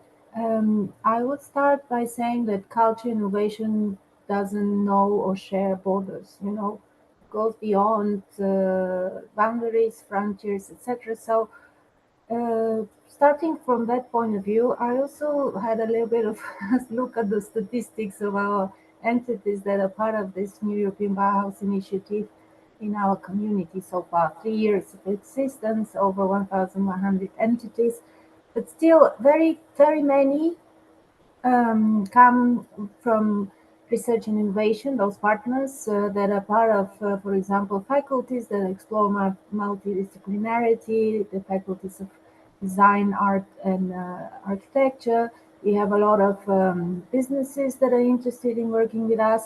But when I did the stats, I saw that we're lacking still partners in terms of culture, arts, and innovation. In fact, according to my stats, until today, we only have 19 entities that are from Europe. So I would argue that we have a lot to do still in Europe, first and foremost, before going global. But that said, of course, the initiative is not based for Europe only. The New European Bauhaus movement 100 years ago had communities that immigrated to Israel and USA, as you know. So we have a lot of followers from those countries, but we cannot have these very specific panels and talking local in Krakow with those partners, unfortunately. So my argument for today would be, let's focus on Europe for the time being, but innovation and culture don't recognize borders. So that's my 2 cents. Thank you so much, Borislava, for your opinion. And I would like Mr. Javier Perez de Arenaza to speak on this matter, please. I think that our industries, at least in our case, are totally global, right? They are selling all over the world. And I think that these values are kind of market values also. So when we want to export these goods to other countries outside Europe, we are selling also this kind of initiative, right? So yes, I agree that first we have to do the homework, and then we will try to export these ideas and develop these markets abroad. So that's our approach, more or less. Thank you so much. And would Ms. Magilaga like to speak on this matter, please? Yes, but I will try to be fast because I know everybody wants to have lunch. Actually, I tend to disagree because I think that there are some things that we can bring already to other countries. For example, the citizen engagement approach and the learnings on that matter. For example, to build energy communities or something like that. We don't need European projects for that.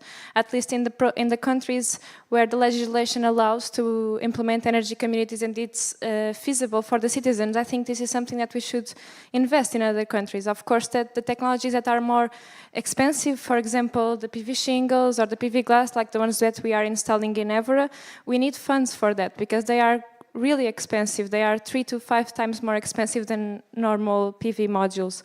So I would say that for technologies that are expensive, we need funds.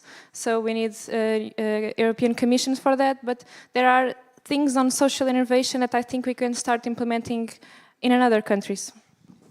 Thank you so much. Thank you for your opinions. Thank you for your thoughts. And let's move on to open questions part of the panel. Do we have a time for it? Oh, we've got time. Perfect. So does anyone have any questions? Also, in case anybody has questions to our previous speakers earlier, please, this is your time in case you have one. It seems everybody is hungry. Okay.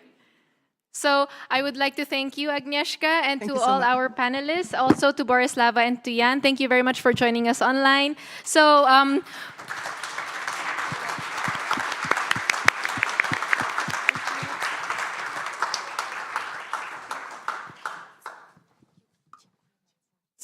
we are wrapping up our morning/early afternoon session. We would like to invite everyone for lunch, where we had the coffee break earlier. It is now 2:20. We hope to see you back here in an hour at 3:20. Enjoy lunch.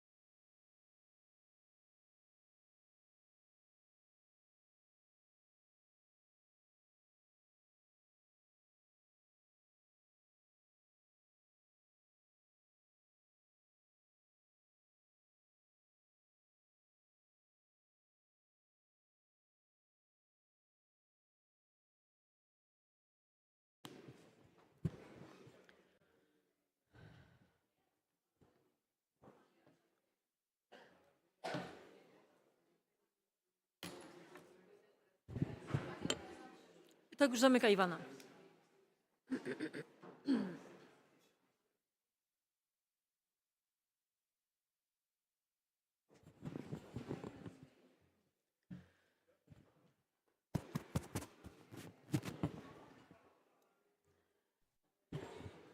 I hope that we should begin the last module for today. I welcome everyone back. I hope you enjoy our lunch break. So we continue now our journey through Małopolska, through Cosmos, and now it will be the very interesting panel, module 3, Cosmic People. And I would like to warmly welcome my good colleague, Kazimierz Murzyn, Managing Director and Spiritus Movens on the Life Science cluster and Life Science topic in Małopolska, a person who is extremely inventive and involved in this area. So, Kazimierz, now something about astrobiology, not necessarily from the scope of interest of Wineland Botanic Corporation, you know? Like I know nothing actually about that. You don't know Sea Alliance? This movie? Yes, I did. Okay, so Kazimierz, the floor is yours and your guests. So I would like to invite to us Paweł Łabaj, Chief Executive Officer on Onebiomo, Montserrat Daban, President of the European Bioregions Council. Ms. Justyna Topolska will be online. Agata Kołodziejczyk from University of Science and Technology. We have other person from Stamax because Mr. Robert Dudek is ill. And Antonio Nuovo, the President of the European Cluster Association. Kazimierz, the floor is yours. Thank you very much. Please sit down. The panel is pretty large, so we have to be quick. I will be looking after the time signs, and let's start. First, I would like to go through the fast session of a short introduction. Who you are, where are you from, and what is your basic connections or not, if at all, with the space technologies. Let's start with Montse. Thank you, Kazimierz. Oh, I probably have to open it. Yeah. Now? Better? Okay. Thank you, Kazimierz. My name is Montse Daban. I am here as the President of the Council of European Bioregions. So I know more of one of the subjects of today's. I'm also, I'm the President of the Council, but also I am a member of the board of the European Clusters Alliance. So I'm happy to be here with my President also. And also I am the Strategic Foresight and International Relations Director at BioCat, which is the bioregion of Catalonia. And my relations to aerospace or space sciences is, of course, everything that has to do with deep tech, with deep technologies, and it's supporting the evolution, the transformation of the health sector is under our scope. This is as much as I know, but I will have some insights to share with you all. Thank you. Good afternoon, everyone. My name is Agata Kołodziejczyk. I work both in AGH University of Science and Technology as an astrobiologist and neurobiologist.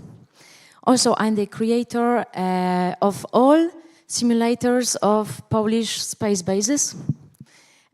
So these are 4 habitats, and I'm owner of 2 of them, and I'm organizing international analog missions, lunar simulations, Martian simulations. So I work a lot with people through whole countries, whole continents. Also, I'm developing new technologies. For example, random positioning machines, for example, pressurized spacesuits, and I'm working with bacterial cellulose. So I try to find new applications of this biomaterial. Thank you. Good afternoon, everyone. Thank you for having me here. My name is Sebastian Larma. I am a programmer, software developer, and cognitive scientist from Poland. I'm here with Mr. Robert Dudek, Stamax company. We just cooperating together, do not operate under a single entity, we just have our own companies. So we realize a bunch of projects like for whole environments, software environments for many institutions like the Wrocław University. One of our mostly related, I think, for the topic of this panel is radio interferometer. It's just the device which provide us to analyze sky activity, like the falling objects into the Earth or solar activity. Yeah. So also I do a lot with simulators, VR simulators, 3D simulators. We have our presentation here in the coffee room. So I heartily invite you to see what we exactly got. So thank you very much. Antonio? Dzień dobry. Very nice to be here. I am the president of the European Cluster Alliance, and I have some numbers to share later, okay? But just for introducing, following my exploration of our database, okay, we have 131 clusters in the ECCP that are somehow related to aerospace, meaning they are working directly with aerospace. In European space. Yeah. Clusters from Europe. Yeah, that's right. That means 9% of our European clusters are in some way working with the aerospace sector, and that means also near 22,000 companies. That's a lot, you know? And so we have a very strong cooperation system through Europe on this area. So I'm proud to try to represent that here. Thank you. Thank you.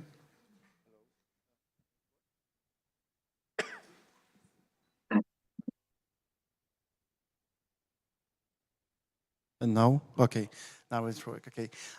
Hello, my name is Paweł Abaj. I'm here as from company One Biome, but I'm also a group leader of bioinformatics at Małopolska Center of Biotechnology.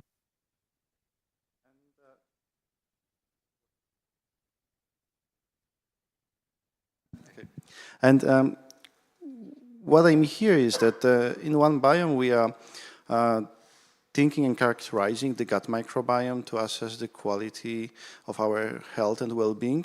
And we are suggesting what you should change in your lifestyle and with your diets.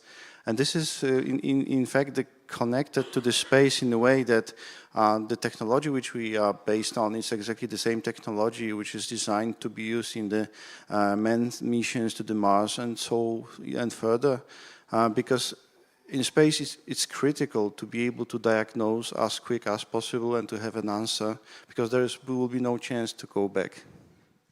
Thank you. And Justyna? Hello, everybody. I hope, can you hear me? Yeah. Great. My name is Justyna Topolska. I'm an experimental mineralogist at AGH, University of Krakow, where I study minerals that build our teeth and bones. And in my studies, I used the centrifuge constructed by Agata. We cooperate. But I'm also a leader of AGH team of space technology and innovation in the project University. Maybe you heard about it. A European Space University for Earth and Humanity. That's the addition to zero, so that's why I'm here. Okay, thank you very much. As you see, we have representatives of, I would say, two levels. That's people directly involved in technologies and people indirectly involved with technologies from the perspective of dealing with clusters, with other organizations, networks. And this session is thought to be kind of discussion between experts. So it's, there are, of course, questions, but I would like to ask you to engage in this dialogue when you have something to add, something to comment, and don't be afraid, don't be shy if you have to ask questions as well. As you see, we have one connection from the space, but this is not from outer space. It's still on the Earth. But sometimes this type of conferences are actually organized in a way that someone is connecting from the space station. This is not the case this time, but maybe next time we'll try to arrange something. So let me start asking these questions to all of you, and first come, first serve. its role here. The first question is about the space technologies, because we are obviously in this panel interested in space technologies or technologies developed in space or for the space, which have an application for life sciences here on the Earth. So, what can space technologies? How can space technologies be used to foster developments in life sciences in general, for healthcare, food, or the environmental? These are all three areas, three value chains which are related to health and quality of life. And mostly I would like to ask you about the examples of this type of developments from your own perspective, or insights of this type of developments from your perspective. I see, Montse, you want to say something first. Yes, I wanted to say something, and I also wanted to highlight that you are also a member of the board of the Council of European Bioregions, and you know very well that before the pandemics and after the pandemics, our cluster organizations working on the life sciences sector have been facing different challenges.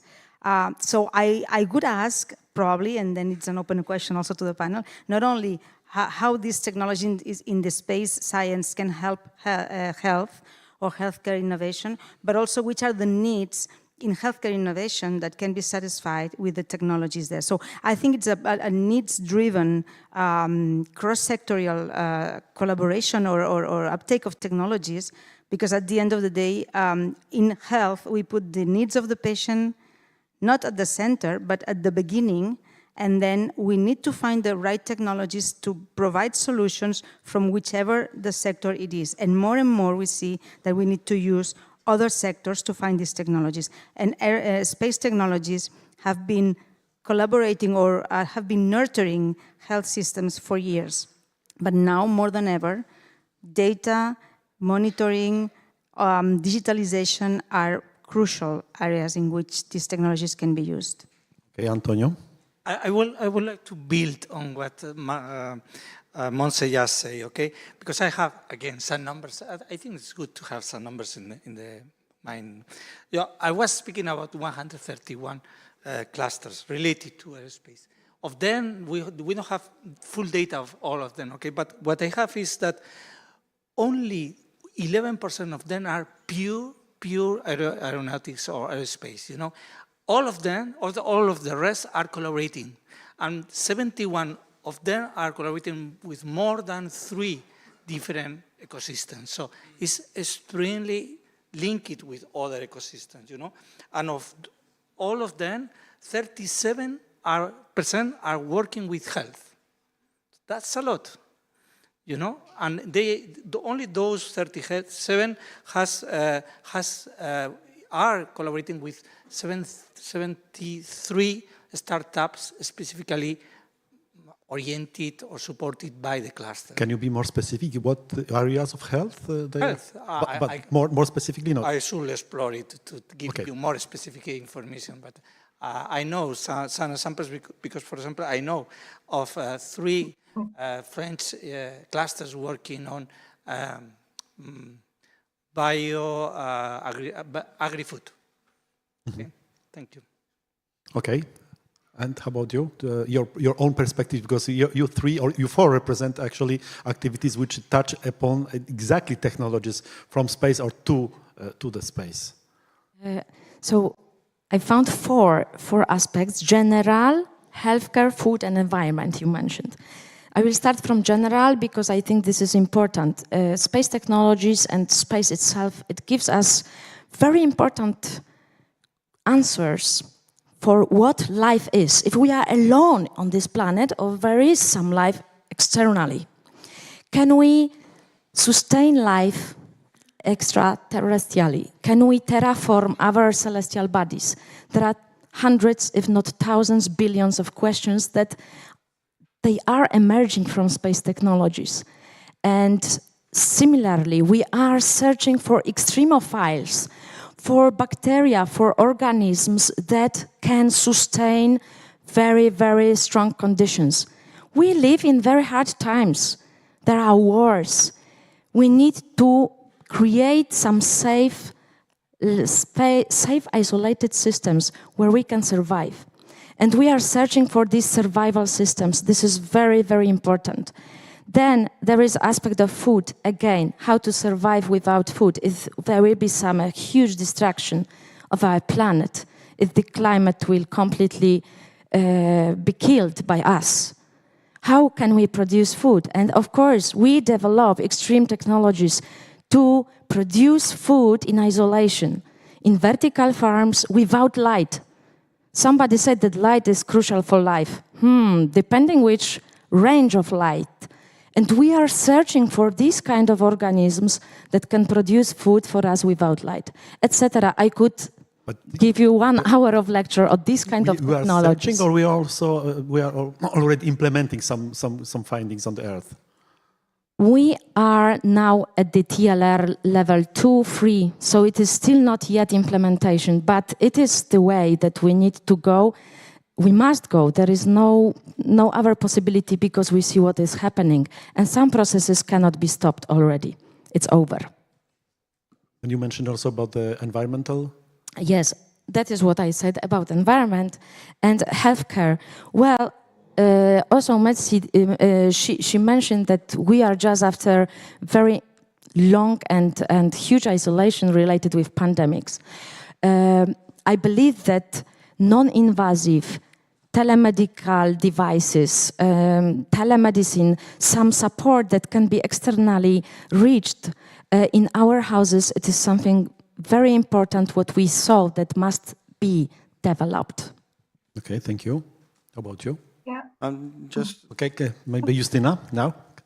Yeah, I would just like to continue what Agata says, that actually we could look to the space as a very good field camp for understanding extreme environments on Earth and how we adapt to climate changes. But I would sum it up in a way that space show us new perspective to the needs, very basic needs that we have on Earth. For example, when the astronauts fly, I'm sure that you know all this example, but they have to somehow use the toilet. That's how the diapers were developed, right? For healthcare of kids, but also the elder people. It's changed the world a lot. So that's the way the space forces us to think about our basic needs in a very different way. Something that we got used to because of civilization, tradition, and so on. So that's why space technologies can apply. There are many to the Earth. There are many innovations that are developing. For example, 3D printing of tissues. You can imagine that there are places on Earth where it's really difficult to make a transplantation or anything. If we have the technology that can 3D printed tissues, living tissues, it's not only needed in space, but it would save many lives on Earth. So when I was thinking about the space and why it attracted me is because it shows us new perspective, very basic needs we have. Okay, thank you. So what I want to add is that what was already mentioned is that we have like this different environment in space, talking about the microgravity or the higher radiation. In our recent work, we see indeed that the bacteria which were found on the ISS, they are unique in a way that you can consider them as a separate species because they spend so long time with the higher radiation that the evolution just speed up, and in fact it's not related to, cannot be said as very closely related to anything what we have on Earth. But we can take advantage of this. I mean, microgravity and the radiation can also help us to understand like many things in terms of the life. One thing which is working already for years is that the growing the proteins on the microgravity, because then the protein crystals are way better. They are, they are way better conditioned. So it's easier to understand what the protein looks like, which already has led to many discoveries in terms like the anti-tuberculosis disease and so on. So I think we can, of course, there's one thing, what will happen if we will go for space for longer, but at this stage we can start understanding it and using it for developing new discoveries which can be directly translated to our health and the quality of life. Can you name the examples of such a transfer? Sorry? Can you name the example? Can you provide example of such a transfer? something which has been in the microbiology, for example. I mean, I'm aware that there was, like, for example, this anti-tuberculosis drugs was developed because there was such good quality of the protein crystal that they discovered the specific channel which was not seen when exactly the same experiment of growing protein was done on Earth.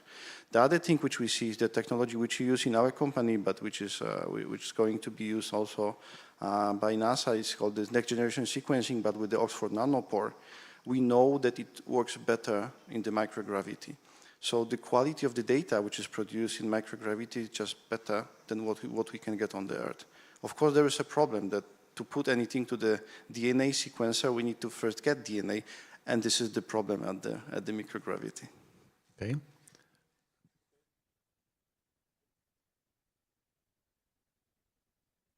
Basically, we can just use the technologies like, for example, radio interferometer to analyze phenomena like, for example, solar wind, which is just basically a high energetic plasma which can deform magnetosphere of our Earth. It has just a great impact into our health, mental condition. It can just sterilize any form of life without the proper protection, like with magnetosphere. Yeah? So in the space we are just like the blank card. So we are.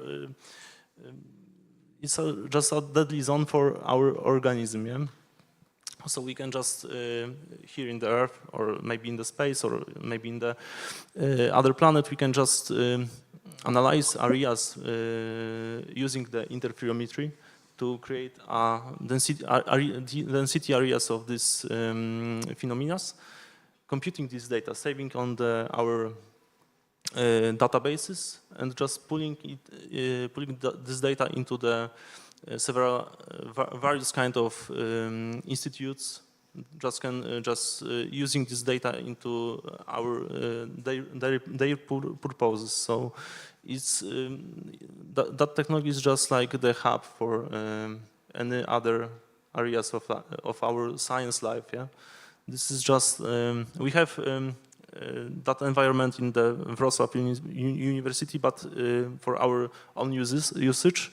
For now, but we want to commercialize this in the near future. So we just selling license, so someone can just buy that license and just using that well-prepared data before for their purposes. Yeah. So that's one of the many examples to how we use technology for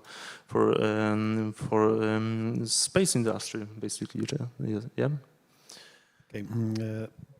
Basically, we are talking about the developments in space of the new discoveries. Yeah. Maybe not new discoveries, but actually application of discoveries which are made on the Earth, which are connected or merged in space to create a new value. And do you know the examples of this type of activities? What kind of technologies which have been kind of created in the space from the technologies already known because of the conditions in the space which allowed for such a combination? Basically, this kind of device is working with radio waves, so we can just using it everywhere. So only, for example, on the ISS or the Mars. So we achieve the same results. It depends of the radio sources. It can be natural, like solar activity, or unnatural, like transmitter from the Earth or from the even galaxy. Yeah. Okay. Any other examples from? Yeah. If I may, probably what I think is important or interesting also is that we might find many examples for sure, and as many as in our areas of knowledge. But for me, also, besides all that, the interesting aspect is how these two, for example, sectors coexist in terms of these probably 4 areas we can mention, right? One is applications from the space technologies to healthcare. That is because I'm thinking from the healthcare perspective as to promote the innovation in healthcare and transformation of the systems. One is applications. Another one is co-developments, so how some developments in both sectors can be aligned to find disruptions that can support both. Another one is how those two sectors combined draw advancements from other sectors, and ICT is a clear example. The technologies of the ICT sector, how much they are driven by these two sectors combined. And the fourth one for me is very important also, is to which extent those challenges can break some of the boundaries, like at regulatory, because working with two sectors together brings such a huge challenge to the regulatory aspects, to the policy making, to making some decisions on funding, investment, how investors can understand these two sectors combined to make the right investments. So I think the interesting thing for the future also is just sandboxes working these two technologies or these two sectors together, how those develop talent. So like how we are going to face the challenges all together. So these for me are the four aspects mainly to discuss about here. Thank you. Agata? Sorry, let me just give you an example. Cross for Health was a project about aerospatial, energy, food, and health technologies, accelerating solutions and finding the barriers at these aspects I was mentioning about regulatory and this kind of thing. So that was an Horizon 2020 project that is very interesting to look at. It's actually, it would be very interesting to learn about more projects which are touched on this type of technologies. Agata, during the, I'm coming to the quite direct questions, but during our previous discussion, you mentioned about a lot of discoveries you did, especially for life sciences. Can you mention again and how you actually get to this point with your work? So, for example, and this is actually this should be kind of example for those who wonder if they can be active in space technologies here on Earth. Oh, absolutely. I believe that everything starts here on Earth in our minds. And then it can fly if it is accepted on ISS and tested, and then coming back in the better form, better package, yes? Because then it is more attractive. It was something in space. So I absolutely agree with you that first we start here on Earth. And for example, what I started on Earth when I was working at European Space Agency. I was working in the team of Advanced Concepts team where we were developing something on ISS. For example, one of my experiment was subjective time perception. So how people perceive time subjectively. And I believe that this can be interesting also for you because it affects all your life, how you perceive time. If you think that you have a lot of time, you are maybe not enough efficient. If you know that you have no time, that you will die tomorrow, you are really efficient. So, of course, this subjectivity is something that is tested on the astronauts, on real people, and we try to improve our efficiency at work, in our families, in all our life aspects, to make our lives better. So this is one aspect. Another aspect, there was some example of what happens in microgravity. Crystals grow larger. That's super cool because we can generate much better drugs, much better components, chemicals in space. Like insulin was created, really high quality of insulin protein. So we can do this, but we need to find a cheap way to produce this, to enable this production in space. So the huge sector is going to be developed. Crystals grow larger, but cells, human cells, are smaller and smaller. And I believe that Justina can say something about what happens in microgravity. Our body is presenting all processes similar to aging. So all our astronauts are like examples, experiments to test aging healthcare, how we can cope with aging, how we can slow it down, stop it. Maybe we can recover some parts of tissues, some parts of organs, especially nervous tissue. So this is a huge aspect and very important for our society. Do we have already some kind of conclusive answers to these questions? Oh, we know that we need to train. We have special programs. We have special schedules how to train our bodies to keep the number of cells that is like stable. We know that there are telomeres, so there is a genetical aging, and now we try to cope with this. How to prevent shortage of chromosomes, what kind of microbiomes, probiotics we need to administrate to our guts, to our specific tissues, that they will not age fast. So we know already that there are mechanisms, proteins, that they can slow down this process. It's very interesting. I have to ask this question because you triggered this about this perception of time in the space. We know that in the space, time should slow down. Can we perceive this? From relative physics, it is so short time delay that it is not felt by our tissues. But I can tell you what is very interesting for astronauts. Of course, they train on Earth first. They do everything, each task, each experiment on Earth before they are performing it on ISS. And I can tell you that the performance on Earth is twice faster as in space. And many scientists, they didn't know why it happens like this, why it is slower. And it is because of course, many things, but mostly because in microgravity, the brain has another dimension to move. So here on Earth, we mostly move in 2 dimensions, front, back, left, right. And in microgravity, we have this Z-axis, what makes all operations slower in the brain. That's something different, not relative physics, but different. It is just physiology, our nervous system. Okay, thank you very much. This is not the recipe for aging still, but no, but not yet.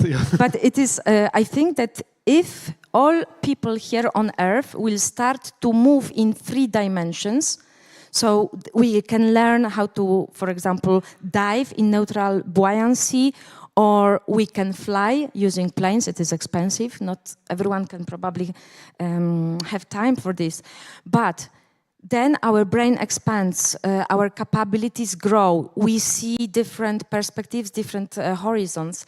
And already now we can download for free applications to improve our cognitive performances, the same tests that astronauts have. For example, that's what we do. We develop new applications to make brains, even for old people, to make very sharp brains. Thinking fast, remembering things, numbers, with spatial memory, all types of memories that can be super highly improved. Okay, great. Any other comments in these specific examples? Yeah, I would like to comment because as I am a mineralogist, so I'm interested about the unliving part of our tissues, which are teeth and bones made of crystals. They also depend on their dissolution, their stability depends on gravity. We don't know really much how. We know that they crystallize in different way in different gravity, but we do not know anything about, we know nothing about how they dissolve. So actually we don't know, saying in a common way, how we dissolve and how to maintain our hard tissues in space. Because our tissues, like ameloblast and so on, that builds our bones, that's one thing. But then there is a separate world of unliving minerals. They also depend on not time, but let's say gravity, many different fields. So that's very interesting.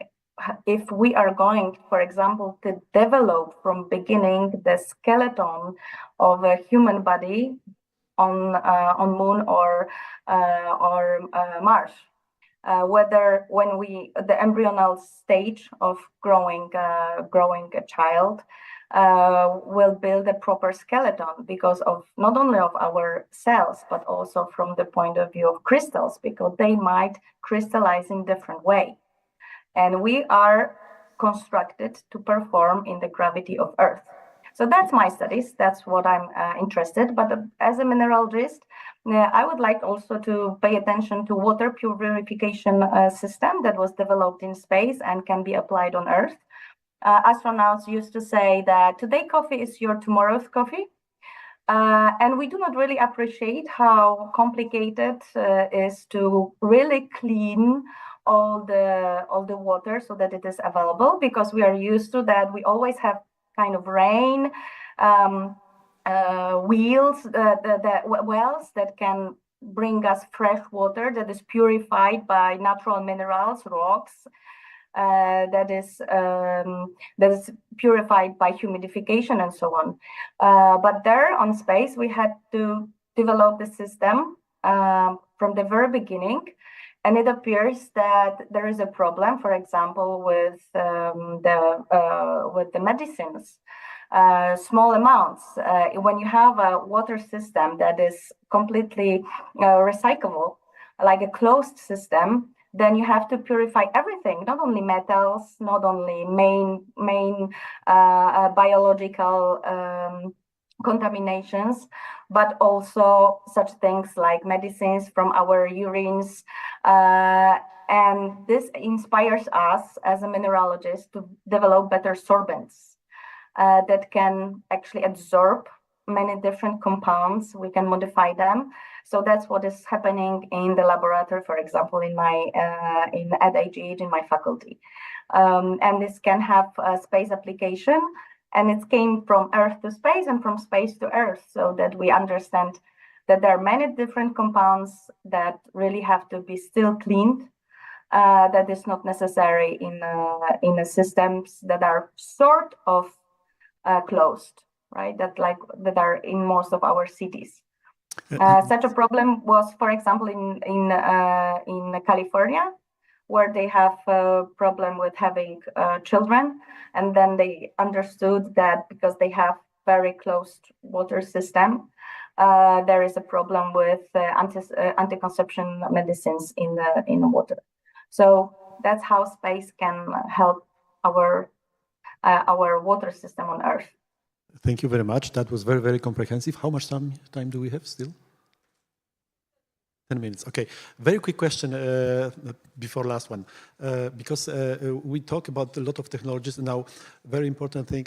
How about skills? What we have learned, or what we have to learn now in order to explore these opportunities, this new fields? Very quickly, to the challenges in regulatory aspects and policy making again, because I think that more and more, for example, let me just very quickly tell you that the European Partnership on Personalized Medicine, the coordinator of the project of a huge consortium is the German Aerospace Center. And I'm just wondering to which extent this is going to bring shared developments and which challenges, and I'm really interested in the policy making aspects of all that. So I think that the capabilities that can deal with those challenges are going to be very important. Thank you. I also think that the challenge will be teamwork, because this is so interdisciplinary chapter, you know, to transfer such complex things and to combine with, especially healthcare system is quite complex. So to familiarize everyone with possibilities, opportunities, all interdisciplinary, complex relations, I believe that we need to work in the team, and this is kind of a challenge. Kind of soft skills, yeah, in this case. Yeah. Speaking by myself, so I can just tell you all wide scope of IT sciences is just really crucial for me because technology like interferometer is very interdisciplinary, so we using the new from radio astronomy, IT, like building really complex environments, programming languages, like from the web development, like web applications to really low-end languages to programming hardware, just, yeah. So this is just like the one way to need, we should be experts when we start doing something bigger. So the teamwork is really crucial in this case. Like, for example, cognitive science is really just, I don't know, it's hard to say at the moment. All these disciplines are very, very important. Yeah. Okay, thank you. Antonio, do you want to comment with statistics? Yeah, I have more questions than answers, you know, because we were speaking about teamwork, but I don't fully agree, you know. I think that we need to see how can we reinforce our collaborative ecosystems. Do we need to do it? It will be good for you to have a richer collaborative ecosystem. Are you missing some opportunities, some partners, or some ways to develop better or quicker your projects? That's what I think is a challenge. Because, of course, if we speak about skills are a common need for everyone, okay? But I'm missing this approach, okay? We were speaking about concrete, some person, they are wonderful, okay? But the point is thinking about European competitiveness at global level, okay? Of course, we need stronger skills, you know? And I was very surprised by the number of students here in Krakow. It's wonderful, you know? And the capacities on developing a digital project. I was very surprised, 100,000 experts on digital. That's wonderful. But how are we organizing that? You know? And what can be contributed from the clusters community, you know? There are 2 Euro clusters working on aerospace, Leviathan and Metastars, you know? But this is too few. And I will contribute with that question. How can we really help industry on reaching for those resources, not only skills, but also capacity for creating the right connection, resilience, competing with the other big players and the world. Thank you. Sorry. Thank you.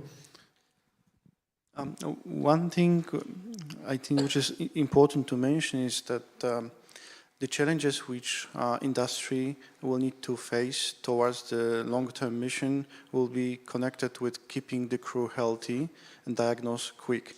But it also means that we will need to monitor before the diagnosis really will be needed. So we'll need to develop there all these tools, devices, and also understanding to better understand what's going on with the body, to think how these different perspectives looking at our body is helping to understand what's going on. And I think this will then be transferred back, that we as a society, thanks to this, will get tools, both from the devices, but also from the knowledge, to look at us from different perspectives, to understand what really is important for us, what is disturbing our health and well-being. Because I think this is something which is slowly happening. I mean, the wearables, everything, it's that we would like to do already now when we feel healthy, but we would like to stay healthy for longer. So we would like to see the symptoms before they will be very, very strong. And I think this is exactly what will need to be developed for the space missions, but then it can be directly transferred to our skills. Brought back. Yeah. Justina, I want to comment on skills, learning. Yeah, I have kind of a perverse idea that actually the great challenge is that we understand that surviving on Earth needs very the same skills that requires to survive in space. So this is so natural for all of us that we select astronauts, that they have to meet some regulations, some mindset, focus on future, not the past. They have to cooperate, but in the same time, they have ability to take responsibility. They are focused on a task, but also they're kind of open-minded. So I think that the good challenge is that we come back from space on Earth and in a very similar way choose our political leaders that would push us forward, because we are going to face great catastrophes as the Earth was. We are just one of the kinds. I'm geologist, so I know that at least 6 times on Earth, more than 60% of all kinds died. Not because there was a human being, but because there was a natural disaster. So we are going to face it whether we like it or not. So I think it would be good to have our leaders with the skills that astronauts have, because they are really focused on to survive and to bring the future. That's the challenge, I think. Thank you very much. Actually, as regards leaders, something's going on in Warsaw now, I believe. Okay, did you want to add something? One final question, very quick. What kind of advice would you give to entrepreneurs, scientists, entrepreneurs, and innovators regarding the space technologies on Earth, related to healthcare? I'd say, in connecting a little bit to the capacities, is be very aware that, for example, Europe needs 1 million deep tech talent. So it involves life sciences, aerospatial, all the talents that are connected to technology. I won't be really worried about the skills to gain, because they're going to be pretty much the same or very similar. But I again would try to make sure that I am surrounded by, and there I align to Antonio, the right environment to support me. And if not, I would lobby, because the challenge would be understanding and promoting and financing these shared developments. So make sure that you're reaching the right people to make it happen. Thank you. Agata? I have quite good words, because I'm biologist and I'm in space sector. So it means that everyone can be here. Just try to be the best in what you are doing and love to do this. And then everyone will take you, even to space. Thank you. I mean, you need to think forward, be patient, collaborate with many other institutes, like, for example, from universities, private companies. Try to look for some empty spaces if you're in the innovative, in the areas of your interest. Try to fill these gaps with your innovative ideas. So that's just like the general question answer. Thank you. Antonio, one advice? Yeah. I will repeat what was said. You know, I think that it will be good for those new experts to engage themselves with a collaborative, rich, innovative ecosystem, not to work alone, okay? And to extend that connection and invest some time on those connections, you know, to believe on them and to contribute to them, because I think it will be for the general interest. Thank you. Thank you. I think we now live in a very nice times that you don't have to spend years of training to get directly to NASA or ESA to be able to do the space experiments and just work on the space technologies. I think we should just take advantage of it. And there are already many programs and experienced companies which can provide you directly the services which you need. So it's always ready to, of course, dream big, but it doesn't mean that you need to, from the beginning till the end, do everything on your own, because there are many other paths and the programs which can support you, and that you can focus on really something which is your expertise and where I think you should spend most of your time. Thank you. And Justina? Yeah.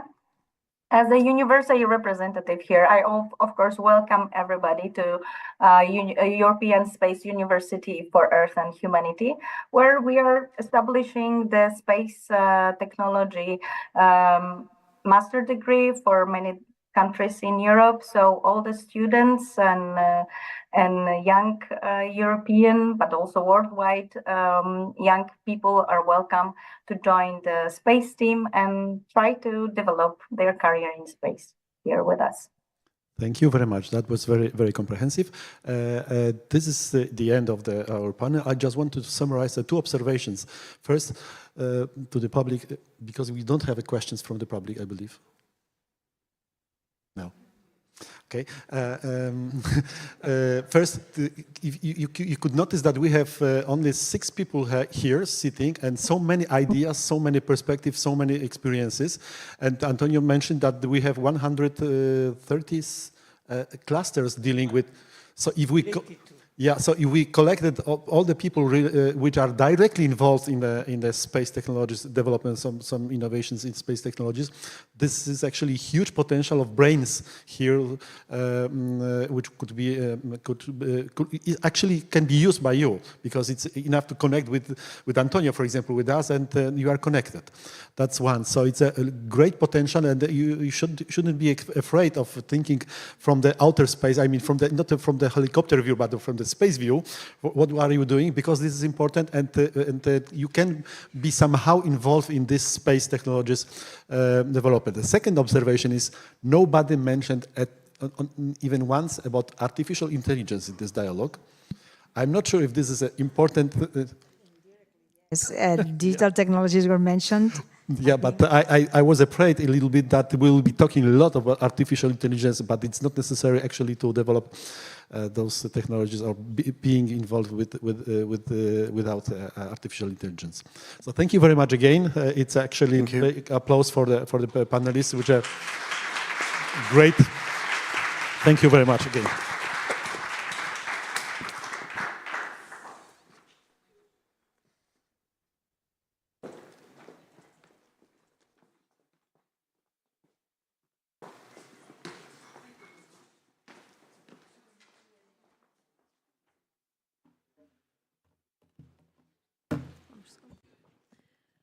Thanks a lot, Kazimierz. So we have a huge potential, so we now use it quickly, I hope. So maybe before we go to cocktail, maybe a small summarize. So today we try to catch a small piece of space, like Professor Ulu said. But I would like to stay you with the most important sentences which we heard from Irena. So if you want to go fast, go alone. If you want to go far, go together. So I hope this cocktail will be a good possibility to go together to make fantastic projects, and I hope we will see tomorrow. Ivana, I don't know if we have any questions on Slido.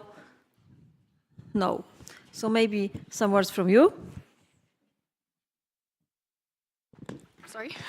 So no questions from Slido, but just to, awaken us all once again before we head over for the cocktails, we would like to invite you to once again connect to the Slido, please, if you may scan the QR code, and we will launch the question now. If you cannot scan the QR code, you may go to slido.com and enter the code CMRA+1. So I think my colleagues are getting ready to launch the question. It's a very serious question. It really is a quiz, so I hope that you were listening to all of our speakers today.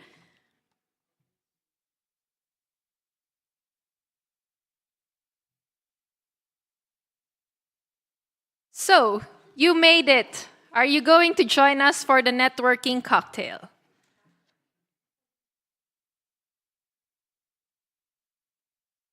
So I see that 20 people have already responded. Very good. You are all listening. Congratulations. All right. Okay, Anna, any other words? So we will have probably vodka, but only in tea, so you know.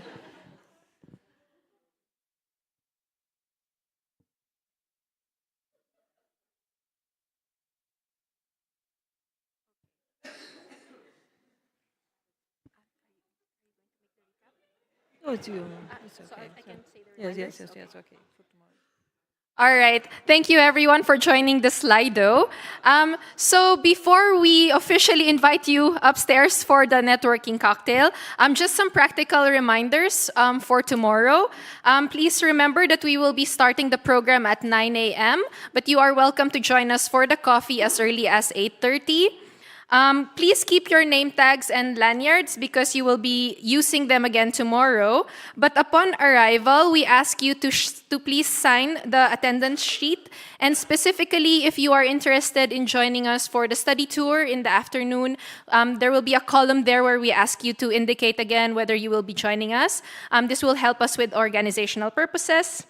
And without further ado.